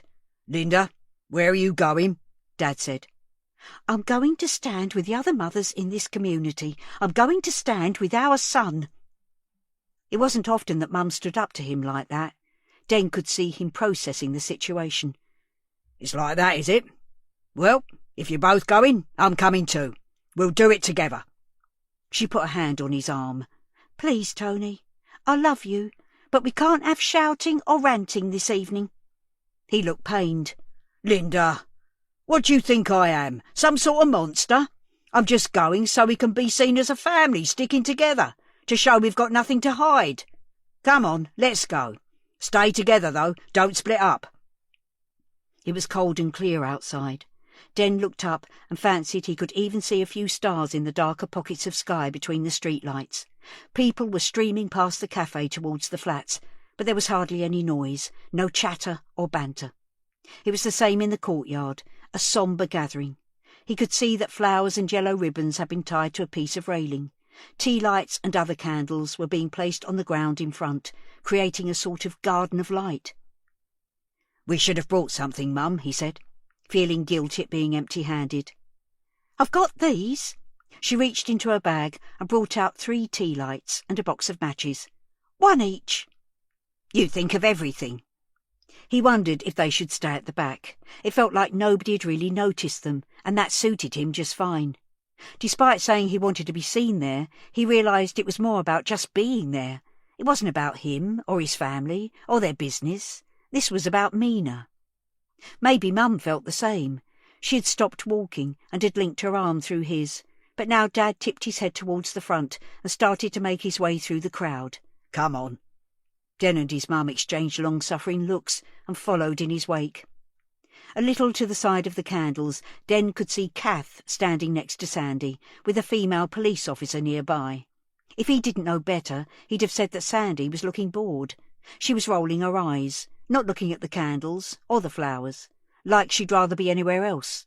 Beside her, Kath looked tired. Den managed to catch her eye as they got closer, and she smiled. They were almost at the front, tea lights in hand, when someone stepped brusquely in front of them. Marlon was in Dad's face, glowering past him at Den. "What do you think you're doing here?" he said. "For God's sake, show some respect." "That's why we're here, sir," said Dad, "to show respect like everyone else, to light a candle." "No way, man, you're not welcome." He was a big guy. His physical presence, this close, oozed threat. Den was painfully aware of his mum next to him, his need to keep her safe. He put his hand on Dad's shoulder and leaned forward. "Dad, let's go," he said into his ear. Marlon was still eyeballing him. Den tried to hold his gaze, but he couldn't. Instead, he looked down, past his high-vis jacket, to his paint-spattered trousers and heavy work boots. "Please stand aside, sir," Dad said, as if he hadn't heard Den. "Let us light our candles and then we'll go."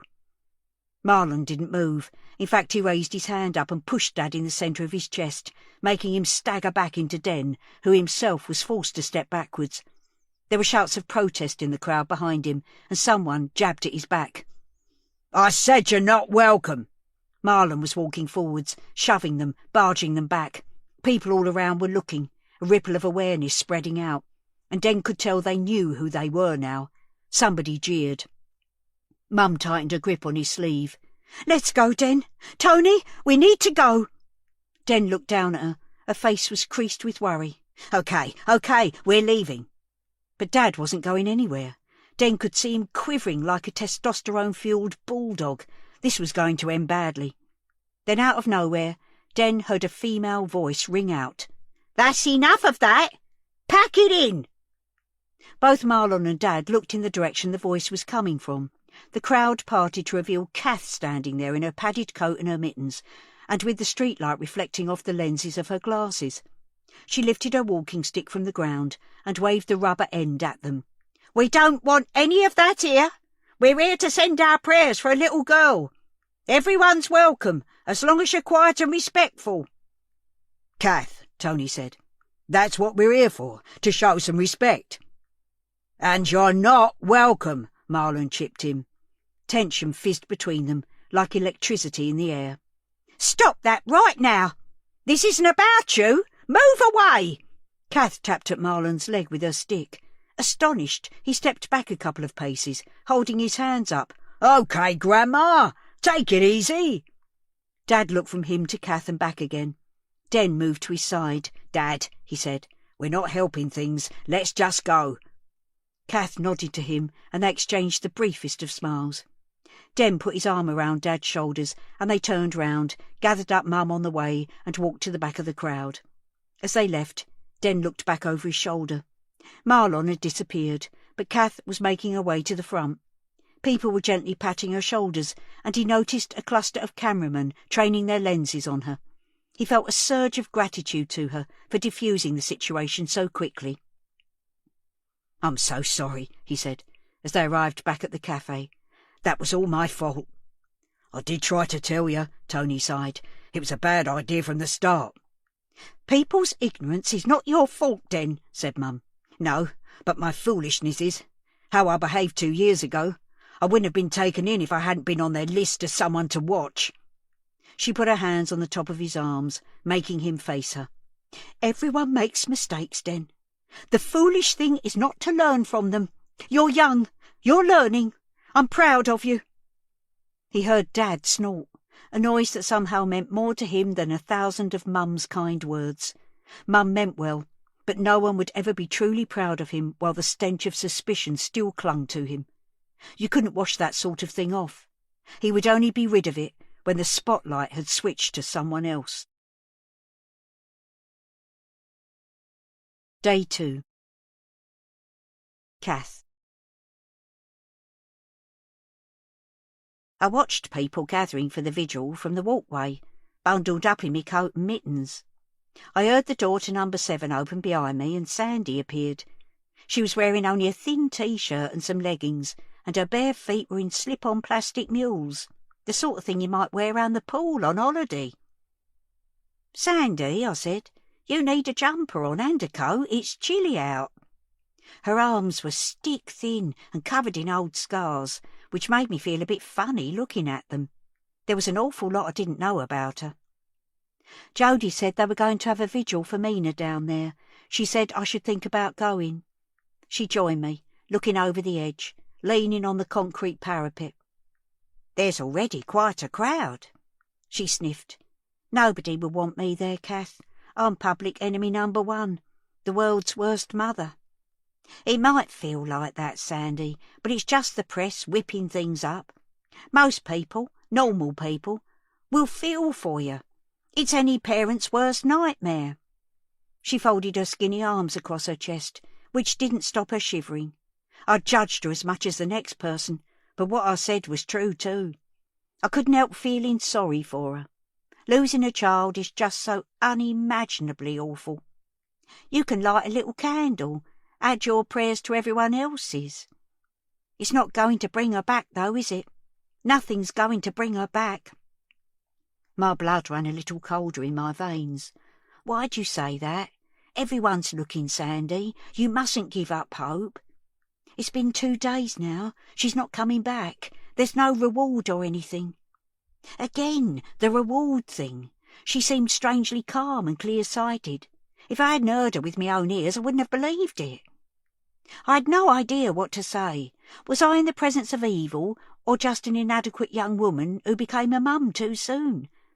I guess I was gaping like a goldfish because she looked at me and said, "I've shocked you, haven't I? Well, sorry about that, but I'm just being realistic. All this hope and prayer, I can't do it. It would be like pretending, and I can't." "Sandy," I said. But at that moment I heard movement behind us, and Jody came out of number 7. She was holding Sandy's parka. "I thought you might need this," she said. "Oh, tar." Sandy put the coat on. "I was thinking I might go out somewhere. It's doing my head in stuck in that flat." Jody glanced at me. "Sure. Where are you thinking?" Sandy shook her head. "Dunno, just out. Go for a walk or something." My lips pursed. I couldn't help it. "You can go anywhere you like, Sandy, as long as we can contact you in case there's news. Don't you think it might be a good idea to go to the vigil, though? You don't have to make a speech. Just spend a few minutes there quietly." Sandy sighed. "I can't face it." She sounded like a sulky teenager. The internet had told me she was 27, but honestly, she seemed an awful lot younger, immature. She sent me a look of appeal, wanted me to back her up. Sandy was just saying that she would find it difficult to be at the vigil. I was choosing my words carefully. It's a lot of pressure. That got a rare grateful smile. "I'd go with you, though, Sandy, and Kath too, wouldn't you, Kath?" "Why can't I say no to people? It's always been a problem." "Yes, of course," I said automatically, even though I'd just about had enough of things for one day. I'd got a lot to think about, and I needed to put me poor old legs up. Sandy caved, and so I locked up the flat and off we went, down the stairs again and out into the yard. Although there were more people there than from the press conference, it was quieter, almost eerie. People looked at Sandy as we made our way to the front past a little field of candles and flowers, but nobody shouted out, thank God, although there were cameras trained on us, clicking away.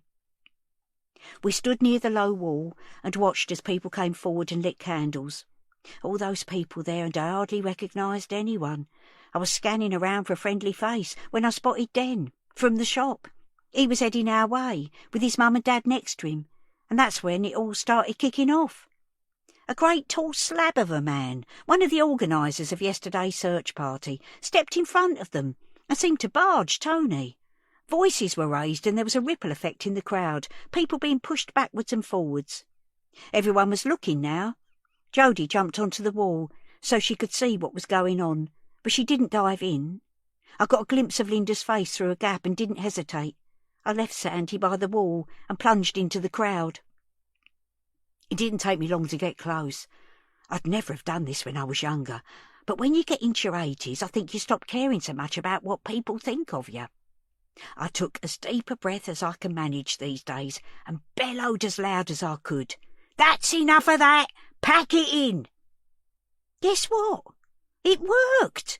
Tony and the big guy with the Ivy's jacket on both stopped and looked at me. I told them to have some respect. The big guy told Tony that he wasn't welcome, but he backed off when I gave him a little tap with me walking stick. Tony, Dent and Linda wisely decided not to push things and left, and that was that. A nasty little incident which could have exploded was over, and I felt, what do they say these days? Epic. I took myself back to Sandy, and there were people smiling at me, and there was a little ripple of applause. I tried to shush people, because that's not what we were there for after all. We stood together, looking at the candles and flowers and messages from people, and then Sandy said, I've had enough. I'm going back up. Not for a walk, I said, unable to keep a touch of sarcasm in my voice. She didn't appear to notice. Nah, Jodie's convinced me it wouldn't be a good look. Are you coming? We could, I dunno, watch some telly or something. I'll stay for a little while. Then I think it's an early night for me. Suit yourself, she said, and walked towards the stairs. I stayed at the vigil for longer than I expected. They started singing hymns and pop songs, and I found myself joining in. It felt good to be part of something communal, gentle and positive. When things started to break up, I was approached by that lovely reporter from the local news, the one with 50 smart coats in primary colours. Today's was bright red, with rather nice military-style buttons. Can we talk to you for a minute? Of course. She told me to say my name and age into the camera, like a sort of screen test. Then she started talking. I wasn't sure if I was being interviewed or if this was just a chat. We saw you step in just now to defuse a sticky situation. Why did you do that?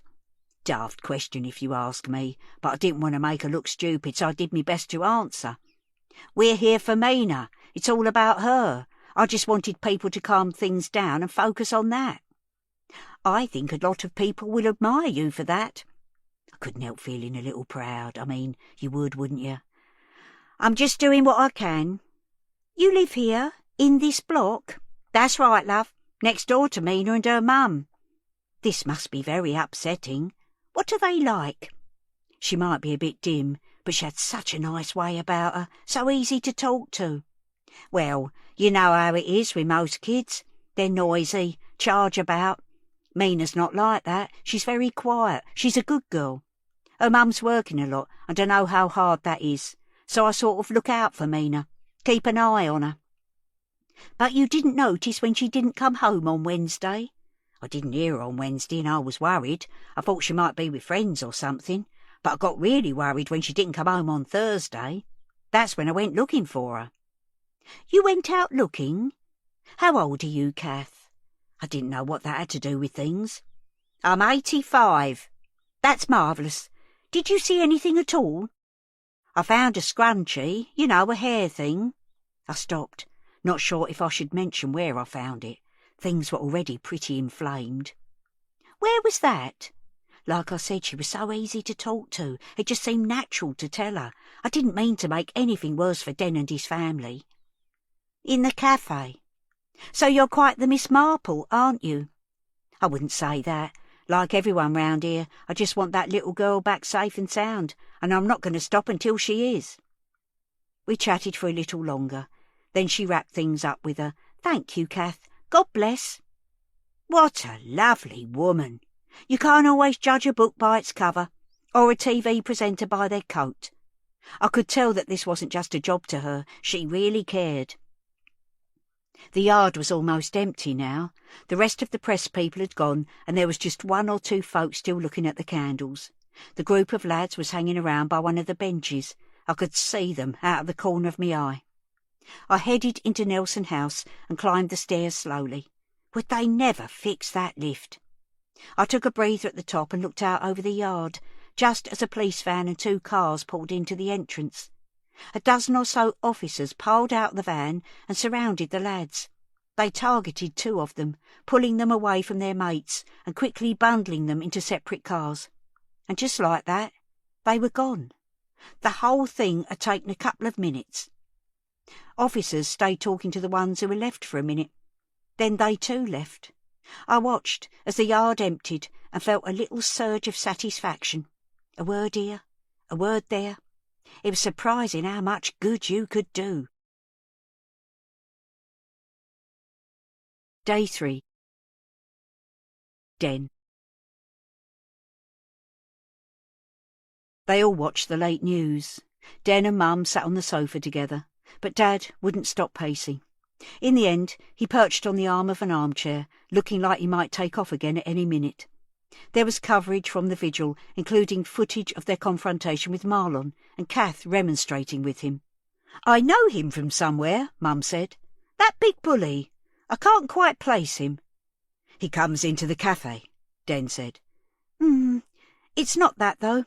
I've seen him somewhere else." After, they'd shown Sandy and others gathered round the candles, and there was a long interview with Kath.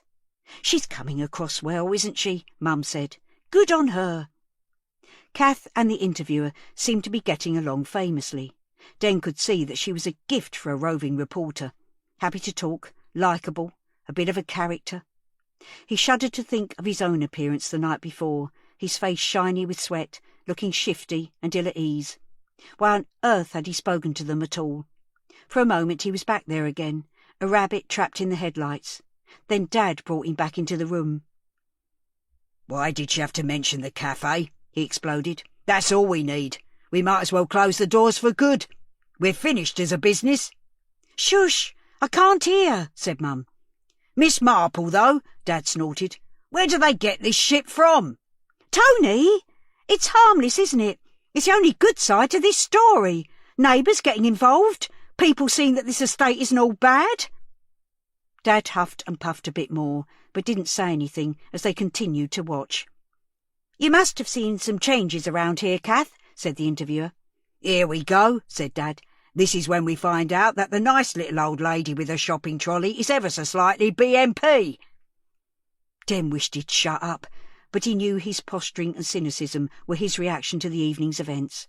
He himself could still feel the adrenaline pulsing through his veins. Fight or flight. They'd chosen flight, but that left all those feelings still in your system with nowhere to go. "There are comings and goings. That's London, isn't it? That's part of what makes this city what it is. You want me to say it's gone down the toilet? Well, I'm not going to. There is crime round here, but that doesn't mean we like it or accept it. We're a community here. Being a neighbour means something, always has done." Mum looked at Dad and raised her eyebrows. "Just a nice little old lady after all. Good on her." "Ha! And maybe our very own Miss Marple will find little Mina and we'll all live happily ever after." She rounded on him now. "Tony, what's wrong with you?" "I just don't like being in the middle of this. This is our business. This is our home." "I know, but like you said earlier, it will all blow over." "Will it, though?" Den couldn't stand any more. He stood up. "I'm sorry," he shouted. "I get it. It's all my fault, and I'm sorry, OK?" "Den!" He stormed off into his bedroom and slammed the door firmly shut. But it didn't help. It was more like a prison cell than a sanctuary, and now he'd shut himself in. 4 walls confining him, the sound of the TV and his parents bickering coming under the door. He went over to the window. The curtains were still open, and he gazed out at the array of light-studded tower blocks, surrounded by people, so many people, and yet he felt so lonely. What was it about him that marked him out? Why couldn't he connect? What was wrong with him? He closed the curtains and lay down on the bed, but his head was full of an uncomfortable kaleidoscope of images, noises, memories and feelings. The interview room, his interrogators' faces, the blood-red graffiti, Marlon's hostility and endless cameras clicking, flashing, recording every move. Hot bile was moving up his esophagus. He had a phobia of being sick, could feel panic gripping him as the pressure increased inside. He sat upright and swallowed hard, switched the bedside light on and tried to slow his breathing. He sat there for a long time, until the TV was turned off and his parents went about their bedtime routine, switching off lights, visiting the bathroom in turn. The water pipes gurgled in the wall behind him.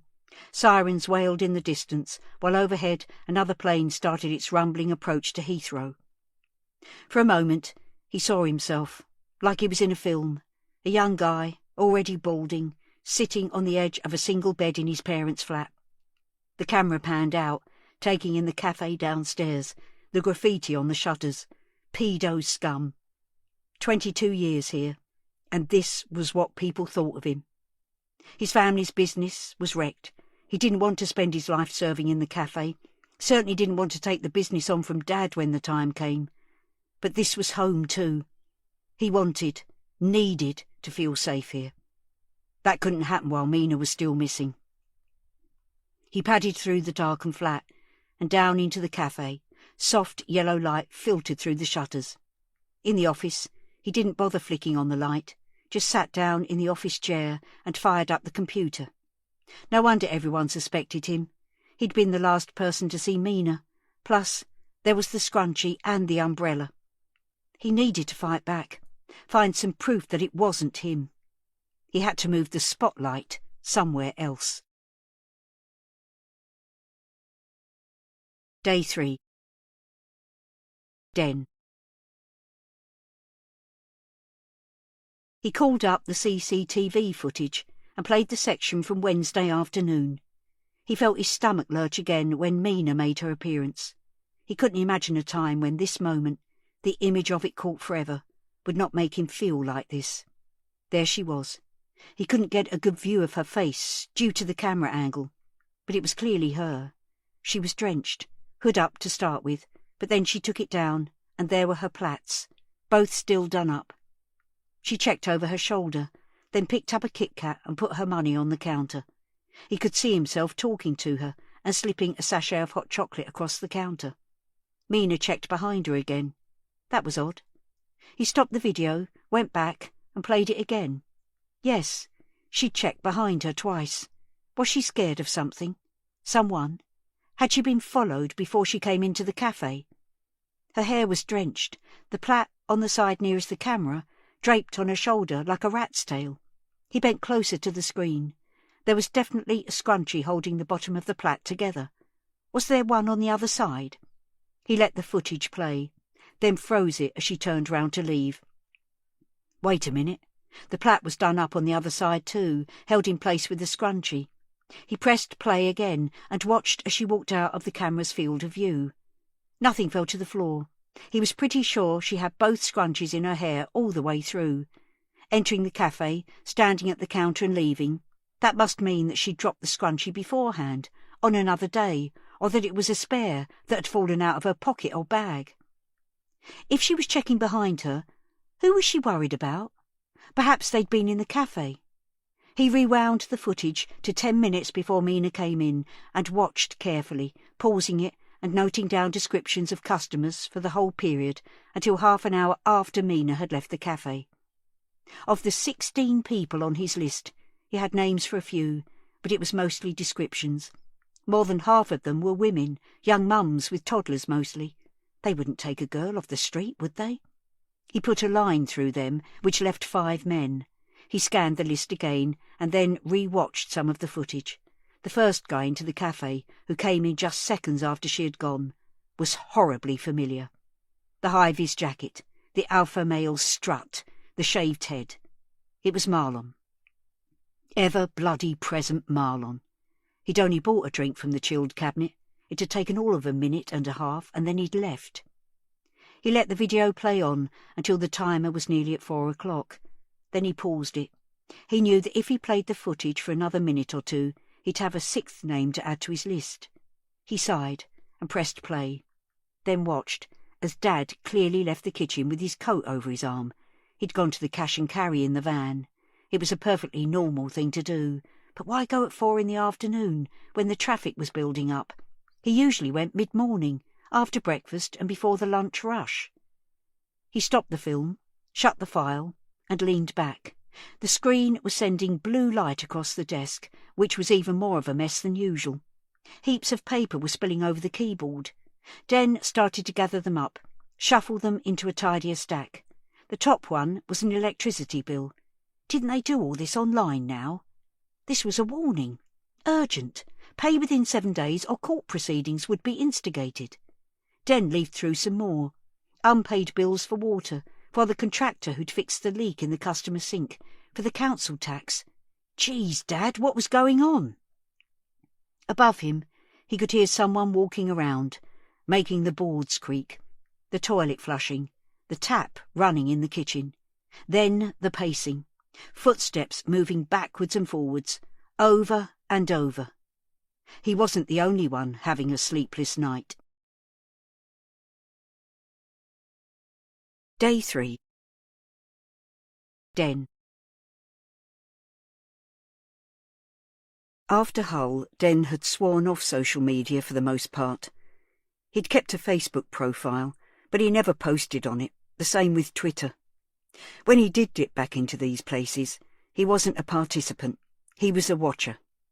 He kept an eye on the timelines of the people he'd known in Hull, not friends, because they'd all dropped him. Some of them had blocked him too, but it was surprising how much stuff was public. They'd all graduated this year. Some had gone travelling, others were starting new jobs, new lives. The one who was hardest to track was Sarah. Obviously she'd blocked him on every platform, and so had her friends. She wasn't invisible, though. He tried not to look, to stay away, but he just couldn't. The last time he checked was only a few days ago, in fact.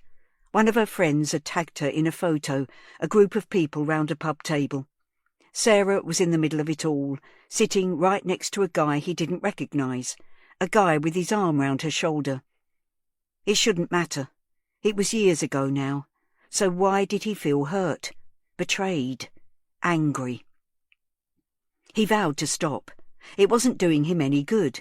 He should take Facebook and Twitter and Snapchat off his phone for good. He should have done it, but he didn't. And so when it became public knowledge that he'd been taken in for questioning, the onslaught of abuse started. People posting on his wall, message requests coming in, hundreds of notifications, more coming in all the time. He'd thought perhaps that the feeding frenzy would calm down after he'd been released, but it seemed to be accelerating. Why? With a feeling of dread, he opened up Google on the office PC and typed in his name. The first page of links were all national news sites. The list of images, spread horizontally across the page, were all the same one, repeated. A still from the awful Vox Pop interview he had given on Thursday evening. He clicked on one of the articles from the Express. He was front page news. Alongside his photo there was one of Sandy, making her appeal for Mina to come home, the anguish on her face clear. Next to her was a photograph of a girl Den hadn't seen for 2 years, a girl who still made his stomach flip. Underneath the pictures, the headline read, "Stalked by Mina suspect. My year of hell." Den made himself read the whole article.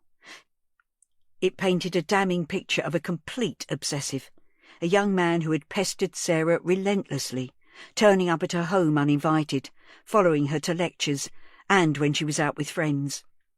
Because of him, Sarah had messed up her exams, had to undergo therapy and take antidepressants, which she was still on.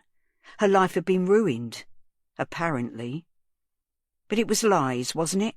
She was going out, socialising, laughing while he was stuck in his childhood bedroom with a single bed, posters on the wall and the smell of chip fat hanging in the air. Who was the real victim here? He didn't hear Dad come downstairs, and clearly Dad didn't expect to find him in the office. "Bloody hell, son, what are you doing here? You going through my stuff, were you? Poking your nose in?" He lunged towards Den and grabbed his shoulder, wrenching him out of the chair. Den was taken by surprise. He staggered to his feet. "No, Dad, I was just looking at the CCTV. "What are you doing that for? I thought you, of all people, would know that spying on people, stalking them, is wrong." It wasn't just Dad pulling him around that shocked Den, it was his cruelty. How could he strike so low? "I was looking for clues, to see who was around at the same time as Mina." "That's for the police to do, son, isn't it?" "I know, Dad, but I'm all over the morning papers. They're crucifying me.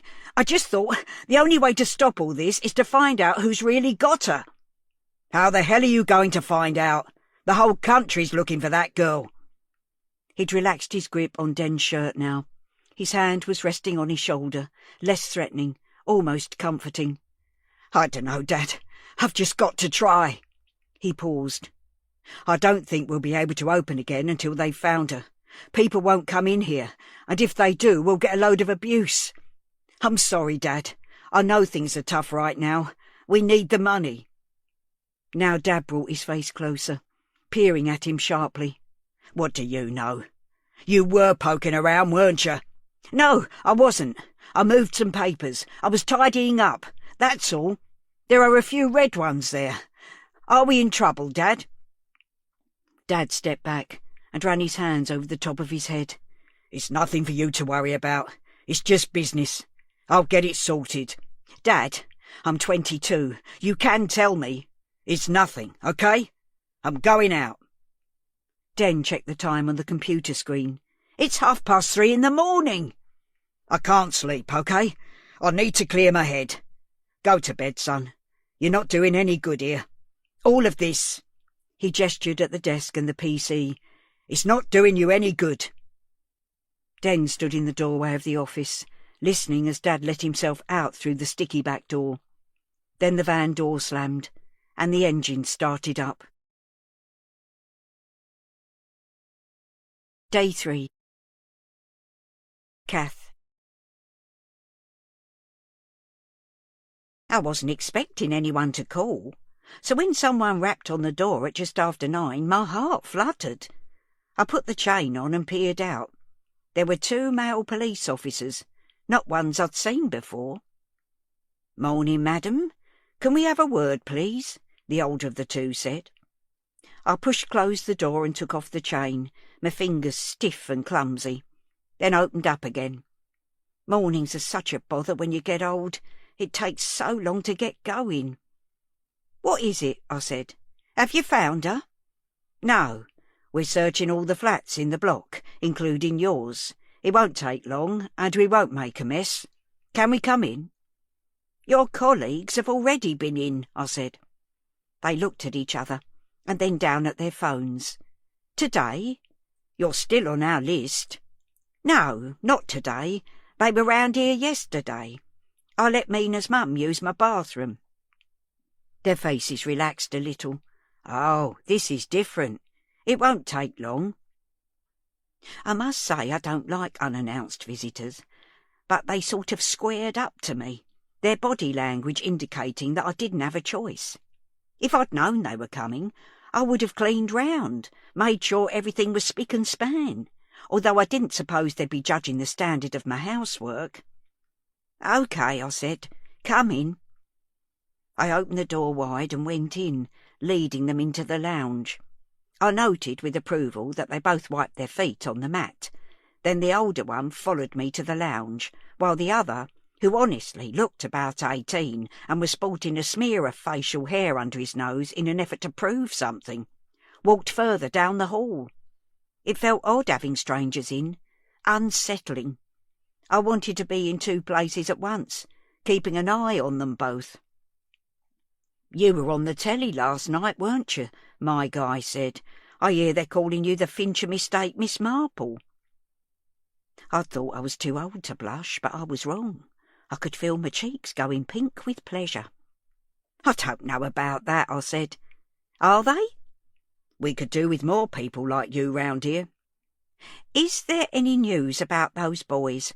I saw them being taken away last night." He moved a little closer. "You know I can't divulge that sort of information, Mrs. Cartwright." "I was the one who tipped you off about them. I'm your, what is it? Mole." His eyebrows went up a little and he smiled. "Oh, in that case, I'll just say that we didn't keep them in, but we're keeping an eye on them." He tapped the side of his nose. "A close eye." I nodded, satisfied, then stepped into the hall to see where Junior had got to. He was coming out of my bedroom and going into the second bedroom. "Wait a minute," I called out, my voice louder than I meant it to be. He stopped, his hand on the door handle. "Is there someone sleeping in here?" No, love, it's not that." He looked at me, and I knew he was registering my alarm. "Don't worry if it's a mess," he said. "Believe me, we see all sorts in this job." "It's not a mess," I said. "It's just that I don't often let people in there. But it's okay. Go ahead." He pressed the handle down and opened the door. He went in and I hovered in the doorway. The room was just as it had been for the past 40 years. Orange paint on anaglypta wallpaper, pink and orange floral curtains with matching duvet cover and pillowcase, posters of Blondie blue-tacked all over the walls. The officer looked around the room and smiled. "Wow, Blondie. Still going, aren't they?" "I don't know," I said truthfully. "This your daughter's room?" "Yes. She left home a long time ago, but I can't bear to change it somehow." He didn't react, just opened the wardrobe, had a quick scan under the bed, and made to leave. Just before he went, he noticed the recessed rectangle in the ceiling above the bed. "Loft," he said. "Roof space. Is to give access to the maintenance guys. We've never used it in over 40 years. My husband, Ray, painted over it because there was a draft sometimes. I think we all have them on the top floor. I expect that's the first place you look next door, isn't it? Sort of place a little girl might hide if she was scared." He studied it, then nodded and smiled at me. "OK, I think we're done. Thank you." I stepped in and smoothed the duvet down, while he walked past me and went to find his colleague who was coming out of the kitchen. I was just closing the bedroom door when I heard him ask in a low voice, "Do you know if they've checked the roof space next door?" "We need to check," the other one said, then called out to me, "Thank you, Mrs. Cartwright." I saw them out, but kept the front door slightly ajar and stood by the opening. I was letting the cold air in, but I wanted to hear what they were saying. They knocked at number 7, and Jody answered. "Don't want to teach anyone to suck eggs," one of them said. "But did the search team go into the roof? There's a hatch in number 8, and she says they're in all of the flats on this floor." "I'll check," Jody said. "Thanks, guys." The door shut again, and I quietly closed mine. I stood there for a while, leaning against it, feeling rather pleased at developments. The Fincher mistake Miss Marple, eh? Who'd have thought it? Day 3. Sandy. They were searching the estate today. Jody had told Sandy that they thought Mina had come back there on Wednesday after school, but hadn't said who had seen her. What did that even mean, thought Sandy? That she'd come to the flat? That she was there overnight?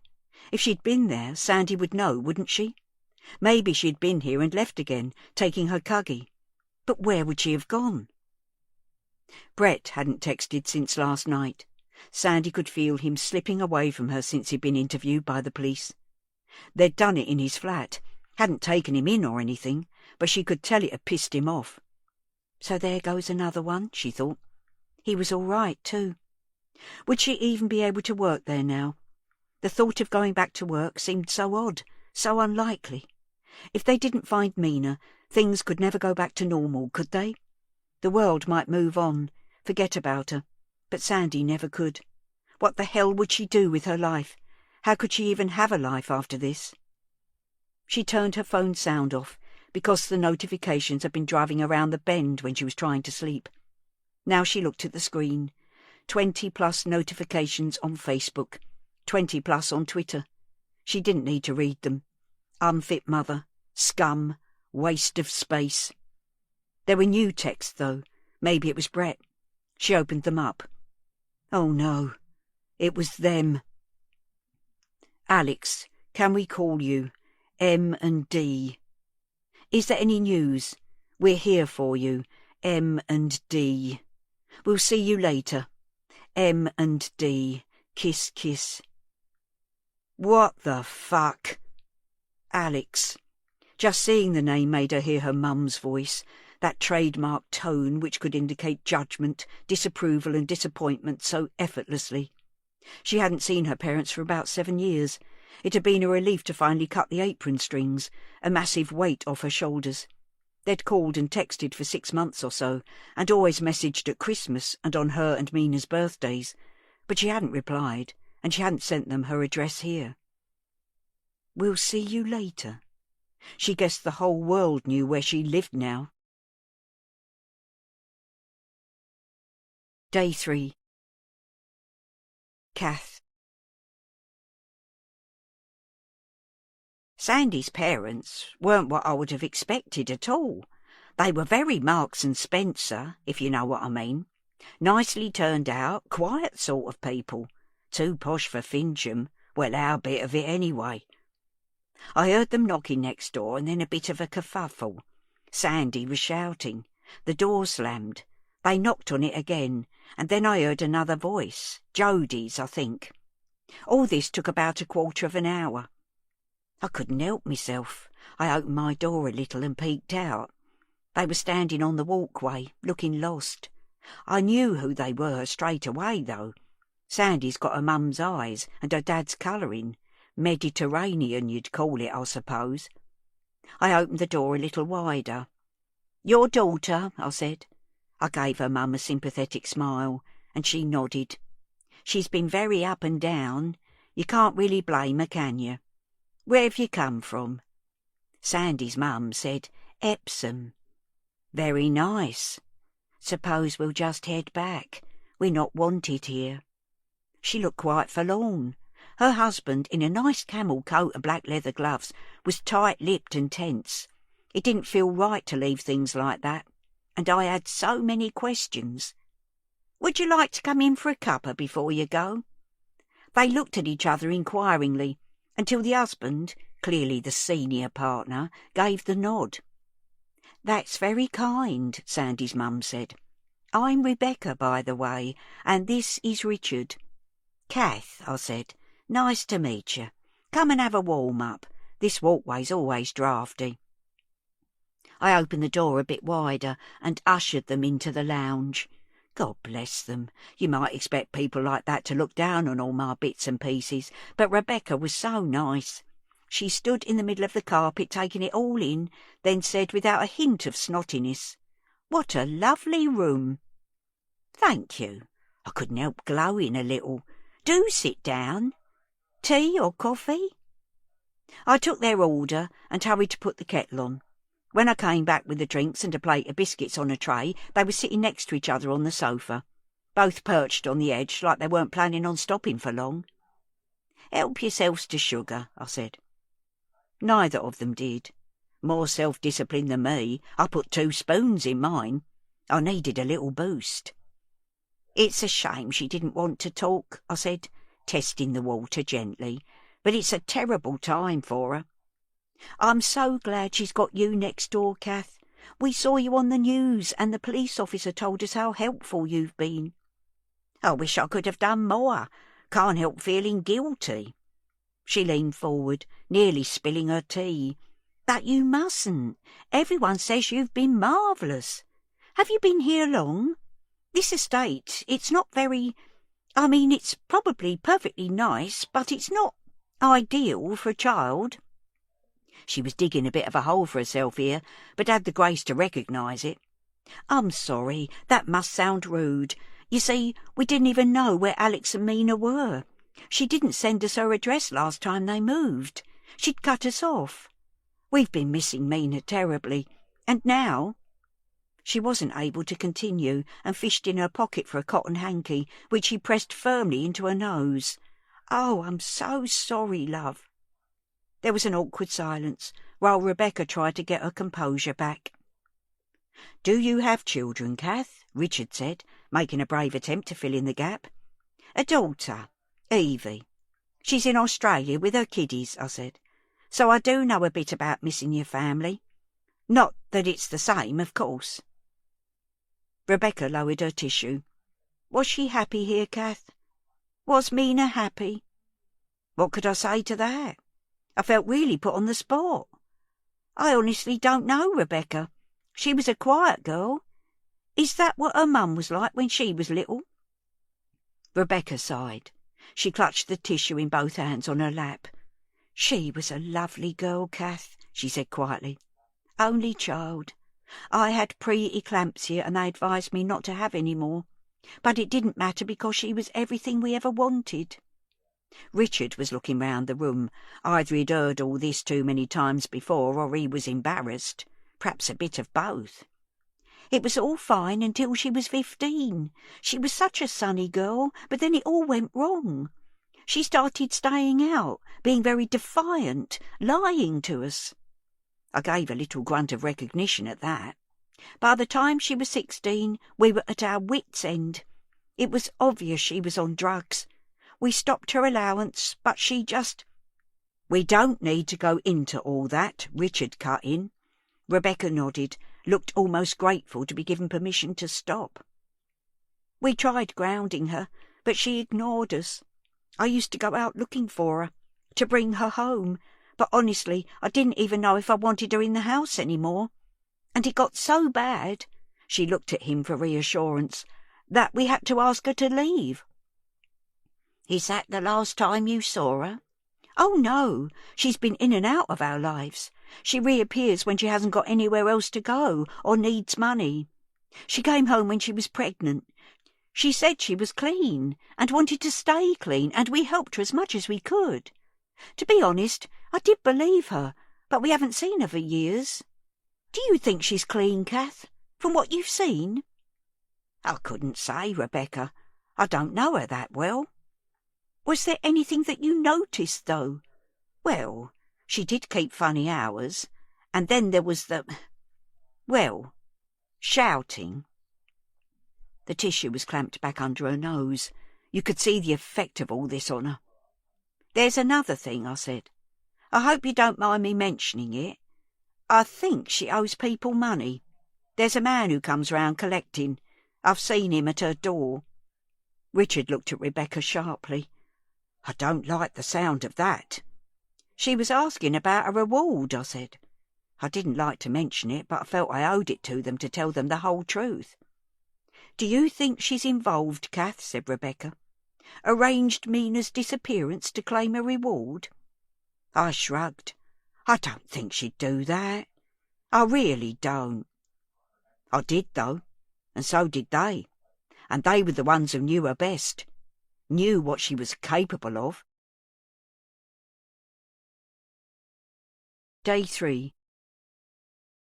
Den. Den didn't go back to bed after Dad drove off in the van. He sat in the office, going over the CCTV again and again, freezing frames, wishing he could freeze time, rewind it, do things differently.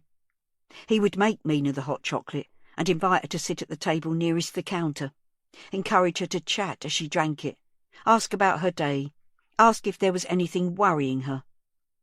He was well aware that if he had done that, and it was all on film, things would look even worse for him, but perhaps no one would ever have seen that tape.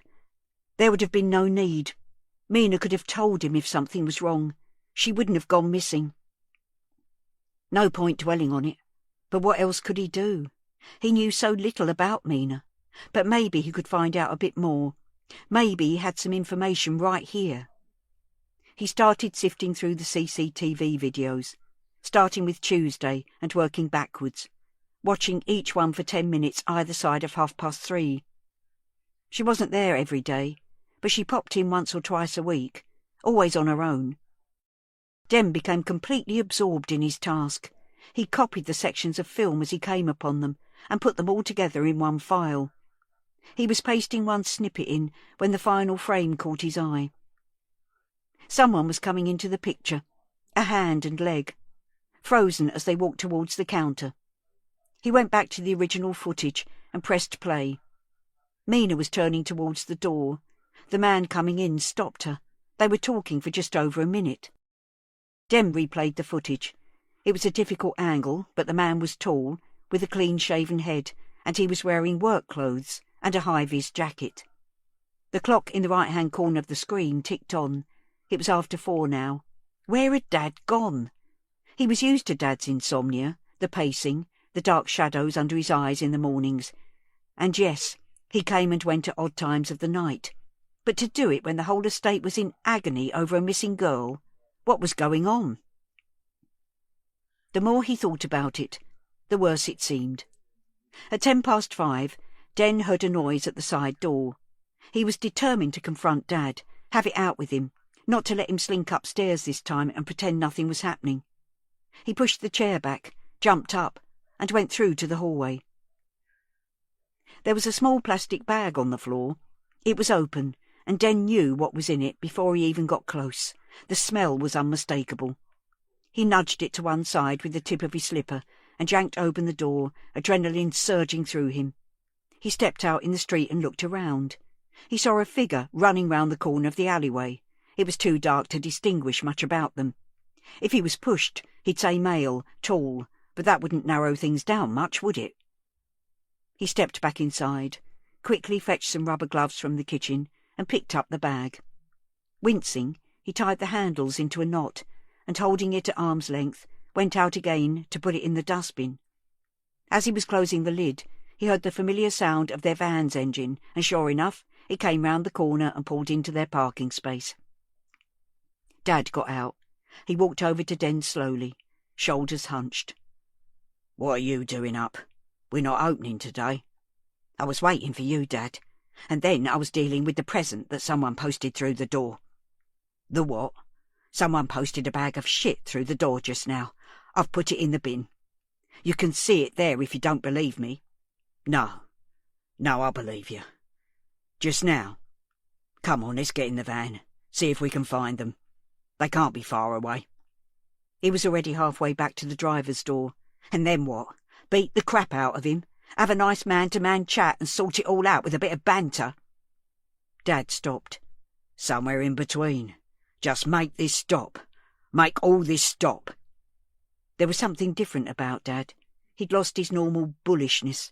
He looked smaller, emptier, almost defeated. Den found him difficult to deal with in normal times, but this version was worse. This Dad made the knot in his stomach twist and tighten. "Dad." He was on the edge of asking him. "Where did you go at 4 o'clock on Wednesday? Where do you go in the middle of the night?" "What?" He couldn't do it. "I think we should open today." "I dunno, son. I don't want to invite abuse." "What happened to when they go low, we go high, Dad? Rise above it and all that." Dad stepped towards him, put his hand on his shoulder and squeezed. "Ha! Maybe you're right. Perhaps you're growing a spine at last," he said. He always knew how to hurt him. Was it deliberate or just a pattern they'd fallen into? Den wished that just once he could make Dad proud of him. This close, Den could smell the sourness of Dad's stale sweat. "Do you want to go and get showered while I get ready to open up?" he said. Dad looked at him. "Yeah. OK, son." He walked to the bottom of the stairs. "Dad?" Dad stopped and looked back. "Yeah." "You've never asked me if I had anything to do with this." "I don't need to ask, Den. I know you would never harm anyone."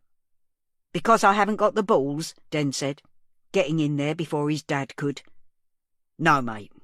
Because you are a decent man. I reckon you've got your mum to thank for that. It didn't come from me." Day 3. Sandy. Sandy had texted them, told them not to come, but they'd come anyway, appearing on her doorstep with faux concern on their I-told-you-so faces. Dad in his bloody camel coat, like the bank manager he was. He was such a cliché. Manager of a small branch, Rotary Club in the evenings, golf at the weekends. And Mum. Actually, Mum looked different. She'd stopped dyeing her hair. Obviously she looked older. It was nice, though. Grey mixed in with mousy blonde, making it ashy. It suited her. Her face was different too. Had she always had those lines at the corners of her eyes and round her mouth? Her jawline was softer, saggier. She'd put on a bit of weight. Sandy hadn't let them in. It would have been giving in to them, wouldn't it? Letting them win. She couldn't go back to being their little girl, accepting their way even when she disagreed. She needed them to see her as she was now, independent, a mother herself. They should respect that, respect her. The conversation, if you could call it that, hadn't lasted long. Now, with her front door shut, she was back to sitting on the sofa with Jody for company. Waiting. She pictured Mum's face again, the softening, the sagging, and it made something soften inside her. What had it taken for them both to come here? Mum had looked genuinely upset. She hadn't seen Mina for years. Had she actually been missing her all this time, the way Sandy missed her now? Perhaps they, of all people, could understand how she was feeling, what she was going through. She slipped her feet into her flip-flops. Jodie looked up from her phone. "I'm just going outside." The air was cold and sharp, a stiff breeze blowing along the walkway. She leaned against the concrete balustrade and looked across the courtyard. It had been half an hour or so.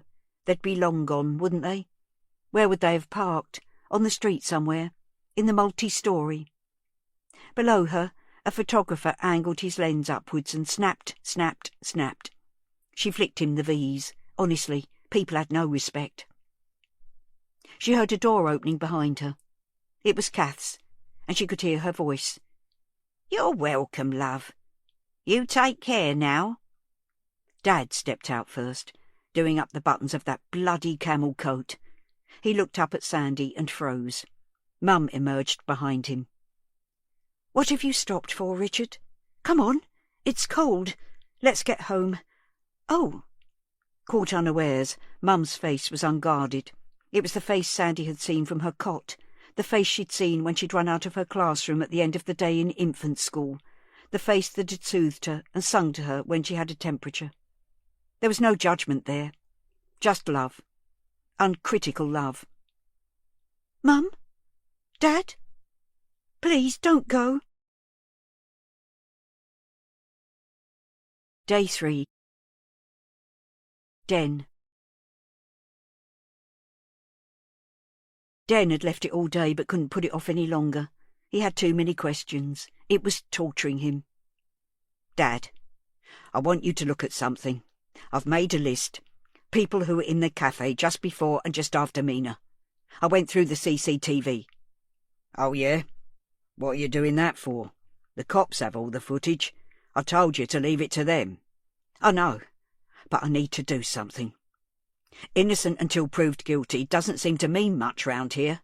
I need evidence that I'm innocent. That means I need to find out who did it." "I get that, but it's not your job, mate. The thing is, I want you to look at it. See if you've got any information on any of them." Den was tense, scared of what he was about to do. He'd added Dad's name to the bottom of the list. He knew it was likely to provoke a reaction, but he needed to put his mind at rest one way or another. Sometimes things had to get worse before they got better. It was closing time at the cafe. As they'd suspected, they'd had hardly any customers in. Mud sticks. Dad had been tired and tetchy all day, his mood getting worse as the day went on. "Not now, son, okay. I've got to clean down the kitchen. Just let me get on with it unless you want to do it." Den wavered. It would be so much easier to avoid the issue, but he'd made up his mind. He needed to do this. "Please, Dad, just look at it." Den held the piece of paper out towards him. Dad sighed, put his soapy cloth down, and took the sheet. He frowned as he scanned down the names. Den could feel a pulse in his throat as he watched. His stupid, nervous smile was twitching on and off like a Belisha beacon. Dad's gaze reached the bottom of the page. He stared at the paper for a long time without saying a word. Den could see the muscles in Dad's jaw working. The skin on his neck was growing mottled. Den took a step back. Dad's volcanic eruptions were famous. It was nearly always bluster, almost pantomime. Nearly always. Den could remember the few times when Dad was angry, really angry, with hideous clarity. He was tempted to back off, but he knew he needed to stand his ground this time. "Are you serious?" Dad said, his voice low and uneven. "Is this some sort of joke?" Den swallowed hard. "It's not a joke, Dad. I'm worried. I'm worried how the things you do might look to other people. I'm worried about what's actually going on." There. He'd said it. Now he held his breath, waiting for the reaction. Dad put his hand up to his face, which had gone dark red, like he'd just done a weights session at the gym. He squeezed the bridge of his nose hard. Then, much to Den's horror, he started to cry. His shoulders shook, and and he kept gasping, like he couldn't get hold of enough oxygen. Tears seeped out of the corners of his eyes. Den couldn't remember ever seeing his dad cry before. It was like standing on the edge of an abyss. This was bad, mortifying. But he felt like it was going to get a whole lot worse. "Dad, what is it?" Dad's legs had buckled as he gave in to his grief. Now he sat on the tiled floor, leaning against a cupboard door. When he spoke, his voice was an octave higher than usual as he fought the tears. "It's all in the lock-up." Den's heart was in his mouth. "What is?" Dad shook his head. "You never know what you're capable of until you're pushed into a corner." Day 3. Sandy. Her parents weren't emotional people. They were doers, always busy mowing the lawn, cleaning out cupboards, watering houseplants, making lists. Growing up, Sandy had sometimes wondered what would happen if they just stopped. Would they collapse, implode, explode, spontaneously combust? That was a thing, wasn't it? People sitting in armchairs just bursting into flame and smouldering like human candles, leaving their charred remains in an otherwise untouched room. Was the answer to this enduring mystery simply that this is what happens when middle-class people stop pottering? Now they were on her sofa, doing nothing, just sitting. Neither of them took their coats off. "Why did you—" "Don't, Mum. Just don't. No. I'm sorry. You must have asked yourself the same thing." "Don't apologise, Bex," Dad said. He was the only one who called her that. "We've all been wondering. I mean, what were you thinking?" Sandy could feel her teenage self, elbowing its way stroppily to the front of her brain. She thought she'd left that person behind, but of course she hadn't. "I was thinking that I need to earn money to pay the bills, Dad. I was thinking that Mina was sensible, probably wouldn't even notice I wasn't there. Or maybe I wasn't thinking at all. What do you reckon, Dad?" He shifted uncomfortably in his seat. "You could have come to us." "I wasn't that desperate." "We would never have wanted Mina to go without Alex." "It's Sandy, Dad. My name's Sandy. I didn't want her to go without either. Do you think I wanted this?" She gestured at the bleak room, and the tide of defiance started receding alarmingly quickly. This flat, this life, it didn't add up to much, did it? And now she'd lost the only good, pure thing in it. Mum looked like she wanted to cry again. Her hands were clasping the tissue so tightly it was mangled into stringy bits. "I was proud of doing things on my own," Sandy said. "I've been clean all this time. I thought I was doing all right. Well, not all right, but not terrible." They lapsed into silence again. We are very proud of you for staying clean. Aren't we, Richard?" Mum's words were so quiet Sandy wasn't sure if she'd heard them. "I know it can't have been easy."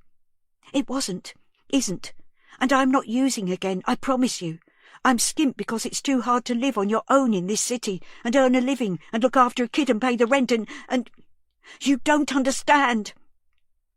Dad brushed some imaginary dust off the side of his coat. "Actually, you'd be surprised," he said. "I see people struggling every day. Mortgages, bills, debts. It's brutal out there." Sandy frowned. She'd never heard him talk like that before. "It is brutal." "People are pushed into corners. The banks play their part in this. I understand more than you know." Mum looked sideways at Dad, like she was seeing a new side of him. Sandy guessed it wasn't what they talked about as they ate dinner off a tray in front of Top Gear or Antiques Roadshow. "Alex, Sandy," Mum said, "we all do things we regret. You can go over and over it and it doesn't help. Mum, no. Listen. Whatever you've done, we, Dad and I, will always love you. We always have. We'll stand by you." Sandy wondered if she was just talking about her night away, or whether she was getting at something else. Whatever. It wasn't easy to say any of this. It wasn't easy to hear it without saying something sarky back. But she understood, finally, that it was sincerely meant. "Thanks, Mum," she said. "And Dad." She looked at him cagily. He was brushing that imaginary dirt again.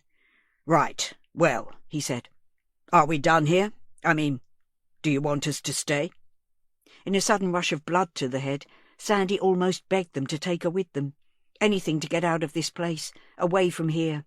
But instead, she shook her head. No, I've got Jody and Kath next door. I'm all right. But you'll keep in touch now, won't you? Let us know how things are going. We can come back any time, day or night, Mum said. Yeah, said Sandy. I'll keep in touch. Day 3. Den. Dad undid the padlock and started heaving the door upwards. Den watched with trepidation as the gap at the bottom of the door inched wider and wider, anticipating, dreading what was inside. A body? Or a live, frightened girl? Oh, Dad, what have you done? He peered into the dark space. To start with, he couldn't see anything out of the ordinary. There were the normal heaps of toilet rolls and paper towels, some catering-sized containers of cooking oil, and the big chest freezer at the back wall. Shit. The freezer. Dear God, no. Dad, he said. It's here. Dad walked into the lock-up and took hold of the bottom of a green tarpaulin draped over something near the left-hand wall. It. Dad drew the cloth up to reveal 3 petrol cans and a heap of rags. What's this? This was so different to what Den was expecting that for a while at least he didn't understand what he was seeing. Even when his blind-sided brain figured it out, he still couldn't grasp the significance. Dad looked at him squarely. We're in so much trouble. It's the only way to save the family now. We've got to torch the lot. Den felt like he was having an out-of-body experience, or a bad dream or something. This couldn't possibly be real. Torch it? The cafe? As in, set fire to it? Dad nodded. It's the only thing that makes sense. Can you hear yourself? It makes no sense. When were you going to do this? What about Mum? What about the Sings next door? Dad let the tarpaulin fall back down. Obviously we'll wait until your mother is out. We'll make sure it's caught in our place, then raise the alarm. I've thought it all through. No one will get hurt. Hang on a minute.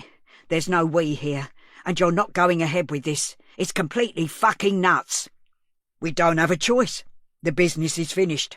It was dead anyway. You being nicked by the police was the nail in the coffin. Here we go, thought Den. I was the nail. I wasn't nicked, Dad. I was questioned, and then let go. I haven't done anything wrong. I'm so sorry the cafe's being targeted, but it'll blow over. When Mina is found, it will all be over. People will come back and we'll be fine. You don't understand. Dad sank down onto a bale of kitchen rolls, leaning his head in his hands. He was right. Den didn't understand. Trade was down, but the cafe was still popular enough. Takings were reasonably steady, certainly enough to meet their overheads and pay the wages. He felt a cold surge of dread. This wasn't about the business, was it? There was something else. So tell me. He sat down next to him and listened, as Dad told him of the loans he'd taken out and failed to pay back, the corners he'd cut, the tax he hadn't paid. But the cafe's doing all right, isn't it? I mean, people are still coming in. We don't exactly take massive wages out, do we? We're not flashy. Why do we need loans? Where's all the money gone? There was a pause. I play cards sometimes. It sounded so innocuous. Nothing wrong with getting together with a few mates for a games night. Den almost felt relieved that was all it was. Is that where you go? Sometimes. You play for money and lose? I owe people. OK. But it can't be too bad, surely. Like, how much? Hundreds? Even as he said it, Den knew it wasn't enough. Not to bring Dad this low, to rack up so many unpaid bills, to even contemplate destroying his business and home. Thousands? Dad grunted. Dad? Thousands? 30,000. Den let his words sink in. It was difficult not to just stand up and walk away. It was difficult not to take Dad by the shoulders and shake him until his teeth rattled. Instead, He took some deep breaths and tried to think. Does Mum know? She does the books. She knows the business is in trouble. She doesn't know why. We've got to go home and we've got to tell her.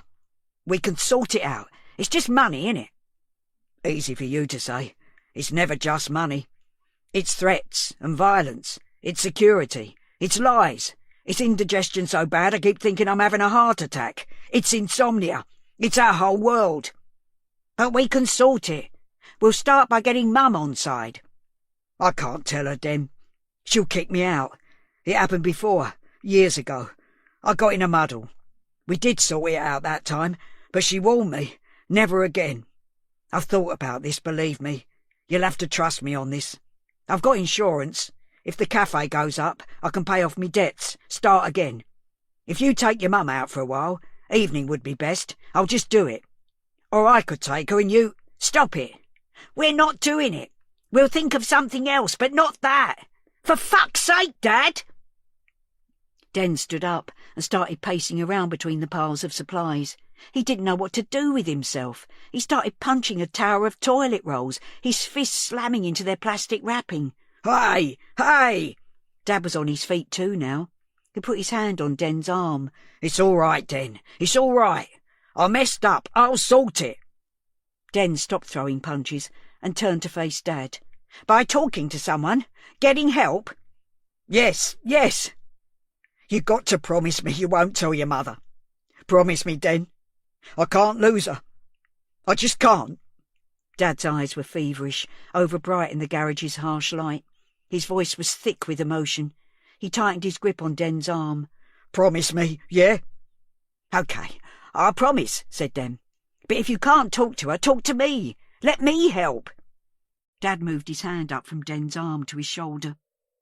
You're a good boy. Let's go home. We've got to get rid of that stuff, though. The petrol cans. Give me the keys to the van. I'll take them to the tip. I'll dump them somewhere. Not now, mate. The tip will be closed. Leave it today. Day 3. Kath.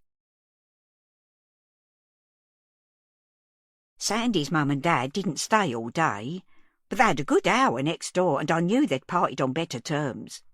I kept the telly on mute and opened the front door a crack when I heard them making a move.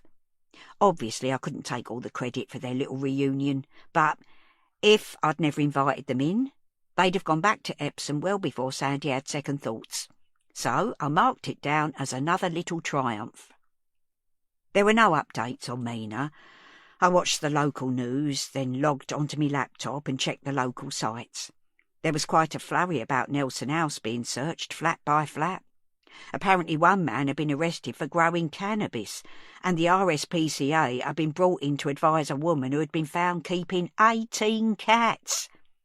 You never know what goes on behind closed doors, although neither of those things was a real surprise, if I'm honest.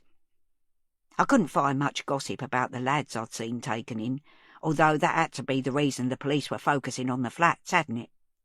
Mina had been seen going into the stairwell. Did she make it home? Did Dano get to her before she got to the 3rd floor? If the police had let him go after questioning him, that must mean either he had a convincing story or they didn't have a strong enough case to charge him. Could a tow rag like him kill someone and dispose of the body without leaving any evidence? Just thinking the word body made me feel a bit sick. I mustn't go down that road. Much better to keep hoping.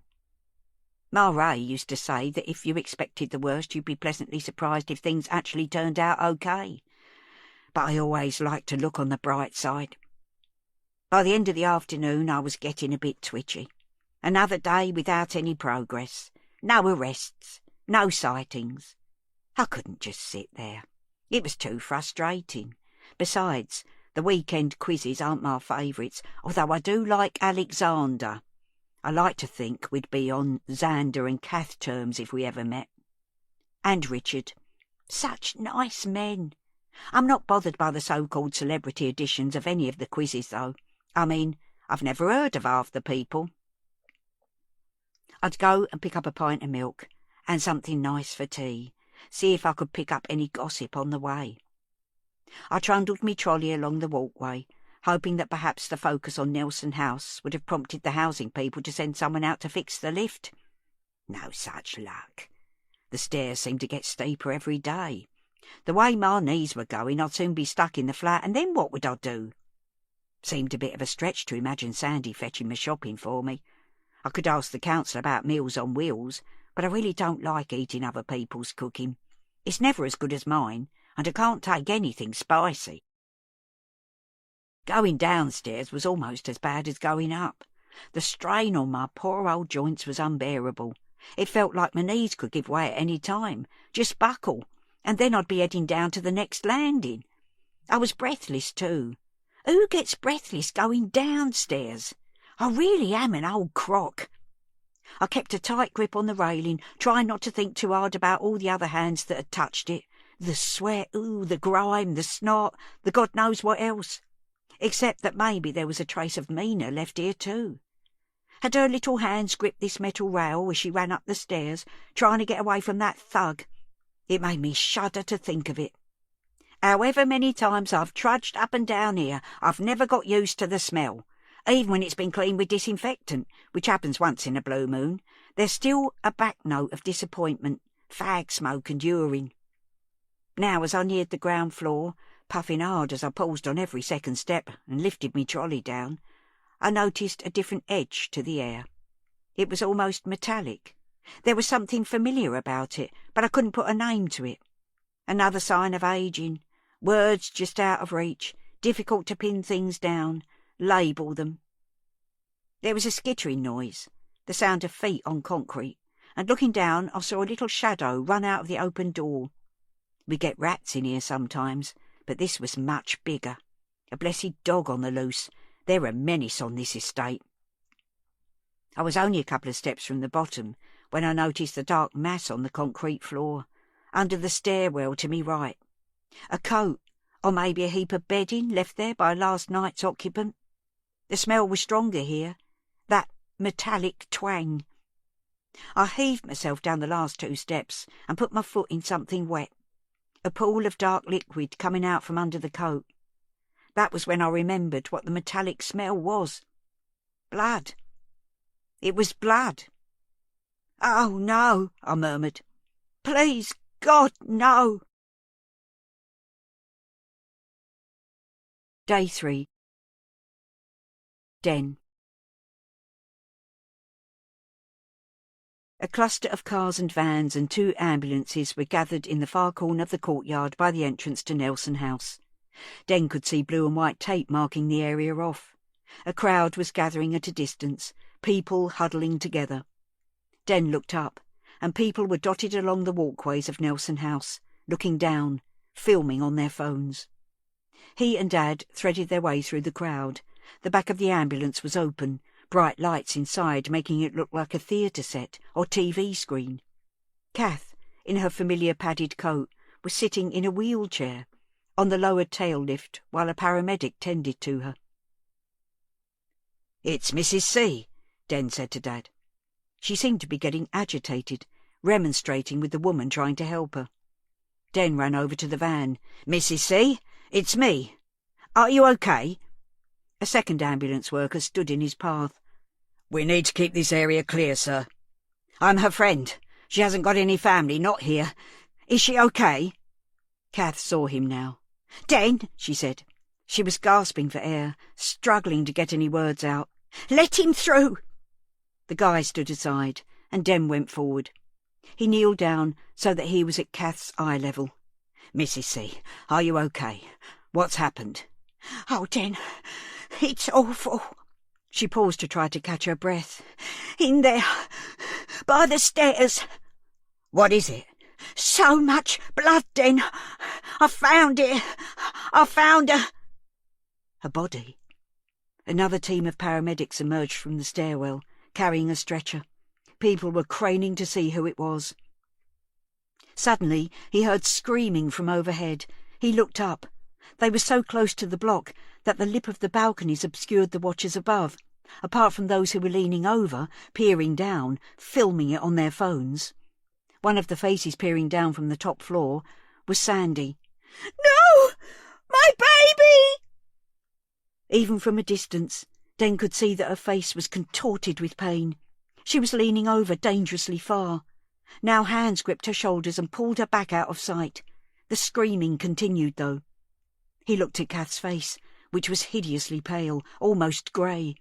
Her breathing was fast and shallow, her mouth gaping like a fish out of water, little flecks of white spit at either corner. "It's not her," Kath said. "It's not Mina. It was a lad who was attacked. I don't know if he's alive or not."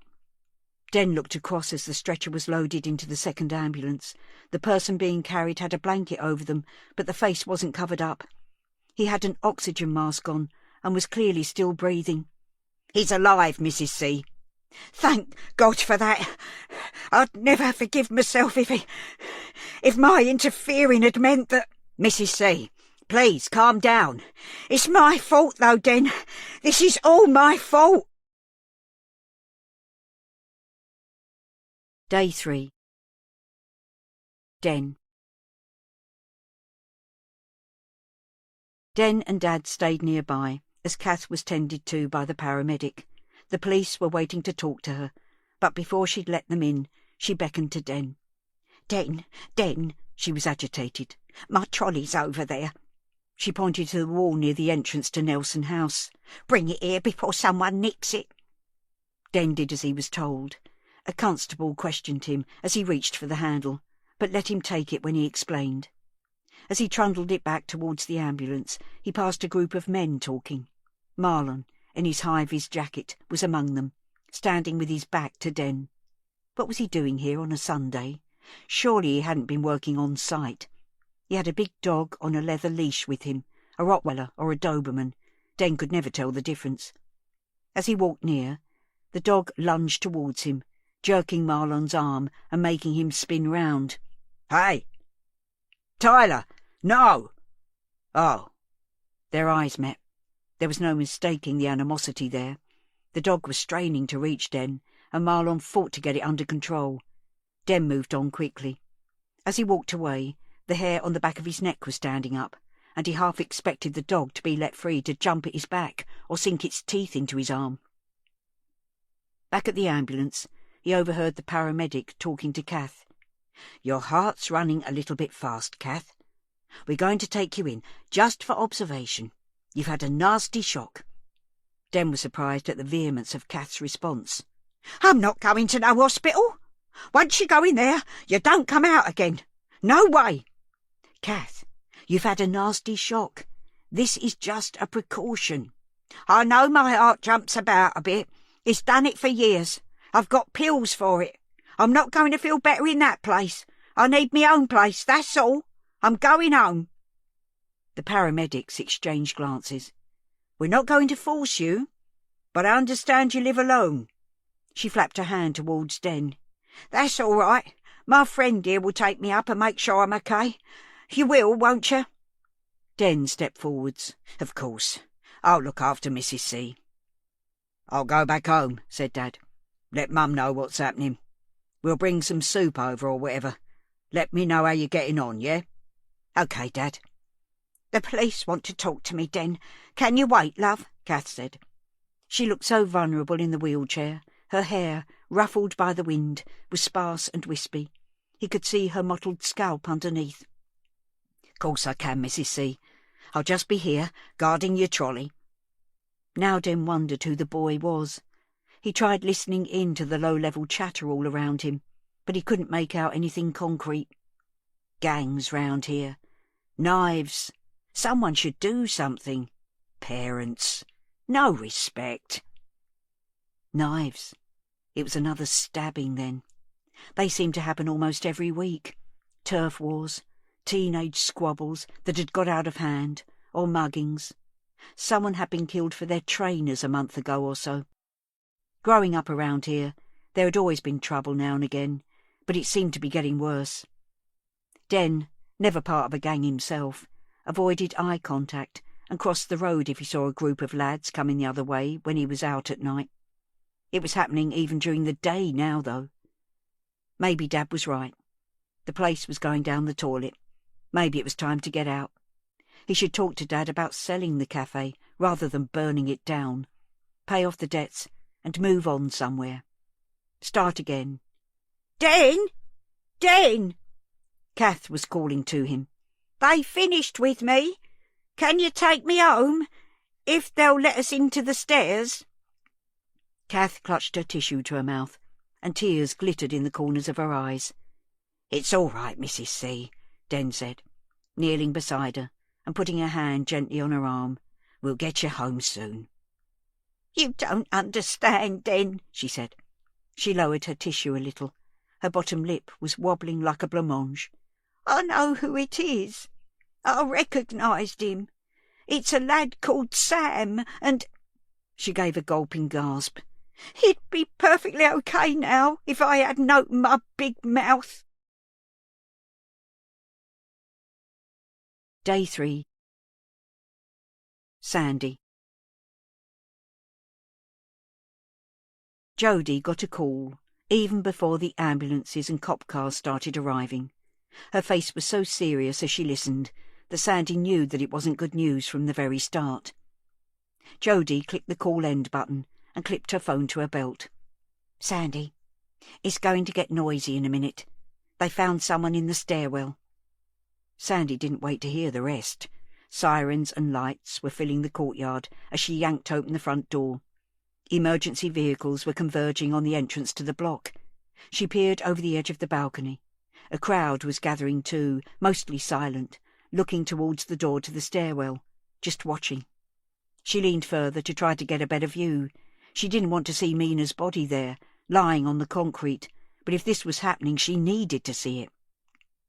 Her screams were heard above the sirens, making people look up, a blur of faces.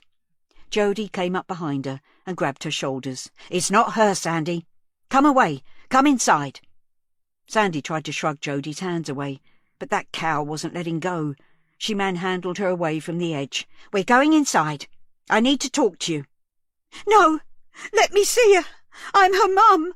"It's not her. It's a teenage boy. Looks like a stabbing." It took her a while to be calm enough for Jodie's words to sink in. "I need to be sure. I need to see it with my own eyes." "Trust me, you don't. I dealt with too many cases like this. It's ugly. He's still alive, just. My colleagues are dealing with it. It's not Mina." She let Sandy inside. As the news sank in, numb despair replaced the panic. "What's going on round here? It's like everything's out of control." "Could be anything, Sandy. Knife crime is pretty prevalent around here. We did interview 2 lads yesterday as part of the investigation, though." "2 lads? Why?" "We had reports that one of them had seen Mina on the Thursday. We're still checking everything out." "Why didn't you tell me?" "It's a fast-moving investigation, Sandy. We're following every lead we find, but we haven't made any arrests yet. I'm not told about every last thing." Sandy slumped forwards in her chair. "I never even thought about kids with knives." "Chances are this is completely unconnected, a gang thing. Try not to think the worst." What else was there to think about, though? Day 3. Den. "Park it just inside the door, love." "Ta," Kath said, as she led Den into her flat. He wheeled the trolley into the hall and put its brake on with his foot. The contrast between the breezy cold evening outside and the cloyingly warm air inside hit him. He took off his coat and wondered if it would seem odd if he peeled off his jumper too. Kath had disappeared into a room on the left. Den followed and found her in an armchair, leaning her head back, eyes closed, apparently gasping for air. The climb up the stairs, as well as everything else, had taken it out of her. Perhaps the paramedics had been right. She should be in hospital. "Can I get you some water?"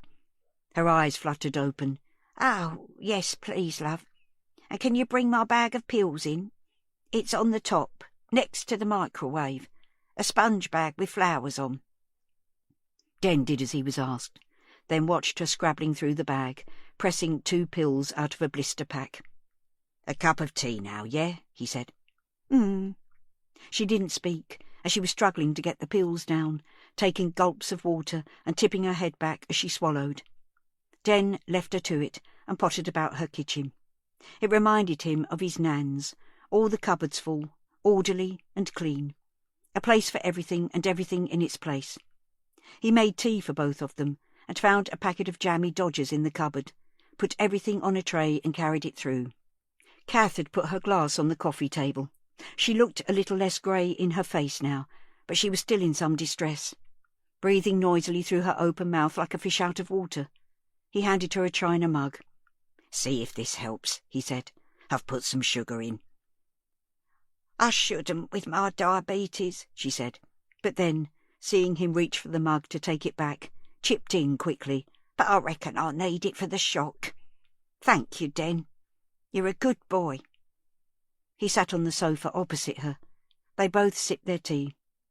Den looked round the room, which was cluttered, almost floor to ceiling, with ornaments and keepsakes. Little china animals, kittens, elephants and hedgehogs, tiny cottages and figurines. Jostled with vases and boxes, dried flower arrangements and bowls of ancient potpourri. There were framed prints on the wall, the type you'd find in any charity shop, and a few framed photographs, family snaps, some in black and white. "Some people would say it's a load of old rubbish." Kath was looking at him, examining her decor. He felt caught out. "Not at all, Mrs. C. I can tell it's all precious to you." She smiled. "It's all I've got now. This is it. My whole life in a few rooms." "Mum said your daughter's in Australia." "That's right, love," she said mildly. "Other side of the world. Almost like she's out of the picture. Awfully sad to start with, but you get used to it." "That must be hard." You have to let them go, don't you, if they want to fly away. I bet your mum's glad to have you still at home. Don't you fancy spreading your wings a bit? Oh, you did though, didn't you?" From anyone else, that would have sounded pointed, a sly little dig. But Kath was so guileless, the sort of woman with no filter. She just said what was in her head. He wondered if that was an age thing, or if she'd always been like that. He realised she was staring at him then, and he felt himself growing hot with embarrassment, reminded again that everyone knew all about him. His story, what he'd done, was public property. "I'm sorry, love. I didn't mean to upset you," said Kath. "What I say is, there's two sides to every story. The papers aren't interested in balance, are they?" She went quiet again, but the invitation was clear. He could speak to her, tell her all about it, and after a few moments' hesitation, he did. He found himself spilling out the whole sorry tale, from arriving in Hull to being sent home in disgrace. "I think I sort of lost my mind, Mrs. C. I thought I was being romantic, but it was something else. I frightened her. I didn't mean to." She put her cup down and heaved herself forwards in the chair, reaching out to him, taking his hand. "Everyone makes mistakes, love. Sometimes, if we're lucky, we get a second chance. We get to make things right. You're so young. Your turn will come. You'll find someone who loves you just the way you are." Her words were so comforting. He was moved that a relative stranger could have such absolute faith in him. Dad always undermined him, whether he intended to or not. Mum was his cheerleader, but she had to be, didn't she? That was her job. Kath was different. In the middle of all this mess, he'd met someone who could really inspire him. It was unexpected and somehow rather wonderful. "Thank you," he said. "I hope so." "I know so." "Like you and your husband?" "My Ray? Yes, he was a diamond. One of a kind." She let go of his hand and sat back in her chair. He could see that her chest wasn't working as hard. Her breathing was easier. He wouldn't leave her, though, until he was sure she didn't need him to call a doctor. "Heck of an evening," he said. He was naturally curious about what she'd said earlier about the boy she'd found, but he didn't want to upset her again. "Do you want to talk about it?" She looked down at her tea and then up at him, eyes blinking hard behind the thick lenses of her glasses. You know the gang of kids that hangs around the yard?" He nodded. "I spoke with them yesterday. I wondered if they'd seen anything on Wednesday, 'cause they always seem to be there, don't they? Anyway, later, one of them," she swallowed hard, "the one he waited for me, wanted to tell me something. You see, he did see Mina on Wednesday. She was being followed into Nelson House by another lad. Dano, his name is." OK. Den's mind was racing now, anticipating where this was going. "So I, of course, said I'd have to tell the police. He asked me, begged me, to keep him out of it. I didn't. I didn't know his name, but I gave them a description. He's quite distinctive with that ginger hair. And the police took them both in for questioning." The bottom half of her face was wobbling now as she battled against tears. Den leaned forward in his seat and put his mug down on the table. "You think Dano stabbed him?" "Almost certainly. This was punishment, Den." "I'm so sorry." "He's a nice lad. Decent, I think. Just got in with the wrong lot. People just get caught up in things, make mistakes and can't undo them." "Do you think they might come after you? Maybe you should ask for police protection or go somewhere else for a while." "A safe house? You've been watching too much telly, Den. I'll be all right. I'm not part of his gang, haven't broken their rules. He won't bother with me." "It's not nice walking round here at night, though, Mrs. C. If you need to go out, you can always ring me. I'll be your, what's the word, chaperone. I'll look after you." "That's very kind, Den. I've lived here all this time. I'm not going to start letting people intimidate me now." Her words were admirably defiant, but somehow her expression didn't match. Behind a brave facade, she was scared. Den tried to think of something to distract her. From his experience in the cafe, a little encouragement to reminisce could go a long way, and took a lot of older people back to a happy place. It was worth a try. "How long have you lived here, Mrs. C?" he said. Kath seemed to visibly relax. "We were some of the first to move in when the flats were built. 1967. My Evie was 2. It doesn't look like it now, but we all thought this place would be paradise for families, and it wasn't bad to start with." They sat together for another half hour or so, Kath talking about the old days, and Den listening. Kath was much pinker in the face, and more relaxed, half asleep in fact, speaking for a while and then drifting off a little. "I'll leave you to it, Mrs. C. But remember, you can call me whenever you need to. I'll come and see you tomorrow, yeah?" "All right, love. I'll see you out." She gripped the arms of the chair, starting to get up, but Den leapt up. No, you stay there. I'm fine." He paused in the doorway of the lounge. "What were you going out for earlier? Do you need me to fetch you anything?" Kath looked distracted for a moment, then seemed to collect her thoughts. Den imagined that everything before she found the boy in the stairwell must seem like a long time ago now. That was a hell of a thing for anyone to experience, let alone someone in their 80s. "Oh, it was nothing. Sometimes it's just nice to get out. I don't need anything. Thanks, love." Day 4. Kath. I was too old for all this. It was bad enough Mina going missing.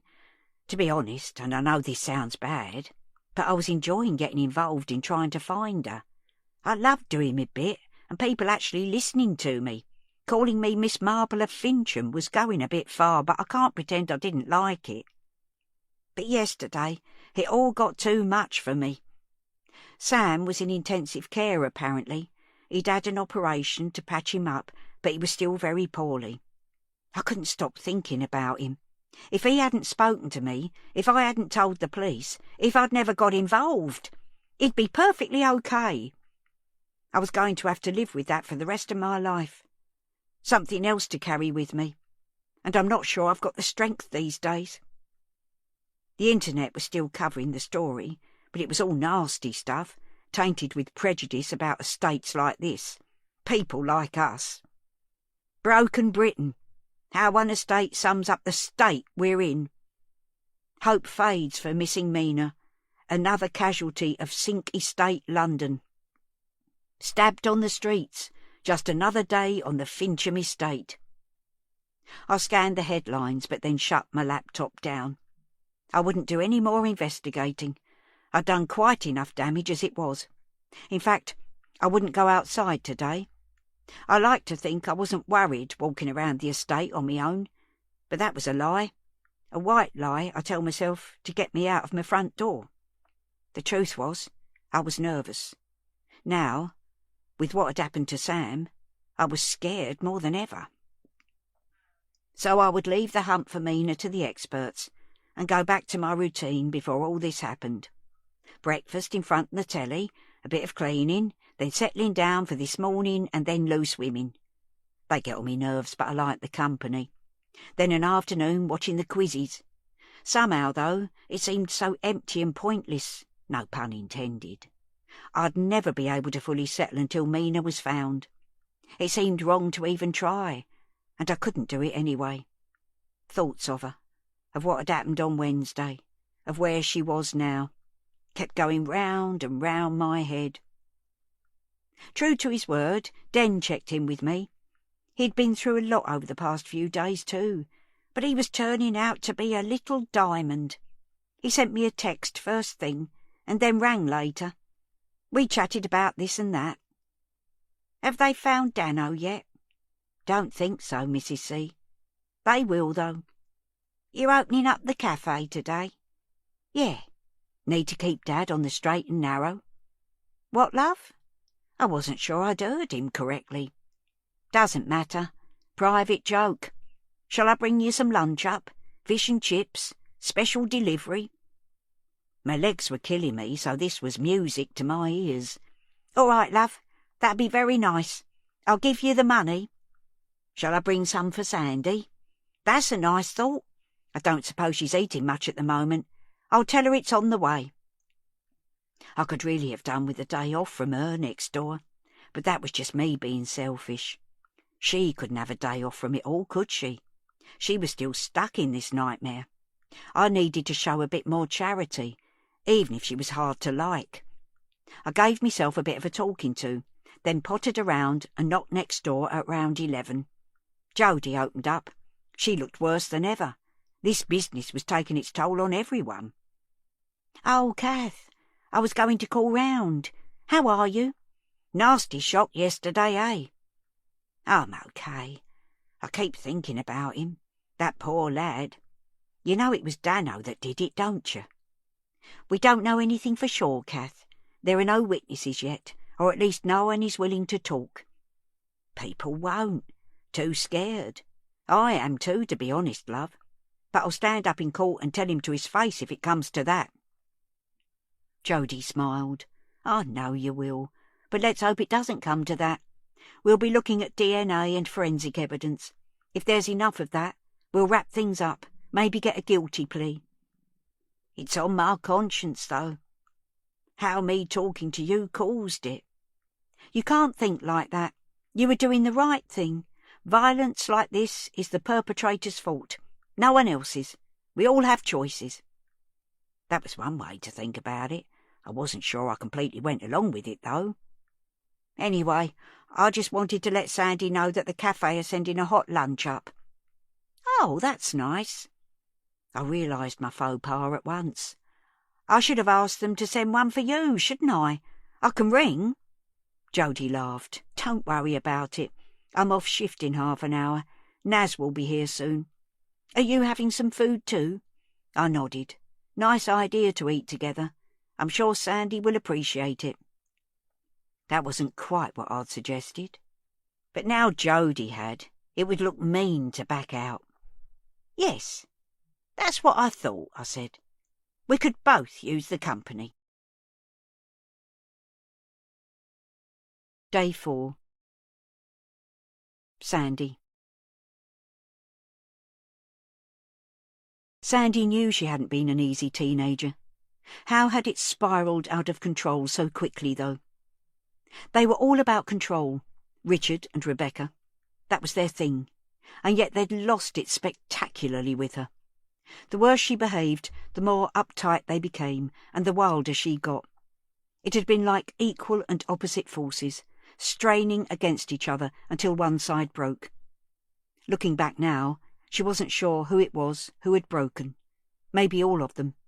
But she remembered what caused the rupture, the day they'd asked her to leave, and felt a hot flush of shame. She'd known it was wrong, but somehow it didn't count. She'd asked them for money. They'd cut off her allowance, so what did they expect? In her eyes at the time, they were equally to blame for her rifling through their things, selling what she could. Some opal earrings Mum had inherited from Grandma, an enamelled box she'd been given for her 18th birthday, her engagement ring. All gone for a couple of £100, handed over in a pub car park, so she could get that day's fix. They'd waited for her to come home. They didn't always stay up, and she got the coldest of receptions. Both of them were shut down, drained of emotion. "We'd like you to leave. You can stay tonight, but you'll have to go in the morning." But she didn't stay. She'd packed a few clothes into a bag there and then and left. Out of there at 16 and didn't look back. Not strictly true. She visited occasionally when she'd completely run out of options, but she'd never lived there again. It wasn't home. She wasn't welcome. Thinking about it now, who could blame them? She'd been a nightmare. If Mina started acting up like that, Sandy didn't know what she'd do, but it wouldn't happen because Mina was a good kid. And Sandy could help her not to make the mistakes she'd made. She'd promised herself she'd be the opposite of her parents. She'd be Mina's friend. They'd talk, be open and honest with each other. Sandy sat on the side of her bed. Who was she kidding? She and Mina didn't have that sort of relationship. It wasn't friends sharing a flat, two girls together. It was her working all hours and still falling short. It was Mina fending for herself half the time, never complaining. It was knowing that you never had enough money at the end of the week to buy a takeaway as a treat, and didn't have the energy to cook anything other than oven chips. It was borrowing money to pay for basics from people who charged interest that spiralled up and up, completely out of reach. People who wouldn't hesitate to hurt you. Things would have to change when Mina came back. This wasn't how she wanted them both to live. It all came down to money. If they had enough money, a bit of breathing space, they could press the reset button and start again. No one had put up a reward. Didn't a kid on a council estate count? Even without a reward, though, maybe there were ways to cash in on this, to make something good come out of this awful situation.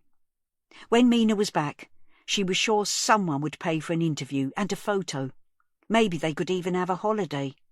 She just needed her back now. She needed this to end. Day 4. Den. He felt chills walking into the stairwell.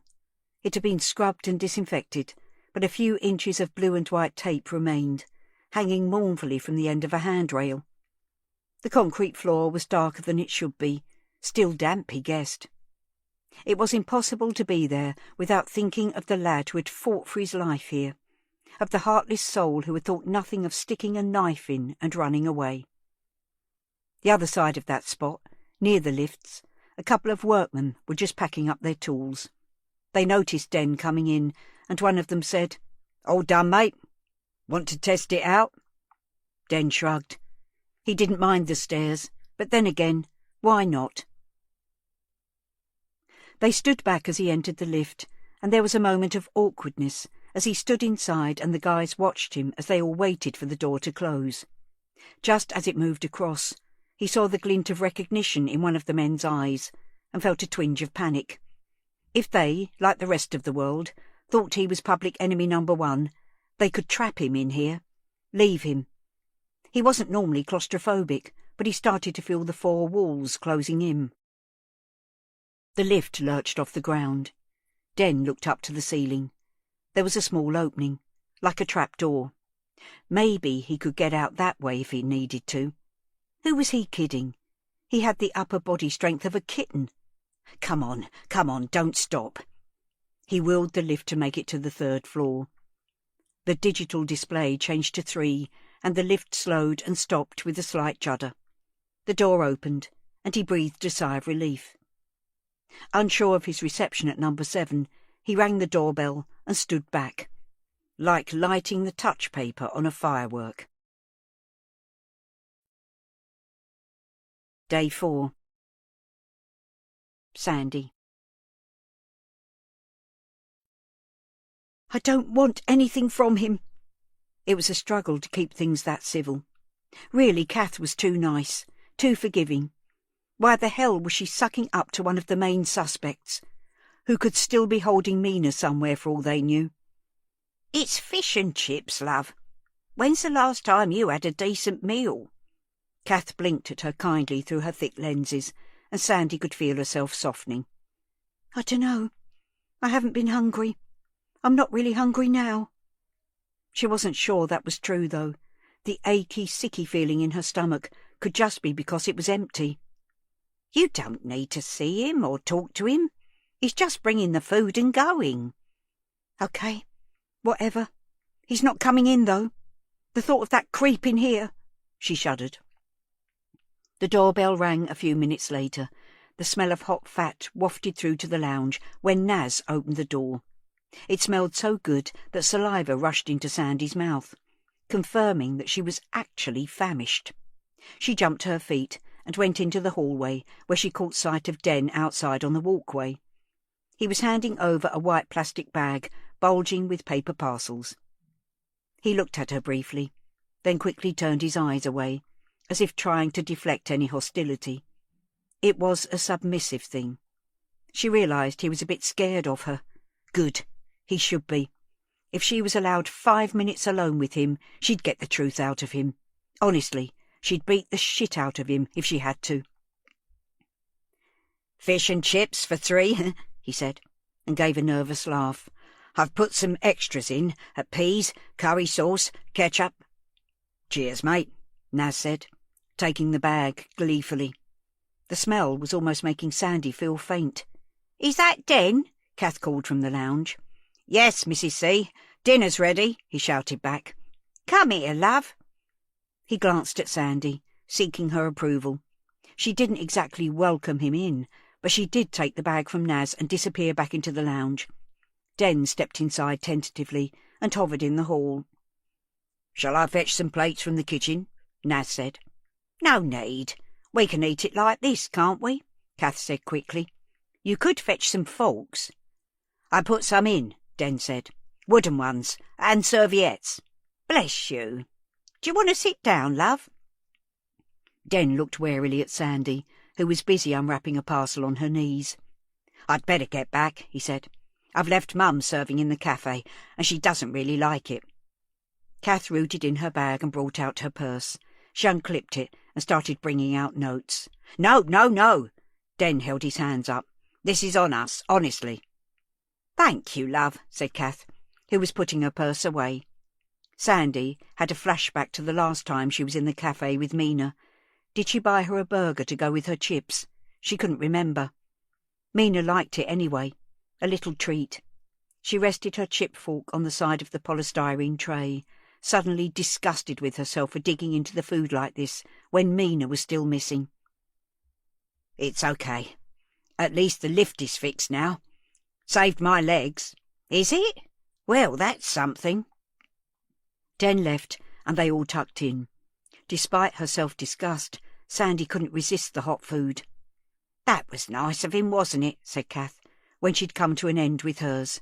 She'd managed all the fish, but had a few chips left over. Yeah. Still doesn't mean he's off the hook, though, does it? Said Sandy, looking over at Naz, who was maintaining a poker face. I mean, I still think it could be him. They say criminals return to the scene of their crime, don't they? I've never seen him in this block before, and now he's bringing fish and chips. You might have a point there, said Kath. On Vera and Unforgotten and what not, The detectives are always studying who turns up at the victim's funeral, or is lurking behind the tape where the murder happened. Not that we're talking about murder here," she added quickly, "but you know what I mean. I've got nothing to say against Den, but he's been twice in 12 hours now." "Twice," said Sandy. Kath nodded. He brought me back home last night. I was feeling a bit funny after, you know. I had a very interesting chat with him, actually. He's a very troubled young man." Nazzy's ears had pricked up. "Is there anything you think we should know, Kath?" "Not specifically. We had a bit of a heart-to-heart. I don't think he's got anyone to really talk to. Bottles things up, if you know what I mean." "I do know what you mean, Kath. I do." Naz put his polystyrene tray down, moved into the hallway and took out his radio. Sandy caught Kath eyeing the remains of her chips, even though she hadn't finished her own. "Do you want these?" she said. Kath reached out for them. "If you don't mind, love, I'll take them home. Warm them up later. Shame to waste them." Day 4. Den. He took the stairs on the way down. He'd been shocked at the state of Sandy's flat. Now he felt a sharp pang of regret. He'd known, deep down, that Mina was neglected. She'd stolen sweets, for goodness sake, not because she was a bad kid, but because she was hungry, because she had so little joy in her life. Why hadn't he said anything? Why hadn't he rung someone? Because he saw it all the time. There were so many kids like Mina. Was that an excuse? The smell of disinfectant caught the back of his throat. He walked swiftly out of the stairwell and emerged into the daylight. It was a dull sort of day, the muted light seeming to emphasise the flat tones of the blocks, the paving, the tarmac. Den caught a flash of colour, day-glow yellow, the opposite side of the yard. It was Marlon, in his high-vis jacket, carrying a plastic co-op bag bulging with shopping, and walking purposefully away from the estate. No dog with him this time. It was Sunday, wasn't it? Den glanced towards the corner, around which was the cafe. He hesitated, and then set off at an angle across the yard away from home. Even if he lived round here, who wears their work clothes 7 days a week? He followed Marlon out of the yard and through the streets of terraced houses. Nearer the estate the housing was more modern, little rows of 2 up, 2 downs, with handkerchief-square gardens in front. Beyond them the terraces were older, red brick stained darker by years of pollution. Den kept Marlon in sight, but maintained his distance. It already felt like he wouldn't need much of an excuse to give Den a good beating. Den knew these streets. They weren't far from the cafe's lock-up garage with its do-it-yourself arsonist's kit. Jesus, he had to get rid of that stuff. Marlon was heading to the end of the road, where a hoarding surrounded a patch of land. An old cinema had been demolished, and housing was coming in its place. He'd stopped now.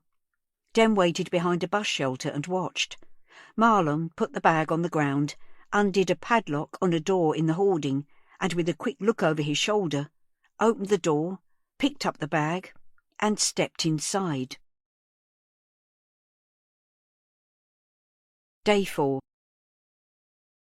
Den. "Not on a Sunday, mate," a man walking past called out to him.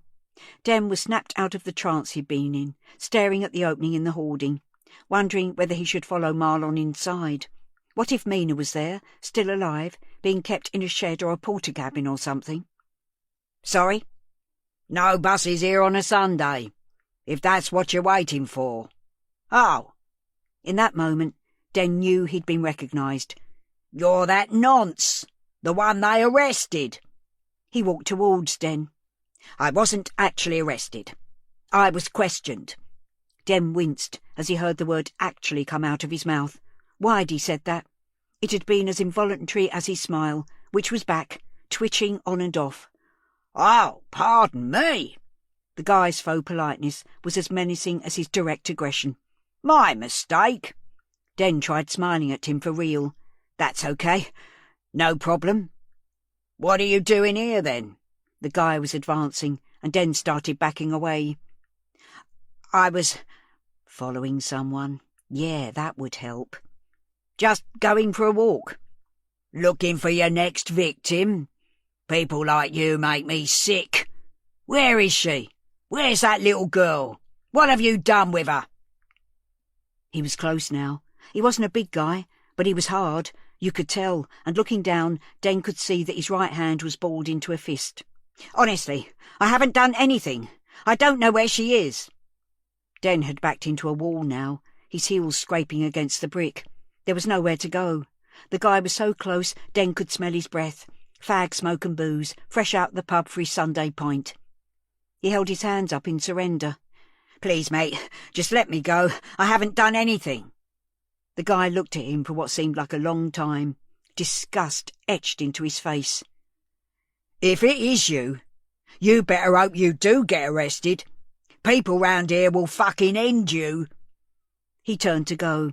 Just as Den was starting to relax, the guy twisted his head round and spat at Den. The glob of phlegm hit his cheek. He wiped his sleeve across his face, fighting the urge to gag, then stood there, taking in what had happened as the man carried on walking away. Den's legs felt wobbly, like he'd just run a marathon.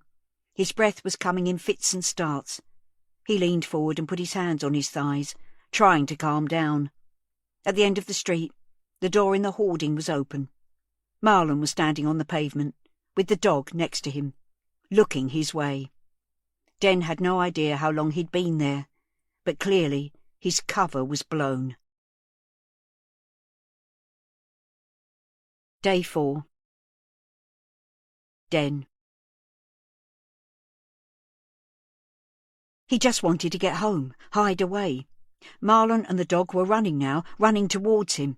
Shit!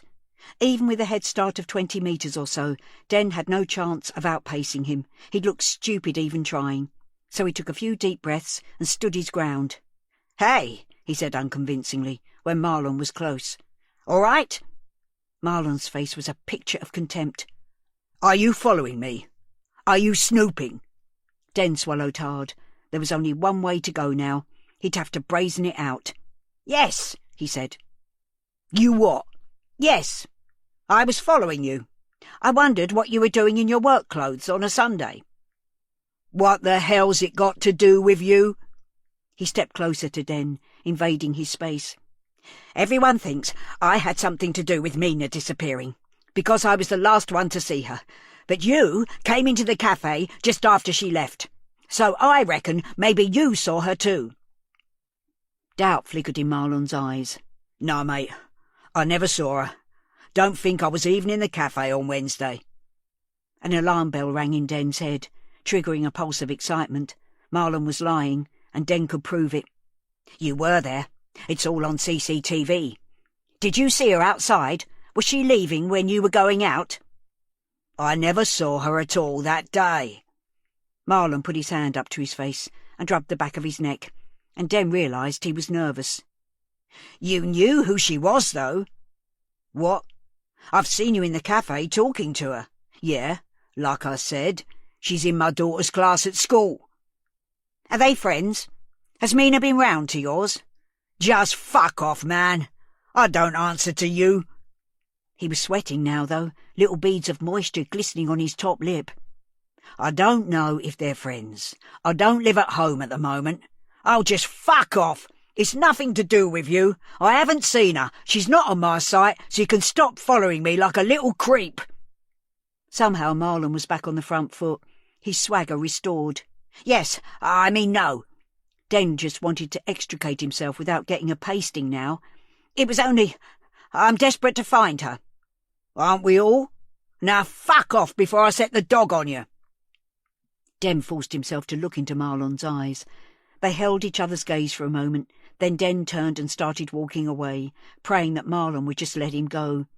He made himself maintain a normal pace, even though his instinct was to break into a run and keep going until he got home. At the end of the street, he glanced over his shoulder. Marlon was still by the bus stop, watching him. His dog was squatting in the gutter. Den realised that he still didn't know why Marlon had gone to work on a day when the site was closed. Was he just looking after the guard dog, or was it more than that? Was this more than a workplace? He'd left a bag of groceries there. Perhaps it was home. Perhaps despite his outright denial, he had company.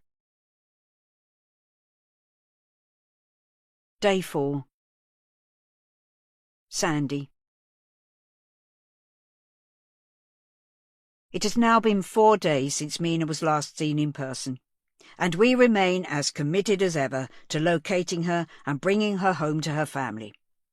Our officers have now got a very good picture of Mina's movements on the afternoon of Wednesday the 14th of November. We know that she came back to the estate, and we're very confident of finding out what happened next. The whole community is working together on this, but we need you to come forward if you know anything at all. The perpetual breeze blew around the yard as the press conference began. Sandy stood between her parents, feeling numb, not knowing where to look, as D.I. Haynes addressed the cameras. "Are you linking the attack on Sam Sterling with Mina's disappearance?" "We are not ruling anything out in our investigation. In that connection, we are urgently trying to find Daniel McVeigh, known as Dano.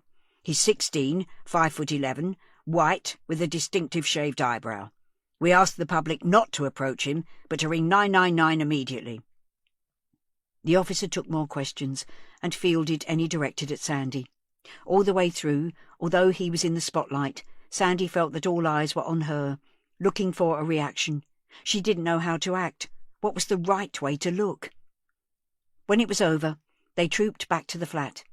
As they started to move, Sandy allowed herself a glance up at the journalists and onlookers gathered around. At the back of the crowd, she saw the unmistakable bulk of Frank's collector. He was standing perfectly still, arms folded across his chest. She hadn't got anything to give him apart from the extra £50 she'd got on Wednesday night. He might as well have it. The thought of spending the money she'd earned when she should have been home with Mina made her feel physically sick. She was so behind with the payments, though, it would be a drop in the ocean, and she didn't know when she'd be able to get any more. What was he doing here? He surely wouldn't come after her with the police in her flat. He was just standing, looking. Was it some kind of message? As they entered Nelson House, Dad shepherded them towards the lift quickly, past the dark patch on the concrete floor. Mum seemed to be holding her breath while they waited for the doors to open. This was a long way from Epsom. Manicured lawns, shiny saloon cars, no dog mess in the street or overflowing bins. Welcome to my world, Sandy thought. Jodie had told her that the lad who had been stabbed claimed to have seen Mina running in here on Wednesday. She took a deep breath, hoping to catch a fragment, a particle, the slightest note hanging in the air left behind by her daughter, but all she got was the sharp, chemical pine-scented twang of the stuff they used to wipe away the blood. In the lift, Mum cleared her throat and said, "Dad and I have been talking. We wondered if you'd like to come home for a few days." Home. What a loaded word. Sandy could feel her hackles rising. Leave here? When Mina's still missing? The police would keep in touch. We could bring you back whenever you needed. They didn't think Mina was coming back, did they? They thought she was dead. I have to be here. I wasn't here on Wednesday. I have to be here now. It's this place, though, Mum sniffed disapprovingly. We don't like to think of you waiting here on your own. Sandy gave an ironic little laugh. I'm never on my own. I've got my minders, liaison officers. That's not the same as family. Family, another loaded word. She left it suspended between them as the lift reached the 3rd floor and the doors opened. Naz had gone up the stairs and arrived at the walkway at the same time as them. After you, he said, holding one arm out. They filed along towards number 7. Outside, Sandy hesitated. I'll just check on Kath. It's not like her to miss out on the fun. She didn't look well earlier. Mum nodded, and Sandy could tell she was pleased to see signs of neighbourliness in her. She rang Kath's bell, but there was no response. She knocked on the door, then bent down to the letterbox. Kath? You all right? After a little while she heard Kath's voice. Sandy? Is there any news? No, just back from the press thing. You okay? She expected her to open the door, but she didn't. I'm fine, just tired. I'm going to have a little nod in me chair. I'll see you later. Sandy straightened up, then found her keys and opened her own front door. "Do you think she's all right?" Mum said, when they were inside and having a cup of tea in the lounge. "I dunno. Must have got a nasty shock yesterday. She was the one who found, the boy downstairs. Oh, how awful. She was very kind to us yesterday. She's a lovely woman. Shame she's on her own." "She's got family, Mum. They're in Australia." "Oh, yes," she said. "No photos, though, of her grandchildren. Only a really old photo of her husband and daughter at the seaside." "God, Mum, you don't miss much, do you? We're not all like you, photos in silver frames. I haven't got any." She scanned round the room and realised how sad it looked, how much nicer it would have been with some pictures up. Another thing to fix if Mina came home. If. When. Oh, God. 4 days without a trace of her. Day 4. Den. "Sundays are always quiet, Dad." "Not this bloody quiet." Den could tell his mood was darkening as the afternoon drew to a close. A plastic bag blew against the front window. "The whole estate is in shock," he said gently. "No one's going out, having dinner or a cheeky cake. It'll get better." Den wasn't sure if he was even listening.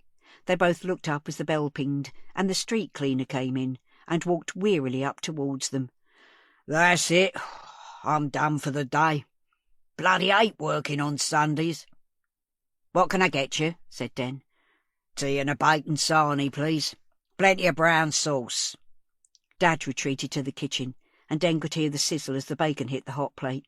The man plonked himself down at the nearest table, obviously open to a chat. "You don't work 7 days, do you?" Den said, handing him his tea. "Nah, 5-day shifts. More to come back to after your day off, though, eh?" The guy took a slurp of tea and added another spoonful of sugar, stirring it so vigorously that it slopped over the edge. "Nah, mate. The days I'm not here, Harry does it. About my age, hair in a poncy ponytail. Fancies himself." "Oh, yeah, I've seen him." "You're after a job with the council, are you?" Den snorted. "Might be better for everyone. I'm not sure I'm good for this place. Think I put customers off their food." "Don't worry about it. People have short memories. They'll be back." Dad came through from the kitchen, carrying a plate with the doorstop sandwich, bacon wobbling out of it on every side. He walked round and put it on the table. "Blimey, that's a good 'un." "You deserve it, mate. Cleaning up everyone's shit. Anyway, I'm going to close up now. You're our last customer, so you get to use up the bacon. Don't want it going to waste." The guy took a big bite, lurching forward over his plate to try to catch the drips of brown sauce. He made an appreciative grunt as he wrestled to get through the crust. Den started giving the other tables a final wipe down. Dad went to stand near the front window, looking out. "You must have been here 20 years or more," the cleaner said. "I remember the woman who had it before you. It was a pie and mash place then. Before that it was a news agent." Dad turned round. "You lived here a long time then?" "All my life." He wiped a dribble of sauce from his chin with a paper serviette. "Seen a few changes then?" "Yes and no. Shops come and go. Not so many of them selling proper stuff. Butchers, bakers, greengrocers. More phone shops and charity shops and God knows what. They brought in parking meters and double yellow lines all over the place, and put that crossing in down the road after a kiddie got knocked down there. It's still the same place, though. I wouldn't live anywhere else. My missus wants to move to the south coast, but it's not going to happen." "Not a bad idea. Sell up. Start again somewhere. Bit of sea air." The man used the last bit of bread to mop up the sauce off his plate. Then he sat back and drained his mug of tea. "Nah, mate. It's full of oldies down there. You'd die of boredom. There's always something going on here." He scraped his chair back. "Anyway, that was the business. Thanks, mate. See you tomorrow." Dad let him out and then turned the open sign around. "That's it," he said. "That's enough." Den was by the till. "Here, Dad." He took the bunch of keys and swung his arm back, ready to throw them across the cafe. "It's all right. I won't lock it for a minute. Your mum's going out. She's going to her knitting thing. Knit and natter, or whatever. Stitch and bitch, said Mum, appearing from the stairs, bundled up in her coat and carrying a zipped-up stripy cloth bag. That's what I said, wasn't it? I don't want you walking to the community centre on your own, though. Not with a kid with a knife on the loose. Mum shook her head. There's always a kid running round with a knife, Tony. We all know what it's like round here. Yeah, and you know what I mean. It feels different at the moment. Den'll walk you over, won't you, son? Den had switched off a little, lost in his own thoughts. He came to when he heard his name mentioned. What? Wake up, soft lad. You'll walk your mum to the community centre, won't you? Sure. Here, take that plate of cakes with you, Linda. There's another plate there for Kath and Sandy. Den can take that round on his way back. The resurgence of Dad's bossiness was almost welcome. It was better than subdued moodiness anyway. Can I just fetch my coat? It's brass monkeys out there. OK. Dad waited as Den went upstairs and then came back again. Dad slapped him on the back as he went out of the door. Good lad, he said. I'll sweep up down here. It'll all be done in a minute. You keep your eyes open and look after your mum. Den thought he heard something else. Had Dad added "love you" on the end? It didn't seem likely. What? He said, turning to look at Dad. Nothing. Go on. She's miles ahead. Off you go. Piss off. It wasn't far to the community centre, but Den was happy enough to walk Mum over there.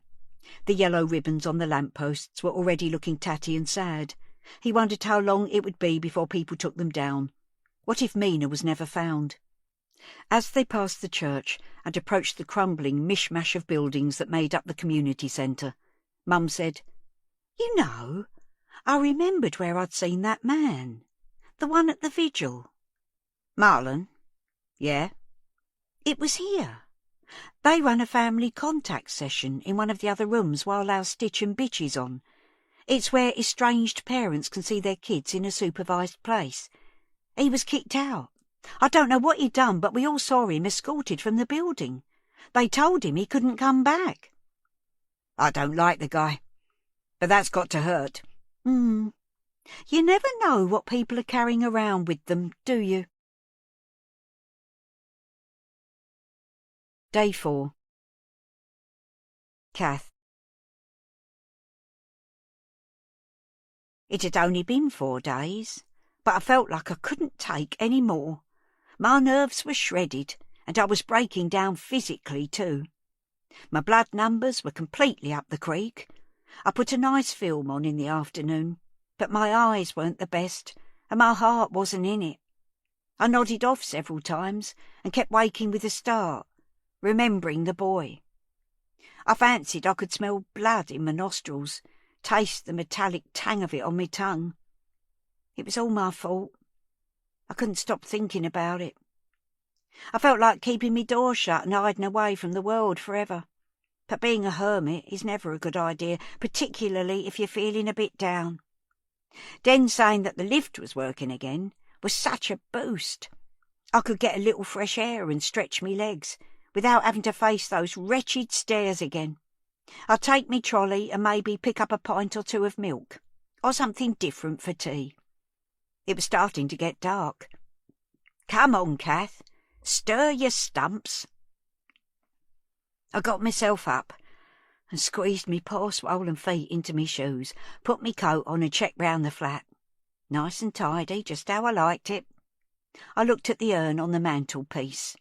"Bye, love," I said. Old habits die hard. I heaved the trolley out behind me and then shut the door. My knees hurt even walking along the flat walkway. It's no fun getting old. I wouldn't let it put me off, though. I called the lift and felt a surge of relief to see the numbers changing. 0, 1, 2, 3. That was better. I manoeuvred the trolley inside and pressed 0 for the ground floor. Just as the door was closing, a hand grabbed the edge of it and braced, causing it to open again. There was Dano, grinning at me. "Nearly missed it," he said, stepping smartly in. My first thought was to get straight out, go to number 7 and tell Jody or Naz or whoever was there. But he planted himself between me and the door. It was obvious he wouldn't let me go. The door closed again, and my stomach lurched as we started going down. I might have said before that I wasn't scared of lads like him, but I was. I knew what he could do. Now he was looming over me, staring at me like a wolf. My Ray always used to tell me to pretend to be braver or more confident or whatever. Act the part. Fake it till you make it, Kath. He knew all about that. Easier said than done, though. But that's what I needed to do now. "There are people looking for you," I said. "I know this estate better than anyone. They won't find me." 3, 2. I'm bigger than everyone. I'm better than everyone. I'd met his sort before. "Where have you sprung from now?" He tapped the side of his nose. "I got friends," he said. "I was waiting for you, watching." My heart started fluttering. I tried to keep calm, but it was difficult to get me breath. I only needed to keep him talking, keep things civil, for another few seconds, and then we'd be at the ground. 1, 0. We bumped down onto the ground floor.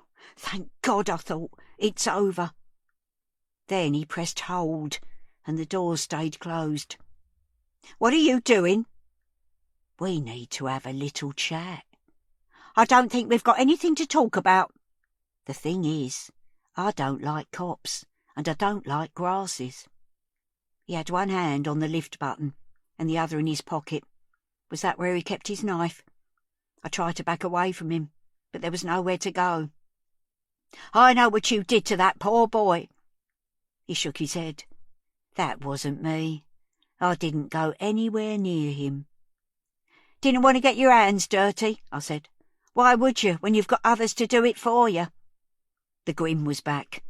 "Not as daft as you look, Miss Marple." "All right," I said. "So what if I told the police what Sam told me? It was because of the girl. Everyone's worried about her. It's been days now." "Yeah, and I didn't do a thing to her." "No? No. I swear. I chased her, just for fun like. That's all." I stopped at the bottom of the stairs. I heard her run all the way up. She was crying. There wasn't an ounce of regret in his voice. I tell you, if I'd been the one with the knife in my pocket, I'd have stabbed him there and then. What a nasty piece of work. She was alive. I told the cops. That's why they let me go. But I didn't appreciate being there in the first place. Like I said, I don't like grasses. He brought his face close to mine now. I could smell his breath, stale food and cigarette smoke. We both started when there was a bang on the door behind him. Someone had kicked or thumped it. This was my chance. Summoning up as much puff as I could, I shouted, "Help! We're stuck in here!" At the same time, I jabbed at the top of his foot with me walking stick, digging down hard. Everything combined to startle him. He let go of the button momentarily, and the door started to open. Den was waiting outside. "Mrs. C?" he exclaimed. "Are you okay?" "Oh!" Dano barged past him, sending a plate of cakes or something flying into the air, and legged it out of the stairwell. "Go after him!" I gasped. Then my legs started to go, and I slid gently down the metal wall of the lift. Day 4. Den. Den's first thought when he saw Kath collapse was that she'd been stabbed. There was no way he could leave her. He crouched next to her on the floor. "Are you okay, Mrs. C? Did he hurt you?" "He didn't touch me. I'm fine. It's just me legs. Not used to going in this lift. I've lost me sea legs." He'd heard that people sometimes didn't realise they'd been stabbed, didn't feel the pain until later. He checked the front of her coat, but couldn't see any blood. "It's probably the shock. I need to call the cops, quickly, before he disappears again. There may be an ambulance." "I don't need an ambulance. I'll be fine if you help me up." The lift door closed. "Oh, God! Where are we going now?" They stayed where they were. Den tried his mobile but couldn't get a signal. "I'll need to go outside to ring. Do you want to get up or stay here, and I'll take you home as soon as I've rung?" Kath looked confused. Too many questions. She didn't answer. "OK, stay there for 1 minute." He pressed the button to open the door again and dashed outside, picking his way through the bits of shattered china and splattered cakes. He reported the sighting and darted back to the lift. The door had closed again. He pressed the up button and it opened. Kath was still on the floor, but was now making efforts to stand up. Den supported her elbow and handed her the walking stick, which had been lying next to her. After a bit of a struggle, they managed to get her upright. "Let's get you home." They went up to the 3rd floor. Kath was quiet. Her breathing was very rapid. It seemed to Den that however hard she tried to get air into her lungs, it didn't seem to be enough. He held on to her elbow with one hand and pulled her trolley, which was surprisingly heavy, with the other, as they walked along to her front door. "Have you got your keys?" What, love? "Your keys." He wondered if she had her hearing aids in. He mimed turning a key in a lock as he spoke to her. Oh, yes. She started fumbling in her pocket and produced the keys. She handed them to him, and he opened the door and let them in. He parked the trolley in the hall and led her into the lounge. There he helped her take her coat off, put it over the back of the chair, and watched as she sank onto the sofa. "It's all right now. You're home," he said. "Listen, I'll put the kettle on and we can sit quietly until the police get here." Police? I don't want them here, Den. I don't want them. She was surprisingly agitated. Den watched as she gasped for breath and then clutched her chest. He should have called the ambulance. "It's okay, Mrs. C. It's all right. I'll stay here with you." They should be out looking for him, not bothering me. Tell them to go away, Den. "They're not even here yet." Don't leave me, Den. Just sit here for a minute. He did as he was told. They sat quietly together. Den could hear the breath rasping in and out of her. 2 big shocks in as many days. That would be enough to rattle anyone. It's my fault, Ray. I'm so sorry, she said after a while. So softly he almost didn't hear it. Ray? That was her husband's name, wasn't it? He took her hand in his. "It's really not, Mrs. C. You mustn't think like that. You did the right thing." She turned to look at him, and it was almost like she was waking up. Her eyes seemed to focus and her face brightened. "Oh, Den, it's you." "Yes, Mrs. C, it's me. You've had a bit of a shock, but you're all right now." She patted his hand.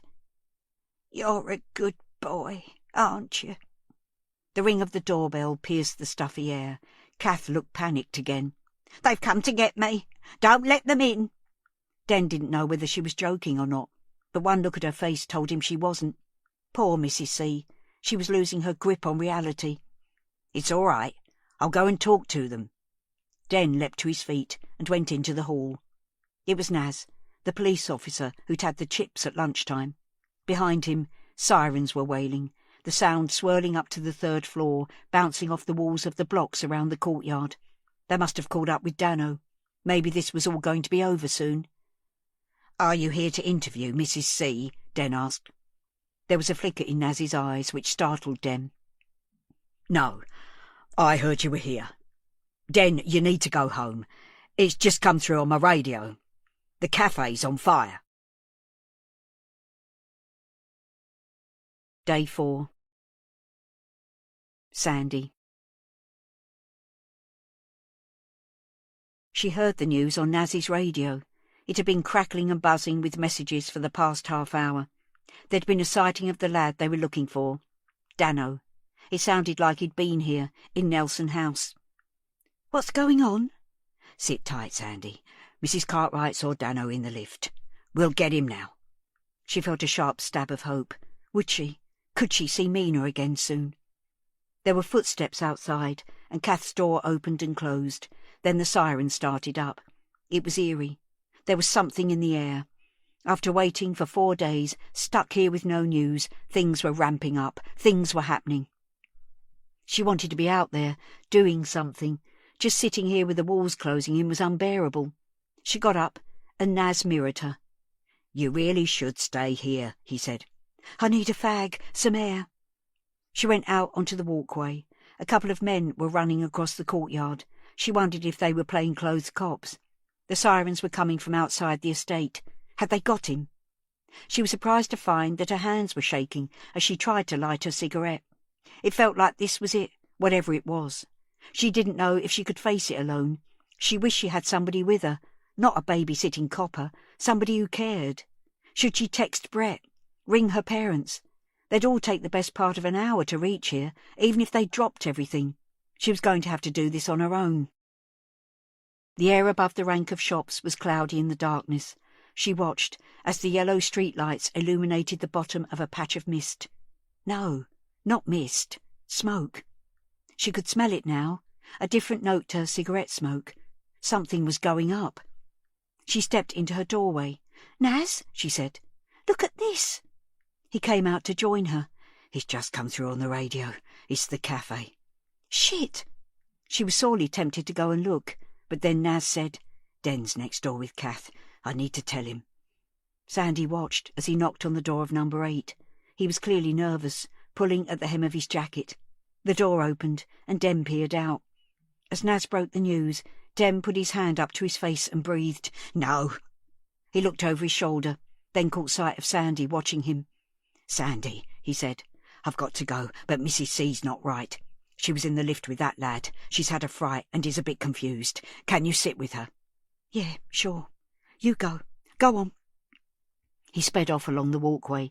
Sandy waited for a minute to see him shoot out of the bottom of the stairwell and across the yard. There was more of a glow over the rank of shops now. It wasn't just streetlight. There were flames. It was mesmerising. "Jesus Christ," she muttered, and turned to go in to see Kath. Perhaps she'd like to come out and watch with her, take her mind off whatever she'd been through earlier. They could wait, together. Day 4. Den. "You idiot!" It was all Den could think as he sped across the courtyard. He couldn't believe Dad had gone through with his stupid plan. He should have smelled a rat when Dad sent him out with Mum. He'd have to try to control himself when he saw Dad, so he didn't give the game away. But it would be so difficult not to shake him until his teeth rattled. For fuck's sake, they're home, their business. He turned the corner and was met with a battery of fire engines. Police were trying to get the crowd, faces lit up by the glow from the fire, to stand back. Den barged his way to the front. A uniformed officer put his arm across Den's front. "Stand back. You can't go any nearer." "I live here," Den shouted. "I live over the cafe. It's my family's business." The officer rested his hand on Den's shoulder. Okay. Stay here, please." He took his radio out of its holster, turned away slightly, and spoke into it. "Yep, okay. Sir, just stay with me for a minute. Someone's coming over." Den looked along the front of the crowd, trying to locate Dad. He couldn't see him. Maybe he was lying low somewhere. He got his mobile out and rang Dad's number, scanning the crowd again. The phone rang out. A fire officer approached them. "I understand you live here. Can I take your details, please? Do you know if anyone's in there?" "No, I don't think so. There's 3 of us. Mum's gone out. Dad was locking up. I don't know where he is." Den stopped. He was covered in sweat from running here, and from the heat given off by the fire. But now he shivered. "I don't know where he is." Orange flames were rolling around the inside of the cafe. Black smoke was pouring out of one of the windows of the flat, billowing up into the night sky. "Have you been in there?" said Den. "Has anyone checked it out?" "Not yet. The heat's too intense. We'll get it under control first. Do you think your dad's still in there?" "I don't know. I don't know." Den rang Dad's number again. No reply. He killed the call and rang Mum. She picked up after several rings. Den could hear voices and laughter in the background. "Mum?" Words suddenly failed him. He didn't know how to tell her. "Mum, the cafe, the flat. I'm outside now. I'm sorry. There's a fire." Day 4. Sandy. She called out, "Knock, knock," as she breezed into Kath's flat. Walking straight through to the lounge. Kath was sitting on the sofa. She turned her head as Sandy came into the room, and it looked very much like Sandy had startled her awake. "Knock, knock," Kath echoed. then worked her mouth like she was chewing on something or trying to get her teeth into the right place. That's it, Mina. Knock, knock. Sandy frowned at her. Mina? What was she talking about? She sat opposite Kath and leaned forward. It's me, Kath. Sandy.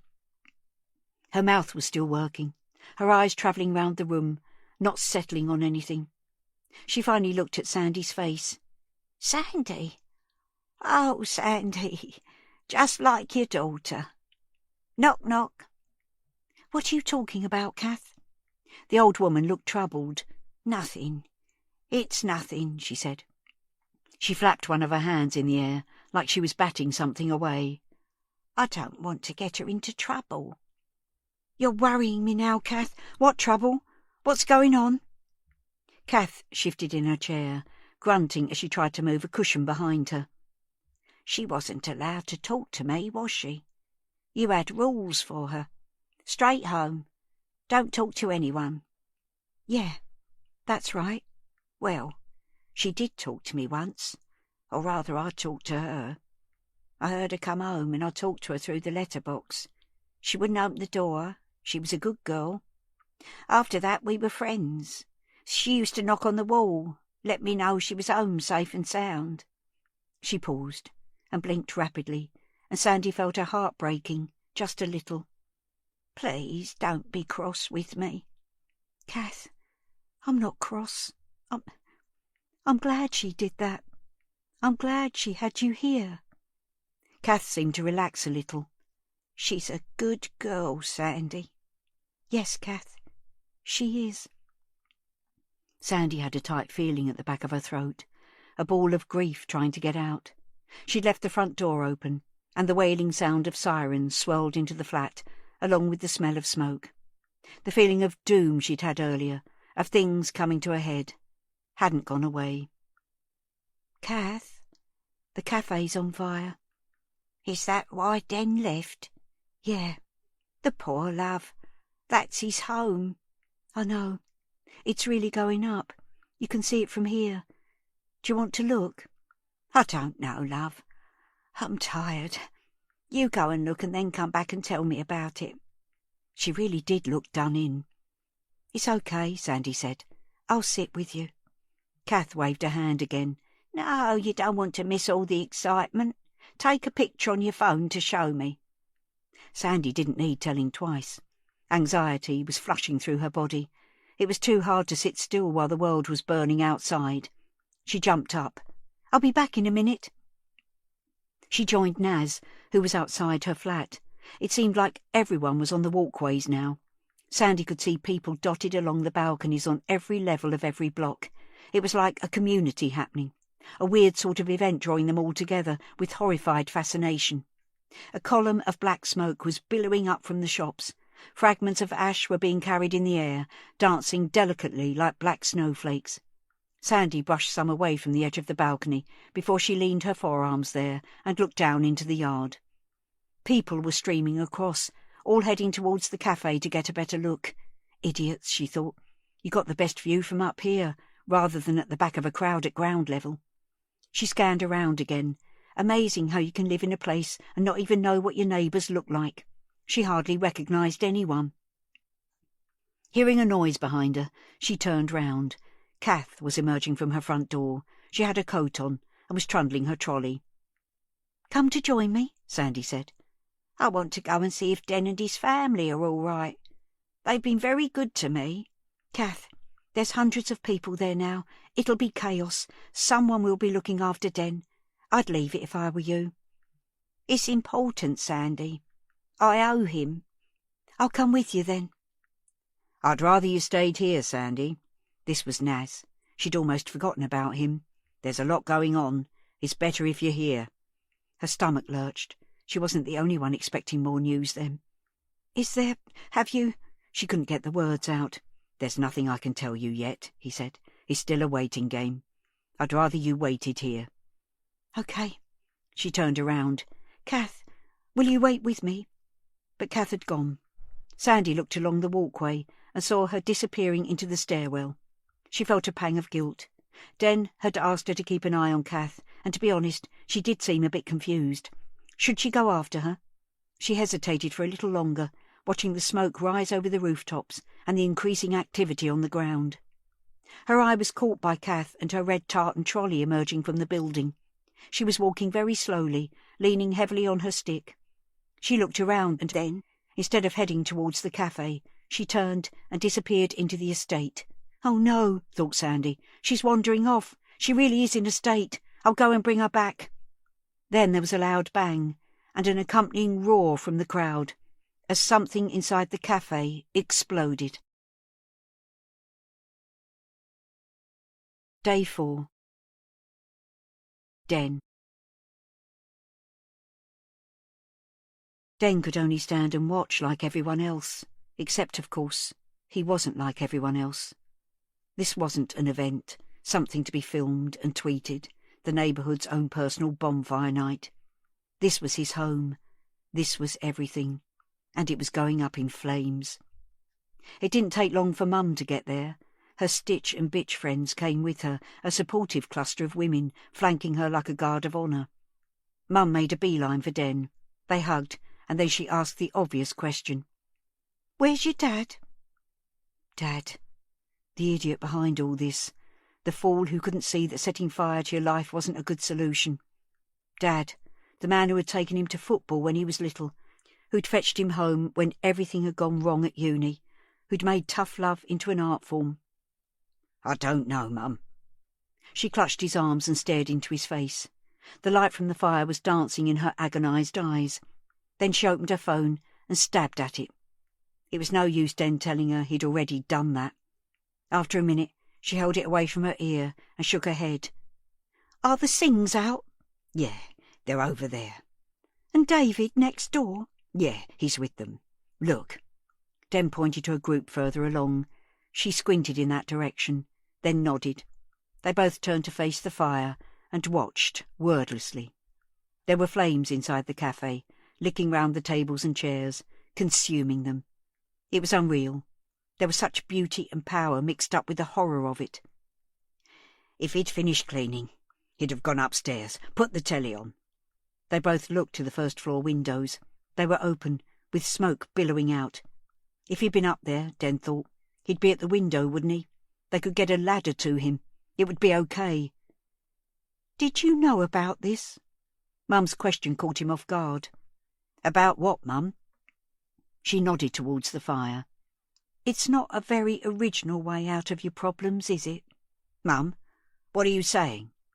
"I'm just saying that I do the books. I know how bad things are, and I know how daft your dad can be." Den looked behind them, checking that no one could overhear. "Shh," he said. "We can't even talk about this." Surely with this many people fighting it, they'd get it under control soon, be able to get inside and find out if Dad really was in there. The explosion seemed to come from nowhere, shaking the ground, blasting out the cafe windows, sending out a shower of glass. Instinctively, the whole crowd shrank back, even though they were out of range. The fire officers retreated too, walking backwards while still directing torrents of water at the blaze. Day 4. Sandy.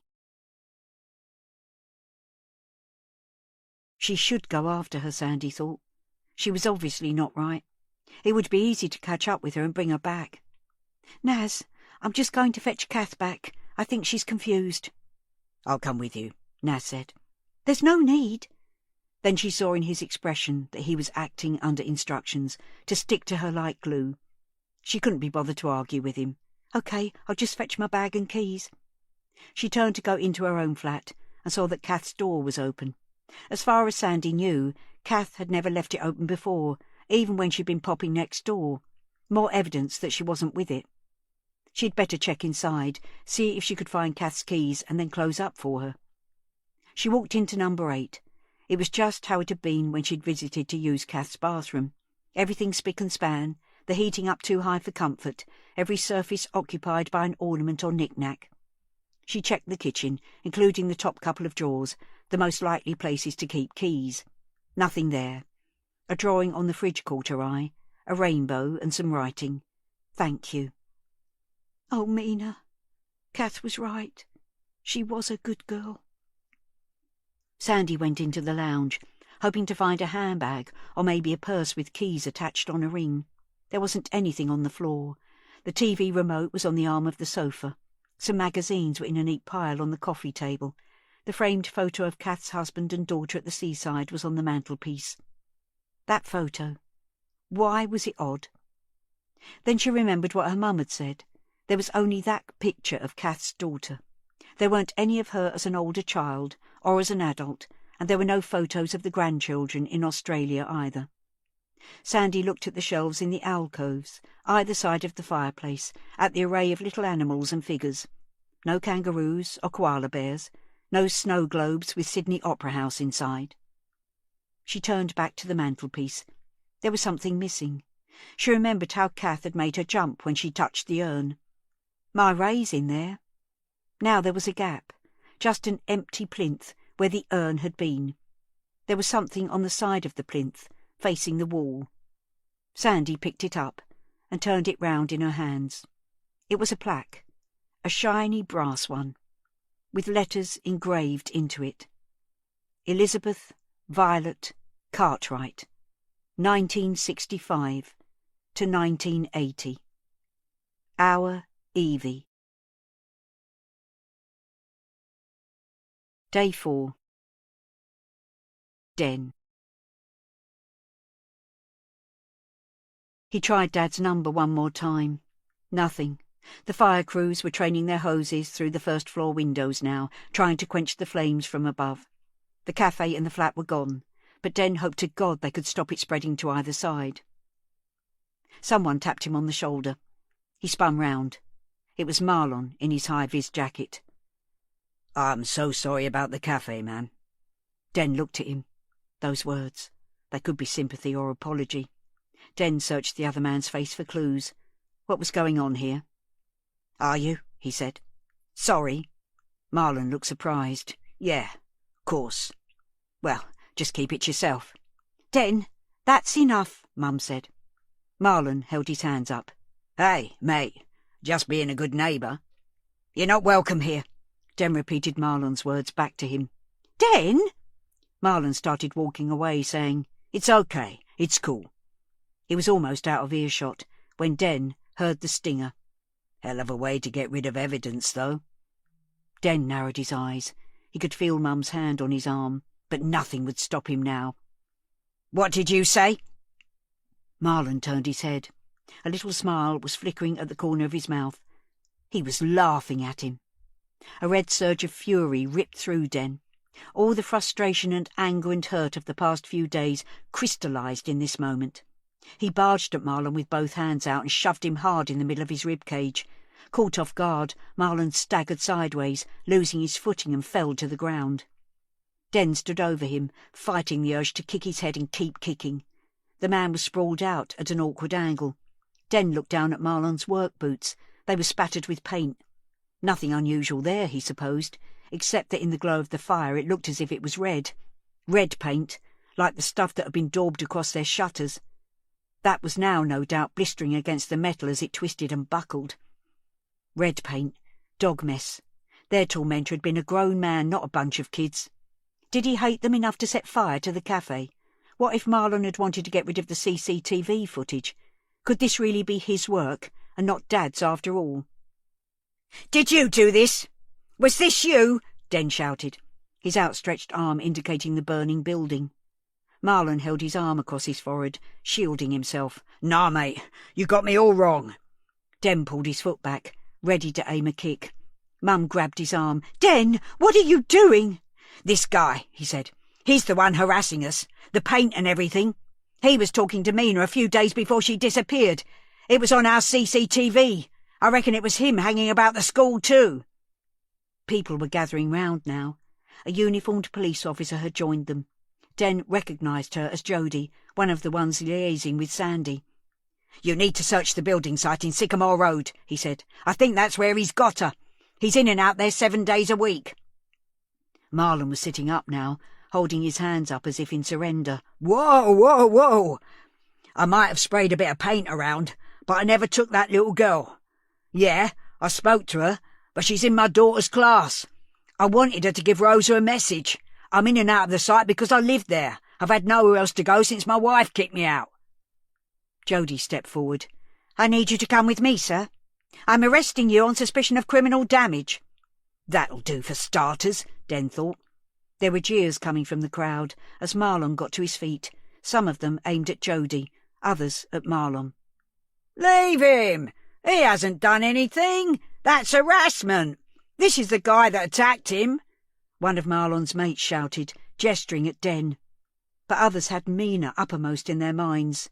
"They've got him!" someone shouted. "He's the one!" People were starting to push and shove. There was an edge to it all, like things could really kick off. Den could see that Jody was determined, but there was a glint of uncertainty in her eyes, even fear. She radioed for help, as she was jostled in the back and nearly lost her footing. Marlon, towering over her, put his hand under her elbow to support her. Then he looked around at the crowd. "Hey! It's all cool. I'm going. It's fine. Everyone calm down." It seemed he wasn't ready to relinquish his community leader status yet, and his words had some effect on the people nearest to them. The crowd parted, and Den watched as Marlon let himself be led towards a squad car. Was this nearly tied up now? Was Marlon telling the truth, or would a search of the site finally find Mina? Den looked towards the wreckage of his home, and a thought that had been niggling him earlier, before he went to see Kath, was back again. Now he remembered what he'd wanted to ask her. The umbrella. Mina had it with her, tucked into her bag on Wednesday. If she had dumped it when leaving the cafe, Harry, the relief cleaner, would have picked it up when he was doing the bins on Thursday morning, so it must have appeared sometime on Thursday. If Mina had left it there, she would have been seen. Someone else had put it there. Someone had planted it. Thursday was the day that more evidence had turned up in the form of Mina's scrunchie too. He or Dad swept the floor every night after closing. They never went upstairs without leaving the cafe spick and span. How, then, had Kath spotted it on the floor by a table on Thursday afternoon? Kath, with her glasses as thick as bottle ends, her wheezy chest and dodgy knees. She'd somehow seen the scrunchie, which was right next to her, and made great efforts to lean down and pick it up. He could see it now, and in his mind's eye he zoomed in on her hand. It would be so easy to pretend to pick up something that you were already holding. A squad car was moving slowly off now, light flashing, siren going, but Den headed in the opposite direction, shoving his way through the crowd until he broke free and started running, faster than he'd ever run in his life before, towards Nelson House. Day 4. Sandy. Sandy stared at the plaque for a while, reading the words a couple of times more, taking them in. There was no daughter in Australia. All that was left of her was in the urn. It had been all along. Kath had been what, exactly? Spinning lies? Telling tales? Imagining the life she wished her daughter had had? No grandchildren, then. No phone calls. No letters or cards. Poor Kath. How terribly lonely she must have been. Sandy replaced the plinth on the mantelpiece, plaque facing the wall as before. It wasn't her place to change things. Maybe Kath herself would turn it the right way round after Sandy had had a chance to talk to her about Elizabeth Violet. Kath's Evie. She took a last look round for the door keys, thinking that the likeliest thing was that Kath had taken them with her. Perhaps a quick look in the rest of the flat. She walked out of the lounge and went into Kath's bedroom. It was exactly how she imagined it would be. The bed was made immaculately. A lilac-quilted coverlet lay on top of blankets and sheets. No duvet for Kath. The wardrobe, dressing table and chest of drawers were all made of the same dark wood. A cosy dressing gown hung on a hook on the back of the door. There was no sign of a handbag or keys. She started wondering what to do. She didn't want to leave Kath's door open, but neither did she want to be responsible for locking her out. She walked out of Kath's bedroom and faced the door on the opposite side of the hall. The second bedroom. There was a small ceramic sign at eye level, decorated with flowers around the edges, with words in the middle. Evie's room. It felt wrong, very wrong, but Sandy couldn't resist. No one would know, would they? And she wasn't snooping. She was looking for Kath's keys. She reached for the handle and pushed. It was like walking into the past. The room was frozen in the late 1970s. Bright wallpaper, patterned covers, the whole thing screamed of a period that Sandy only knew from old reruns of Top of the Pops and retro movies. It was amazing to see the reality of it preserved like this. There was something wonderful about it, and something very chilling, because, of course, Kath had kept the room untouched since Evie's death. It wasn't just a bedroom, it was a shrine. Sandy stepped further into the room. For the sake of her cover story, she scanned the surfaces for Kath's keys. They weren't there, and Sandy turned to leave. Whatever she decided about the door, she should go after Kath before she wandered off too far. As she walked past the end of the single bed, she saw the edge of something sticking out from under the duvet. It spoiled the lines of another perfectly made bed. Sandy went over and pulled back the duvet, expecting to find a 1970s nightdress or some little pyjamas. There was a piece of cloth in the bed, sort of mangled up and grubby, chewed at the edges. And now it felt like the walls were rushing in to crush her. The floor was dropping away. The whole world was spinning out of control. What was this doing here? How could it possibly be here? Because Sandy recognised the piece of cloth. It was Mina's favourite thing in the world. It was her cuggy. Day 4. Den. He looked up as he ran towards the entrance to the stairwell. Someone was sprinting along the third-floor walkway, really fast. He dived in through the door and started taking the steps in great leaps. Above him, he could hear someone clattering down the stairs. Halfway up, Sandy came swinging round a corner, almost colliding with him. "Hey, Sandy, do you know where—" "It was her! It was Kath!" she shouted. She didn't stop, just barged past and carried on bombing down the stairs. "But where—" She didn't answer. Den turned and plunged down after her. When he emerged out of the door, he could see her running off to the right, deeper into the estate. He followed her blindly, cursing the way he'd let his fitness lapse. They ran between the blocks, along the network of concrete paths that dissected tired grassy patches. Eventually, Sandy stopped, and Den was able to catch up. She was leaning forward, hands on knees, breathing heavily and crying at the same time. "I let her go! God, I let her go!" "Mrs. C, Kath," said Den, barely able to speak himself. "Yes, I know you said to watch her, but I was talking to that cop and she slipped out. I saw her heading off this way." "On her own?" "Yeah, she had a trolley with her." They looked at each other. Den remembered the weight of it when he trundled it back to Mrs. C's flat an hour or so ago. Small for her age, that's what all the police appeals kept saying. "Oh, God, Sandy. The trolley. You don't think—" Sandy's hands flew up to her mouth. She stared around wildly. "It's okay," said Den. "She can't have gone far. There's 2 of us and 1 of her. Have you got your phone? Give me your number." She handed him her phone, and he rang his. Then she took it back. "Have you told the police?" "I told Naz. He was getting on his radio." "OK, let's split up." They went their separate ways. Den tried to think his way into Mrs. C's head. She'd been so tired earlier. Had that all been an act? He didn't think so. If she'd been walking for 10 minutes or so, she'd be exhausted now, needing to rest. A couple of women were walking towards him. He jogged up to them. "Excuse me, have you seen an old woman with a shopping trolley, a bag on wheels?"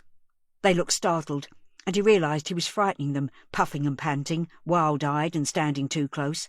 He backed off. "If you see her, call the police." Ahead of him, he saw the metal gates of Fincham Park still open. Plenty of places to sit there. He jogged through the gates. The park was mostly dark, with paths picked out by street lamps. The kids' play area was on the right in a fenced-off area. There were seats and swings to sit on, and benches round the edge, but it was eerily empty. Where the hell could she be? He jogged on further. The path sloped gently down the hill. He knew it led to a round pond with a little island and a duck house in the middle. Mum and Dad would bring him here when he was little, and they'd feed the ducks with stale bread from the cafe. They were quite bold. He remembered tipping a bread bag up and emptying the contents and shrieking and running away from them as the hungry birds chased him. There was only one light working on this section of path, sending out an eerie glow that melted into darkness towards the middle of the pond. As he got closer, he could just make out that the bench nearest the light was occupied. She had her back to him, but there was no mistaking the broad shoulders and padded coat. He stopped for a moment. Mrs. C was sitting dead still. No need to startle her. He quickly texted Sandy. Found her. By the pond in the park. Then he walked towards the bench. Day 4. Den. His heart was in his mouth as he approached the bench. The traffic noise and wailing siren seemed very distant here, in this quiet, dark, lonely place. During the day, this would be busy with families and joggers, skateboarders and dog walkers. Now it was just the two of them. She was so still. When he was 3 or 4 metres away, not wanting to surprise her, he scuffed his feet a little on the tarmac. She didn't react, her figure motionless, slumped almost. The tartan trolley was parked next to her on the tarmac. He tried again and cleared his throat. No reaction. There was a low thudding sound now, getting louder. Out of the corner of his eye, he could see a light moving across the sky, a helicopter tracking across the estate, where smoke was still billowing up. In his panic, he'd almost forgotten it, forgotten that his life was going up in flames. All that mattered in this moment was the woman in front of him and the secrets that she held. He took another step towards her, and another. "Mrs. C," he said. "Kath." He drew level with the bench, then walked in front of her and crouched down. Her eyes were open. "Mrs. C," he said again, and put a hand over hers. She blinked. Her mouth was working, but no sound was coming out. Den leaned a little closer. "I'm sorry," she whispered. "I'm so sorry." Day 4. Kath. I always knew they'd come for me. I'm glad it was Den, in the end, who found us. When they searched the flat, I was panicking the whole time. I didn't want it to end like that, with them finding her in the hidey hole in the roof. I nearly had a heart attack when the officer asked about the loft space, and another when I spotted a fleck of paint on the duvet, left there from me chipping away the paint that had sealed the trapdoor for years with me screwdriver. You'd only see it on Evie's lovely swirly duvet cover, if you were looking for it, though. And he wasn't looking, because who would suspect the little old lady next door? There are advantages to being old, invisible, overlooked. She kept quiet while they were in the flat, good as gold. Quiet when her mum was there using the bathroom too. She didn't want to go home, see? Not then. We'd been having the time of our lives. I cooked for her and read her stories. She did some drawing for me. We watched telly together, cuddled up on the sofa as happy as anything. It felt like it was meant to be. She'd knocked on my door, cold, wet through, terrified because that little shit Dano had been chasing her, and I knew the moment I saw her that this was my chance. I missed Evie so much. I'd never stopped missing her. Now here was another little girl sent from heaven, the second chance I'd waited a lifetime for. When we nipped next door to fetch her cuggy, I couldn't believe my eyes. The state of the place, leaving her all alone in that miserable flat. That's criminal in my eyes. I could do so much better. I could give her everything she'd been missing out on. It was only later that she wanted to go home. I don't know what changed exactly, but she started getting whiny. But I couldn't have that. Couldn't have her making noise. I turned the telly up louder, but even so it was getting risky. That's when the sleeping pills came in handy. I had hundreds of them. They're a bit mean with them nowadays, but in the past they doled them out like sweeties. Those and antidepressants. I had a nice stock of them too. The only trouble was I couldn't have her anywhere in the flat all woozy. I wouldn't be able to get her up into our emergency hiding place if she was out of it. So I made it into a game. Got her up into the roof space while she was awake and then handed her up a little picnic. Iced buns and a flask full of hot chocolate. That stuff's so sweet you'd never taste the crushed up pills. I wasn't sure how many it would take. She's only a slip of a thing. But I needed to be sure she'd sleep. I needed to buy some thinking time. I had a sleepless night wondering what to do next. I couldn't bear to take her home. The police had talked about child protection and social workers and that, but there were no guarantees that they wouldn't send her back into that flat with Sandy. I don't hate Sandy or anything. She's just not up to the job, and that kiddie deserves better. But I couldn't keep her in my flat forever. I thought maybe we could get out, go somewhere where no one knew us, maybe the seaside or something. But who was I kidding? I could barely breathe walking along on the flat now.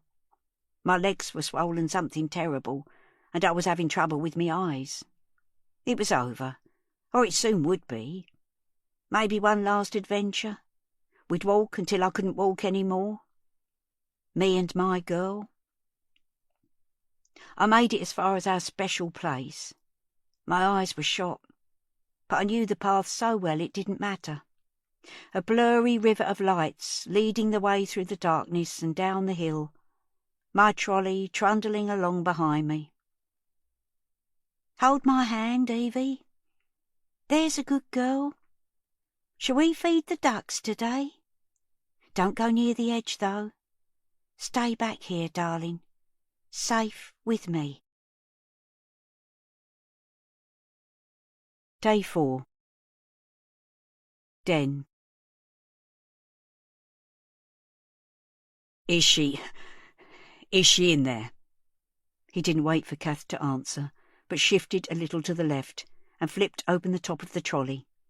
He wasn't sure what he was seeing to start with. The street lamp was casting his shadow over the inside of the bag. He moved and brought the trolley into the light. It was surprisingly heavy. Oh, God, he thought, then reached in. His fingers found a soft blanket. Please be all right, he prayed to himself. He gently moved the cloth, and now he felt something cold and smooth. Not flesh, though. An object, hard and round. Puzzled, he cupped it between both hands and lifted it out.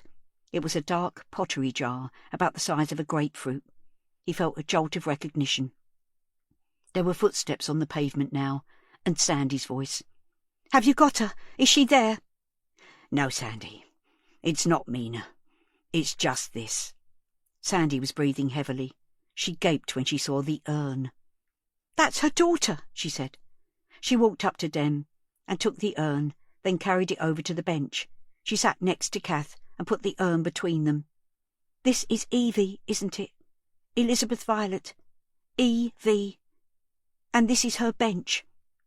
Kath seemed to come too. She looked around her like she was waking up, even though she'd been sitting with her eyes open. She scrunched up her eyes behind her glasses, like she was trying to focus. Sandy touched her shoulder. Kath, look at me. This is your daughter in here, isn't it, Kath? Now tell me where mine is. Where's Mina?" 1 year later. Kath. I don't get many visitors, but I'm used to that. Years of solitary confinement in my little flat, which now I look back at it, wasn't all that different to my current cell with all mod cons. I was surprised to receive the request, and not a little bit curious. I mean, I pleaded guilty, and I was doing my time at Her Majesty's pleasure. I didn't know if there was really anything more to add, but I wasn't going to say no. The young woman who walked into the visiting room was different from the one I'd last seen months ago. It wasn't just the hair colour, a sort of tawny blonde now instead of raven black. It was the way she carried herself. She looked a little unsure as she stood in the doorway, but as she walked towards me there was a lighter step. She looked like she was carrying less weight on her shoulders. She came over to my table and stood there, opposite me. "Sandy," I said. "Kath?" She hesitated for a moment longer, then pulled out a chair and sat down with the little table between us. She didn't seem in a hurry to talk, which was odd, seeing as she was the one who'd wanted to come. "Nice to see you," I said, to try to break the ice. She pulled her face, unable to say something pleasant back, kept looking at the floor, the table, her hands, anywhere but me. God, I thought, talk about awkward. No point pussyfooting around things, though. "How's Mina?" She flinched, like she'd been stung by a wasp. "She's fine. She's doing really well, actually." That was a relief. I hadn't been able to find out much since my trial. "Don't tell me you're still in that flat." "No, no. We've moved out of London. Started again. New school, new neighbourhood, new neighbours." I didn't miss that little dig. Couldn't blame her for it. "I'm glad she's all right," I said. Sandy seemed to be wrestling with something. Probably the urge to tell me to F off, if she was anything like her old self. But she stayed silent. I couldn't think of anything else to say, and time was ticking. I'd had to leave Countdown halfway through to come to the visiting room. "Sandy, dear, why have you come here? If you wanted to see that I was safely locked away, well, you've seen me. But I could have sent you a selfie for that." She gathered herself together, sat up a bit taller in her chair. "You're a cold old cow, aren't you? I came here because I want to understand what happened. I want to understand why. You owe me that." I wasn't sure about that. I understand now that I did something quite beyond normal behaviour. I crossed several lines and caused her a lot of pain and worry, but I did it for the best of reasons. I was looking after her, Sandy, doing what you should have done. A flicker of pain showed in her face. She was cold and wet and scared. She'd been chased through the streets by a hooligan. She came to me for help, refuge, so I took her in. I looked after her, made her feel safe. She was clutching her hands together tightly, digging her fingers into the backs of them so hard she was making little marks. Not easy to hear the truth, I suppose. "But why did you keep her? That wasn't right, Kath. And all the lies, all the time you were in my flat, pretending to be my friend. It was all lies, Kath. How could you do that?" "There's lies and lies, though. I was protecting her. She was better off with me." "You can't say that. It wasn't your decision to make." I shrugged. I begged to differ, I thought, but it wouldn't help to say that. "I don't know if you'll believe me," she said, "but I'll never forgive myself for not being there. I think about it every day. It wasn't easy, though, doing everything on my own." I shook my head. "I know all about that. I know it's difficult being a single parent, but in lots of ways things are easier now than when I had my Evie. Nobody bats an eyelid about girls having a baby outside marriage now. It was different in my day. There was a word for a child like that, a nasty word. I heard it more than once. But you were married, Kath. You had your Ray, at least to start with." She was looking at me now, looking and listening. I had her full attention. Perhaps it was time for a bit of honesty. Maybe I did owe her that. He was never my Ray, love. And we were never married. He was married to someone else. We had a thing for a few years and then he moved on to a younger model. It was easier to call myself Mrs., not so much a lie, more like self-preservation. Her face had softened. "Oh, Kath, not so different after all. I wish I'd known. I wish—" She trailed off, but I understood. "I thought I could do better than you, Sandy. I thought I could do better than me the first time round." My chest was starting to feel tight, so I had a little pause and tried to get me breath back. "I was wrong, love. I was wrong. And I'm sorry." She pressed her lips tightly together like she was trying not to cry. Her eyes were brighter, though, tears not far away. "Thank you for saying that," she said. We sat in silence for a while. "Kath, what happened to Evie?" "It was an accident. She ran into the road by the shops without looking. They put a crossing in after she died, but I don't think it would have made any difference." "How do you mean?" "The thing was, we argued, me and her. She was upset. If she hadn't been upset, she wouldn't have run away from the flats and across the road like that. You mustn't blame yourself. Everyone argues. Bless her. She didn't know any better. She couldn't possibly know how carrying guilt like that for nearly 40 years can shape you. Become so much a part of you that it's like the weather, or the air around you, or gravity pulling you down. It's always there. It always will be." This was different. She kept going on about her dad, wanting to see him, going on and on and on. So I told her he was dead, and that was a lie, a wicked lie. She ran out crying. That was the last time I saw her alive. "I'm so sorry, Kath. I wouldn't wish that on anyone." "Will you do something for me, Sandy?" She narrowed her eyes. "Depends what it is. Give Mina a big hug when you get home. Don't tell her you've seen me. It's better that she forgets about all that, but give her a hug, and keep hugging her, even when she turns into a stroppy teenager. You've got your second chance now. Shall I come and see you again? It's up to you, love. You don't need to. I'm all right in here. It's warm and dry. I've got a nice little colour TV. Actually, if you don't mind, I'll get back now. I could catch the end of Tenable. Warwick will be waiting for me." 1 year later. Den. He'd been dreading this day. 1 year since Dad died, since the home and business had gone up in flames. He hadn't wanted to travel back from college in Birmingham to join Mum at the cemetery. The funeral had been bad enough. So he'd gone online and looked for a bouquet for Mum to put on the grave for him. Say it with flowers. There weren't enough flowers in the world to express what he would like to say to Dad. "You're a dickhead. You didn't need to do that. I miss you." In the end, he'd chosen a dozen white roses and asked them to put "Love you, Dad. Now and always. Den."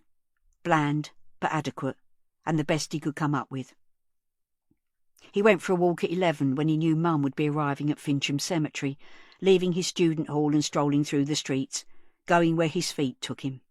He ended up walking along the canal towpath. It was cold and overcast when he set off, but after a while the clouds passed over and the sun came out, bright blue sky reflecting in the still surface of the water.